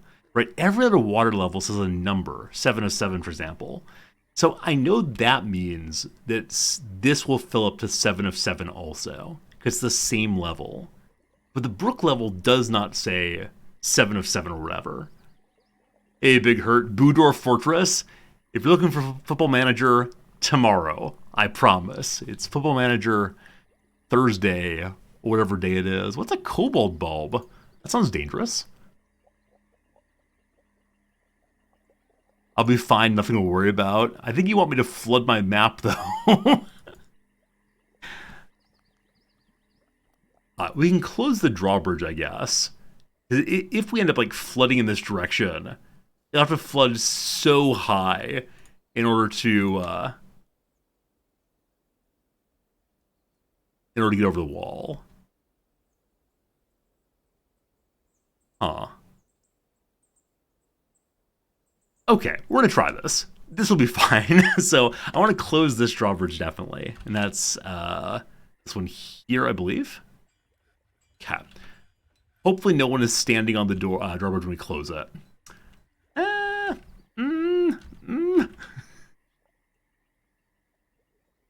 Whole bunch of prepared food just on the floor there. It's smart to have an overflow path for the water. Okay, that's not a bad idea at all. I'm not quite sure what that means in this context. Other than maybe having a little hole here. It'll flood back this way if we see. You don't like FM, but you'll join another day. No worries, Narcy. I know not every game is for every person, and that is cool. Happily, no one got thrown that time. They're big cranky they can't use the door. So I have to go all the way around. But no, I know not every game is for every person, and so I'm well aware that different people drop in at different times. Oh, I apologize. One person did get thrown. Our broker got slammed here in the Space Jam. But I don't see him, so I'm sure he's fine. Sorry. Alright, so thinking about overflow channels. Thinking about overflow channels. Yeah, I guess what it is if this thing fills entirely and begins seeping absolutely everywhere, we want the water to then fall this way. So let me try that. And I dig at a place where it goes into open space, so water doesn't backflow. Big Hurt asked if you buy the latest version of Out of the Park Baseball, would I consider playing it? Consider yes, promise no. I mean, I like baseball a lot. the reason I hesitate here, like, I want to say yes, I definitely will. Earlier today, I got an email from a company that's making a boxing management game, and I'm going to tell them I'll play their game for money on stream. But the reason I'm hesitant about playing or saying I'll definitely play the baseball game is because years ago, a viewer said, "If I buy you a copy of Out of the Park Baseball, will you play it?" And I said, maybe. And they bought it for me. It was so sweet. And I never got onto playing it. I do feel a little bad about that. So you don't need to buy me the game. I make more than enough money from the stream that I'm comfortable putting that money back into the stream, of course. But if you're excited over seeing a game like that, consider tipping or whatever, of course. But all right, sure. At some point in the future, I don't know when, I don't know how, at some point in the future, we will play Out of the Park Baseball. You heard it here first. And it'll be a good time. If you buy me a game, do you promise never to play it? I'm sorry. I choked on my laughter. That was no good.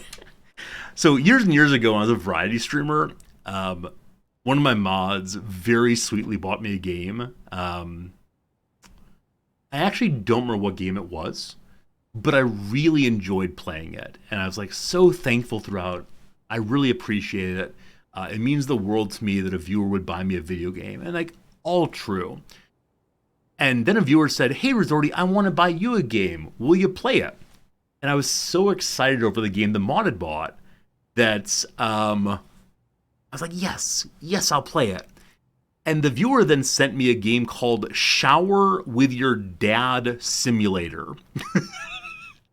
Shower with Your Dad Simulator. And that is the day that I realized that I'm okay lying to chat. I'm okay speaking false words. Because the idea of me playing a game with that name on stream, nope. I actually do not know what the game is. I do not know how it's played. I have no interest in ever playing it. But it is in my Steam account right now. Klaus, you're pretty sure you bought me a game I've never played. Which game was that? Yeah, I wouldn't doubt it. Yeah, I moved pretty hard away from variety into strategy at a certain point there. But I'm sorry I don't remember what game you bought me. But thank you, of course. Yeah, maybe playing that towards baseball season would be fun. Yeah, it'd be a good time. I do like simulation games a whole bunch, as y'all know. I think one big issue is I don't follow baseball closely enough right now to really have strong opinions. Like, I know that Trevor Bauer is like the big story right now. He's at some level not a good person and is a very good pitcher. And like that raises really interesting ethical questions about like, is the game all that matters, or does the moral quality of your players matter, blah, blah, blah, blah. But I don't know who's good anymore. Like, I watched baseball every single day back in the 90s and 2000s, but then I got busy with school. I like to imagine that Hypnosnake here is is leading a routine, leading a little line dance in there. Also, how are you still here? Can we learn how long you've been here now? Like, it's just silly. Like, she's definitely been here for more than a year. I would love for Impe to join us. I just don't know if zombie people can join us. Because if she joins us, she'll definitely join the militia. And with that in mind, we should probably make some more bedrooms up here for folks to rent out and give them cabinets and so on. The game's called That Dragon Cancer. I know of that game. I'm thinking it was a game that was made in response to like a family having their daughter be diagnosed with cancer, maybe? I don't know if I own it, though. I have my Steam right here, so give me 1 second. No. So I don't own that game. I'm sure we talked about it on stream years ago. We used to do a regular series called, Tearjerker Tuesday, where every Tuesday I'd try to play some game that would make me cry. And it worked. I played what was it called? Life is Strange. That one really got to me in a big way. And then like there were various games about like brotherhood and family, and that this War of Mine. Good God, yeah, there were a lot of really really fun games played in that period. But after a certain point, I realized that I was just subjecting myself to public sadness. The goblin poet Vuspin Hethrasenia has shared many tales from beyond worthy handles. So we've learned something new. So last time pop like this happened, we told one of our visitors where to go steal my fancy crown. But now we know about something somewhere else. Huh. Thank you, Goblin Guy. I don't know how to interact with this one. Like, I don't know how to say, yes, which tales were those? If we pull up the civilization map, maybe we can tell. News and rumors. Yeah, the news and rumors just like brings up a bunch of like strange X marks of things that are moving, perhaps. No idea. There are various artifacts around the world we know about that I think we could go try to steal for ourselves if we want to. But I don't know. I don't know about those. Reports. Okay, we don't have any reports. When I click it, nothing happens. Yes, I don't know. I don't quite know what the goblin taught us. Nonetheless, I see that we do now have... Wait, what did I do? I started digging in the wrong place there. I meant to dig down and then dig forward, because all this will do is dump the water out of this part of the moat. Wait, what did I do? I think if we make a couple walls, it'll be fine. Hey, Sorrentus, how's it going, my friend? Been a while. Thanks for the resub, I appreciate it. Hope you have a very, very good day.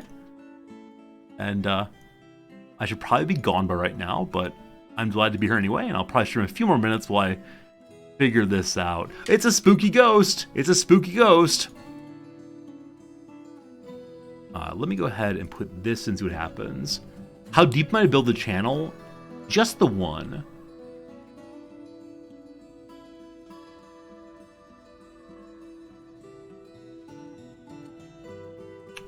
A missing shoe means that there is a ghostly spear dwarf. Was this my captain of the guard? Possibly. Possibly. How deep might I dig the moat? For right now, just this deep. I don't know if people can swim. We'll see. Yeah, I'm just gonna try this and see how it goes. I'm not sure how it's gonna go, honestly. How's Dwarf Fortress? How does it compare to RimWorld? Gosh, it's a big question. Yeah, I haven't found a pithy way of explaining this one yet. Dwarf Fortress has so much more going on, in part because there's so many more characters. That said, it's a lot harder to find the story in Dwarf Fortress, where in RimWorld, it's really pushed right onto you in most cases. So for example, this child here is one of 202 dwarves hanging out. This child doesn't like music, is sad about getting stuck in the rain, etc., etc., etc. They're currently thinking about being rescued and seeing a dead goblin, etc.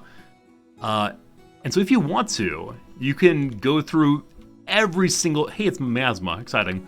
Every single dwarf and see all the things that they're doing and suffering and experiencing, and it's just... It's ridiculous how much you can do, honestly. It's absolutely ridiculous, the depth. But because of that, because there's just so much, it's also very, very easy to not engage with any of it. And that's a kind of balance I don't feel in RimWorld.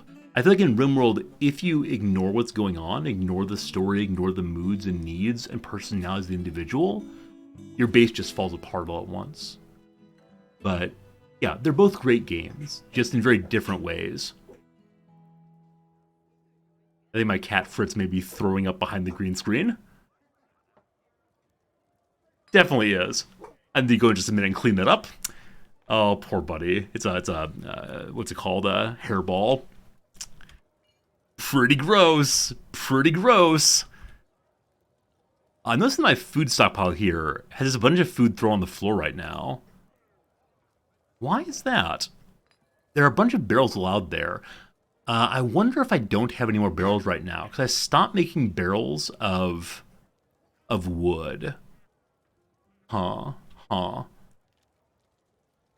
That's how I know it's time to stop streaming? Absolutely. So Fritz normally does not come in the room at all when I'm streaming, but he is here and he's insistent, and I just would like to attempt to dig this channel real quick, and then I promise we're gonna go away and clean that up. Probably copper barrel's better, actually. That's a cheaper metal for me. Oh gosh. Oh Fritz. Oh Fritz. He's a good boy, but also a gross boy for sure. So if we have fewer, then really any kind of barrel would do it, but sure, copper barrel's fine too. Then sure, make 10 of them. Sounds good. I have a petition with spooky ghosts. We'll watch this happen.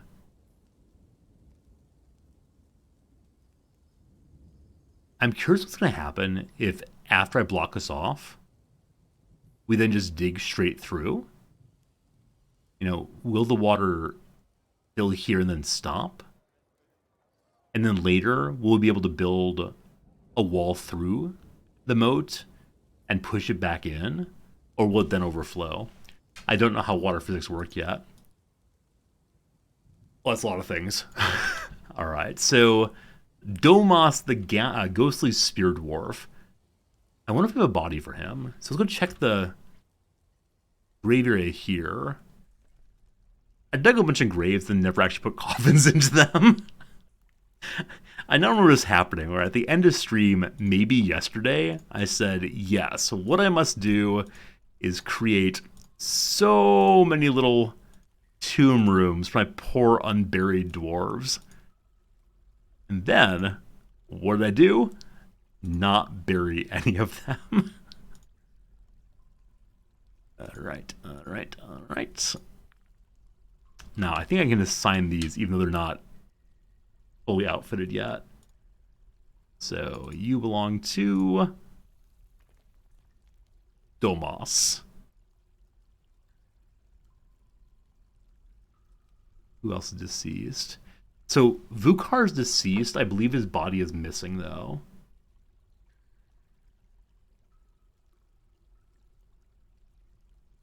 Posov the same. I think those are the two that got smashed by the giant door. What's it called? Drawbridge. Huh.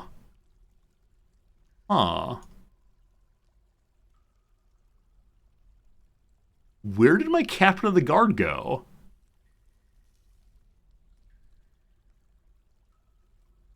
Oh, there he is. He's in spooky ghost mode. Or she is, rather. Alright, that'll help out quite certainly. Sorry. Now, because of spooky ghost, I wonder if that means we don't have the body anymore, and we need to make one of those slabs. I'm not going to do that today. Alright, that is done. Friends, it's time to see if we flood the entire base. Maybe I should just do one wide for now, instead of making it a giant tunnel of sadness. Oh, also, I didn't actually dig a hole over here, did I?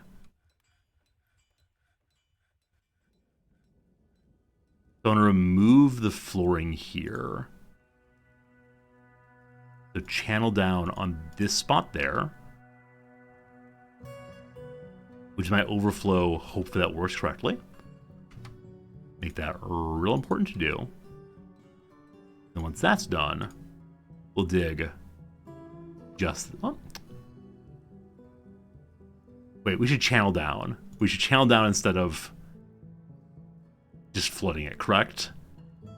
We'll see how that works. What is this petition? It's probably make a guild hall. The Bad Metals. This is a band. The bad metals want to live here to entertain us all. Give me a second. So if someone enjoyed our tavern so much, they want to stay here. Okay, I don't know who the bad metals are of all these many people. But we got a band. Yeah, heck yes. So, how do they show up now? So they've moved then from being guests to long-term residents. And I don't know where long-term residents show up then. Yeah. 2 elves are now part of our base. All right. I can now reside in Worthy Handles. That was very satisfying. So we need to make an elf territory now. Are the elves going to like constantly walk around and say, "That's made of bones, boo"? Neat. Neat. Oh, they're crying. They're crying in happiness. Cool. Hey, and good with the hammer already. Amazing, amazing. How's the digging going? Someone's coming to dig real soon. The enemy breached the walls. I refuse to believe we can't all just live in happy harmony.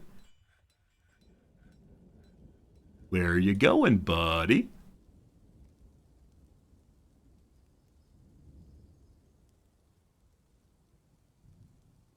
The flash is going. Oh man.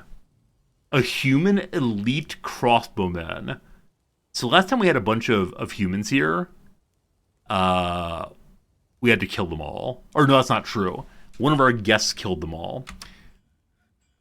I don't want you doing this. So we're actually going to stop this one right here. Just to ensure that the relief channel is dug first. Hello? Oh, can you not channel down into openness?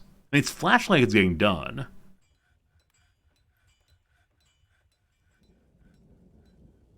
Are you coming to this? Alert, alert. Hey, we buried our former captain of the guard. Thank goodness. You? Anybody? Right next to that, I'm going to try to dig a hole of some sort. Dig a ramp on this level leading up.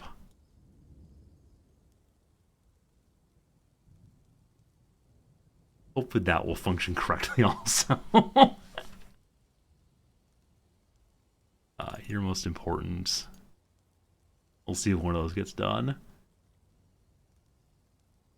Masterpiece Dolomite door. Wow.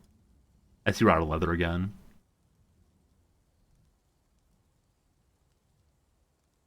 I do wonder if I put the animal traps out, if we would just catch animals occasionally. Yeah, friendly goblins are here. The humans and the goblins all came as one. And yeah, just hanging out. So this is the one that caused the problems last time. The Rotten Slayer and the goblins and humans all got very cranky together. And I wonder if that'll happen again. Hustling, bustling. Little tavern there.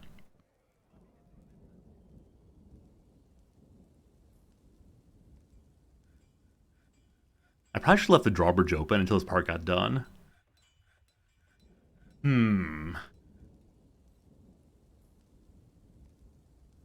Wait, can I not get here? Oh, what am I doing? So I think they can get here. But they can't get to this one. Because I sealed off how to get there. Alright, this is getting done though. Yes, you? No. Does he have disorderly conduct? No. I think it's actually someone else attacked him. He didn't do it himself.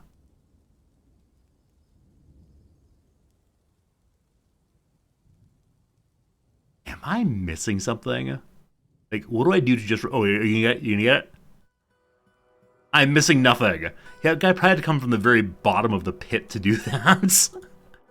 Alright, hole has been made. There's an open space to there. Petitions! The Plain Ravens want to live here also. Absolutely! Who are the Plain Ravens? Presumably that's additional bards, so... It's a human! We're our very first human here, friends. Hey! Human poets. Human poet, elf poet. Nice. Nice, nice, nice, nice. It's now a matter of just getting... What else then? We have dwarves, we have humans, we have elves. Like the weird races, possibly. Okay. So... Here you go, team. You've waited for it. You're gonna get it. Let's just remove this and see what happens. I want to set mining up as anyone can do it, so it gets done at once, but I can't do that because we don't have enough picks. That said, we can give some other people some picks, because I know we got some earlier. So in labor page, Donde está peasants? Hello, Zazit. You get selected.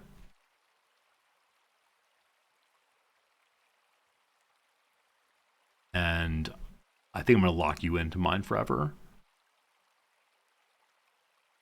And I believe this is the captain of the guard. No, it's not. It's some other random peasant who's flashy.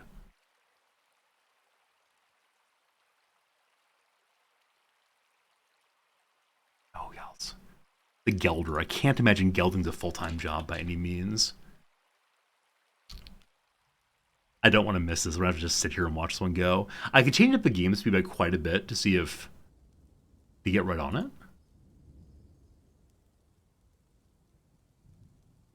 While we're out here, what else could we do? You dig out one more there, I suppose. Also, all these ramps. Hope they don't flood. Alright, someone's coming.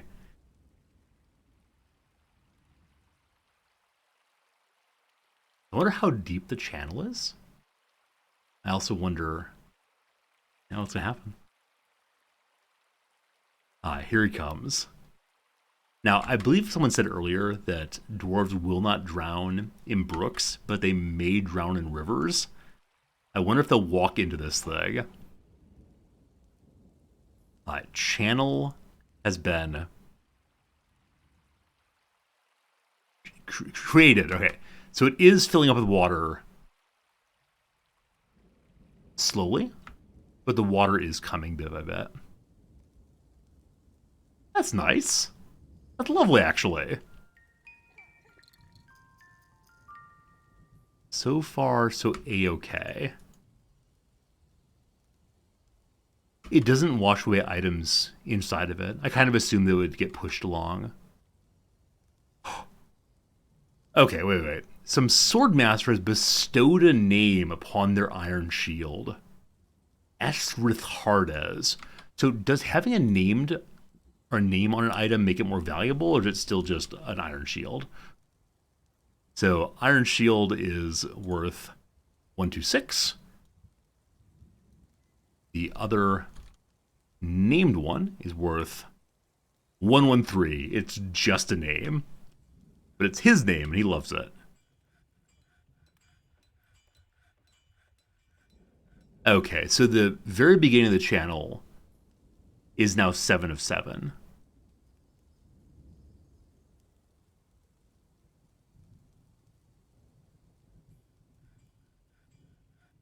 Huh.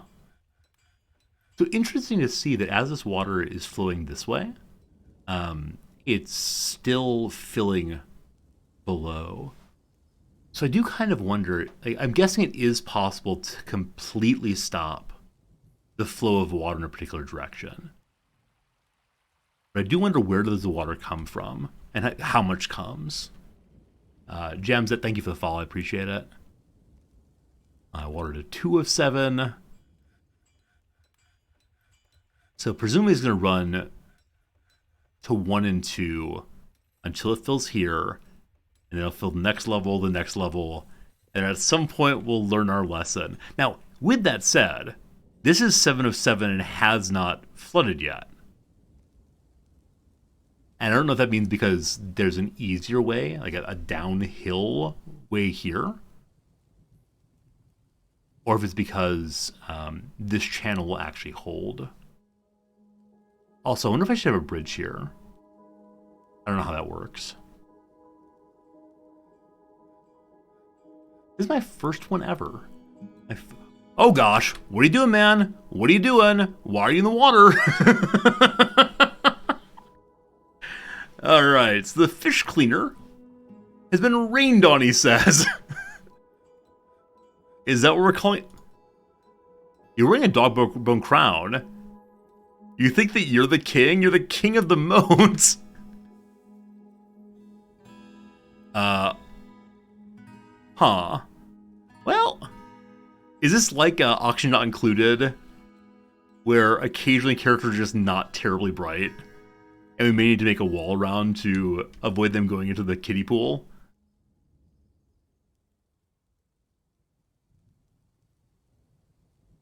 It looks so beautiful, but the fact it's only at 2 of 7 there.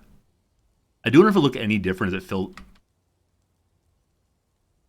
So they're all diving in there. They can walk in low depth water. So am I right to think that once it gets to a sufficiently high amount, they'll stop throwing themselves in? What's up, very good seeing ya.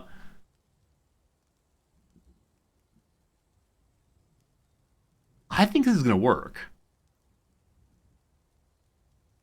Like, my current belief is that brook level is flat and does not spill water at all. Because if it did, wouldn't it just flood the entire plane? I'm beginning to have confidence. Alright, so 7 of 7 has gotten to here now.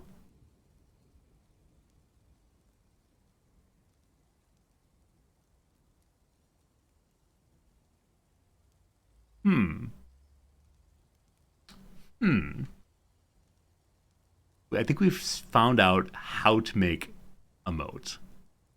The issue then is digging and fixing all of this, making all the downstairs area elsewhere. Now, it is possible this is not going to work. I realize I'm just waiting for disaster here. This right here is new player experience, right? Like, I'm guessing many of you already know if this will work. It's only me who's not true. Maybe some water pulled some stones. Oh, it did. Good eye there. Absolutely good eye there. Because, yeah, these stones were previously way up here. And so large amounts of water do move items. Does move items, does move items. But for the moment, I'm going to say no one's allowed to touch this stuff, just so people don't go diving in trying to get them. It's the secrets beneath the water. Okay. They are cutting around the channel here. Are there bridges? Is that actually a thing that exists in this game? There are. That's a big bridge. I mean, like some tiny permanent bridge. Maybe a floor would do it? Yeah, I think a floor would do it. Cool.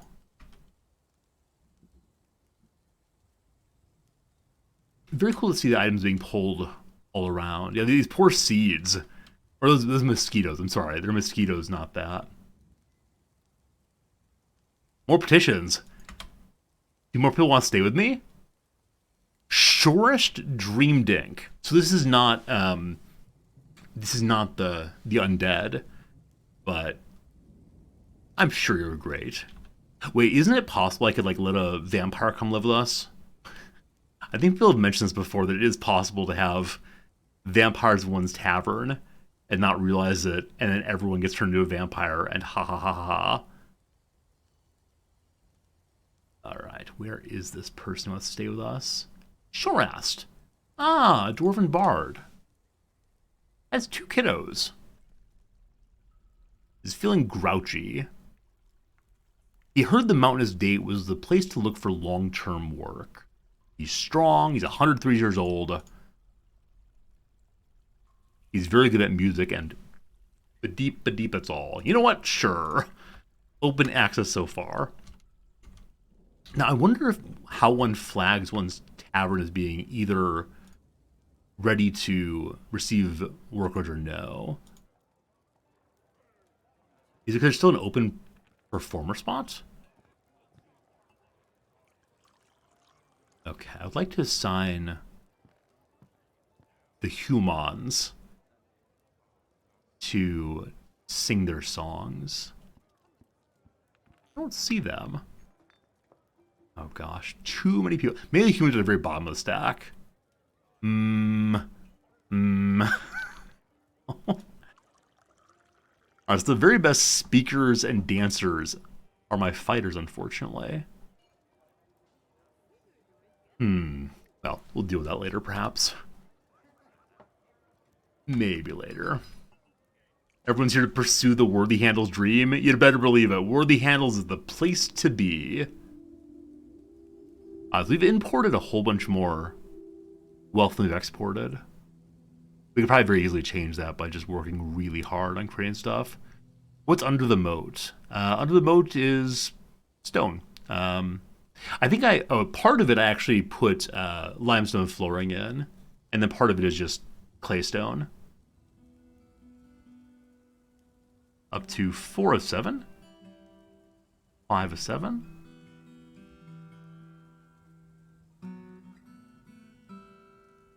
I still remember there's a hairball behind me, behind the green screen. Gotta go clean that up. It's nattering in my head that I've got to go do that straight away. This is surely more important. I guess we can go work on something else for a moment and then see what comes of this. And if we've actually figured out how to do this much, I kind of wonder, will I then know how to create rivers underground also? Okay, yeah, I think we have a little bridge now. We got a little bridge there. Hopefully.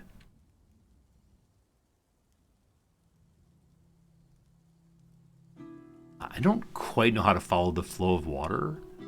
It seems like some of it's backflowing somewhat. But it's all 7 of 7 here. It's 6 7 there now. 5 of 7 in the buckets. Try to follow the water movement. That's cool. We go up the brook. This looks same as always. Yeah.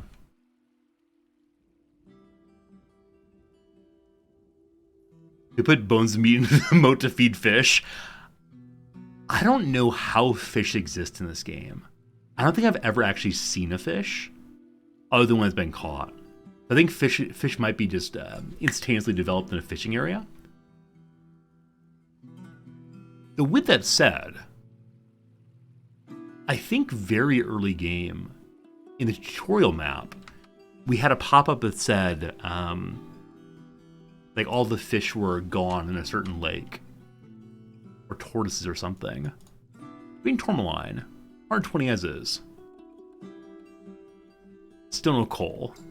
And yet we persist. Yet we persist. Okay, so this is largely dead-ended. I suspect if we go this way, it will dead-end also, because there's water here, and water here.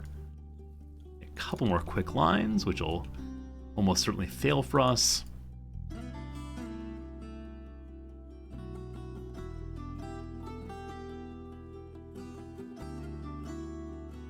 Let's go check out the library.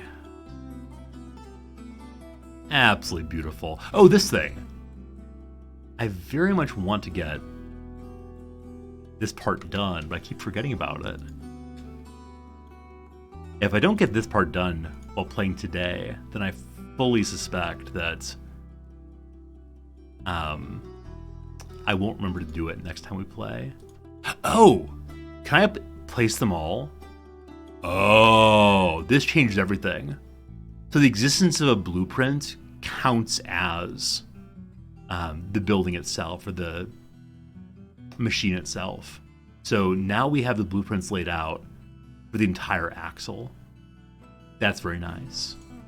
And so very soon, the millstone may kick on, and then wood gets smushed. I said it right now.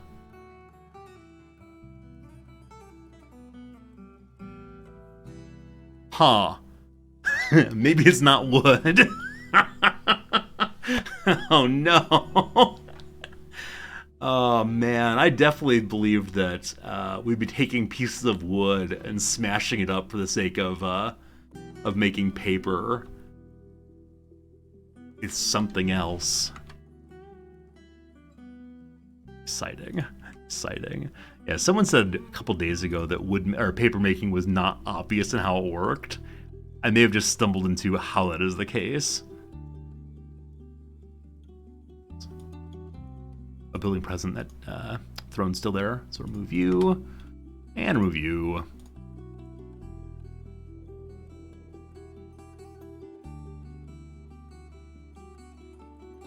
It's 6 of 7 all the way through.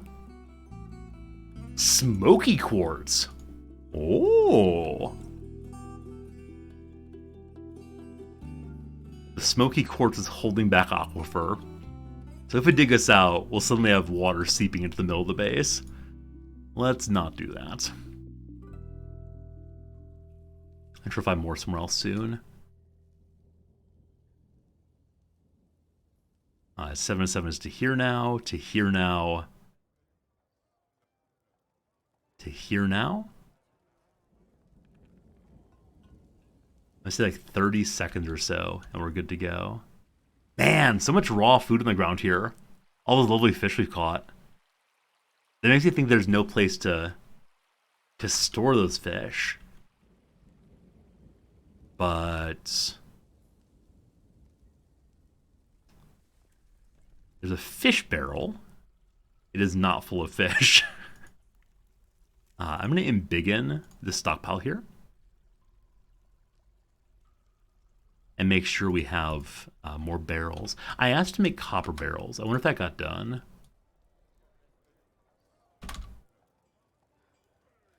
Apparently not. So there's one barrel in use, or that one barrel available. Can't remember my colors, unfortunately. I think we need to make more barrels. All right, all right.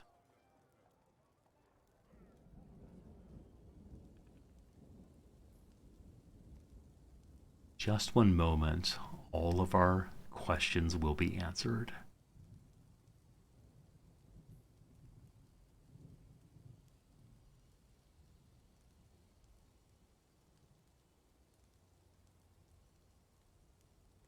I think we're good.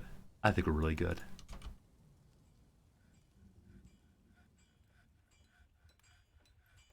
Now, the trouble may also be that there's not enough hauling happening to bring these in. I guess we have like an intermediate stockpile zone. We'll see. I put a screw press to press the plant slurry into paper sheets. No. I was just trying to get the first part done. Now, there's a reason I removed the press, because I was thinking about doing it. I moved it so I could talk about putting flooring in here. But yeah, the screw press, I don't need to go next to it. I just don't know what kind of thing I need to have to do paper stuff. And I worry if I just set up like mash plants, won't be the right kind of plant. But I now see there's no way for me to choose the plants. Maybe just any plant can get made into paper. If there are globs, if there are globs available, then make some smashing. No, it's not. Paper slurryable is what I need. If they're paper slurryable plants, then get slurrying. It's made. It's made. It's made. It's made. It's spinning. We are consuming 14 power. The slurry masher is complete. A plus yes. And then next comes, as we discussed before, the screw press, which I probably want to make sure we have flooring in first, but I'll just put it down for the joy of it all. Is that farming? Nope. Is it a machine? Smashing trees for papers is ineffective and modern. That's me. Ineffective and modern. Hey, more people are naming their shield. That's cool. Wait, where's the press? Maybe it was a workshop and I just missed it. Screw press, there it is.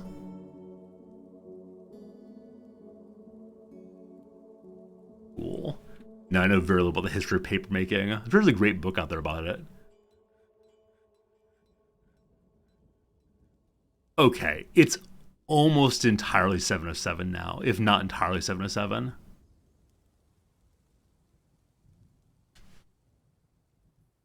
We did it! We don't have a flood. We have made the start of a moat. It's not flooding the entire base. So the lesson we've learned is that the brook level... Now I realize as I'm making this valedictory speech, it might all fall apart. We're noticing though that the brook level is considered non-wet, I believe. Channeling off of it only brings in so much water that it does not flood. Good stuff. I have 5 furious people now. And Libosh here wants some help with something. What do you want, boss? You're doing fine. Alright, who are the 5 furious people? They better not be the people who are visiting recently. It's a peasant. It's the Baron.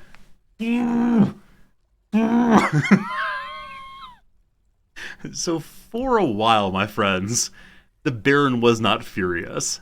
But I think that's a good place for us to leave the playthrough. I gotta get going. It was so much fun playing Dwarf Fortress over the past few weeks. I really enjoyed it. Tomorrow we'll be doing Football Manager, day after that RimWorld. And then next week, probably Crusader Kings 3 or something. And we'll come back around to Dwarf Fortress again before too long, I promise. So if you're only here for DF, thanks for hanging out with us for the past few weeks. Consider stopping by and seeing some other games. I promise they're all fun. Those of you who watch whatever I happen to stream, I'll see you tomorrow. And I'm really excited. I've been missing the Chesterfield team and very excited to see how the game goes. So, as always, thank you immensely for being part of the community, for hanging out with me. And I'm going to go take care of some cats and eat a sandwich. Goodbye, and thank you, and goodbye.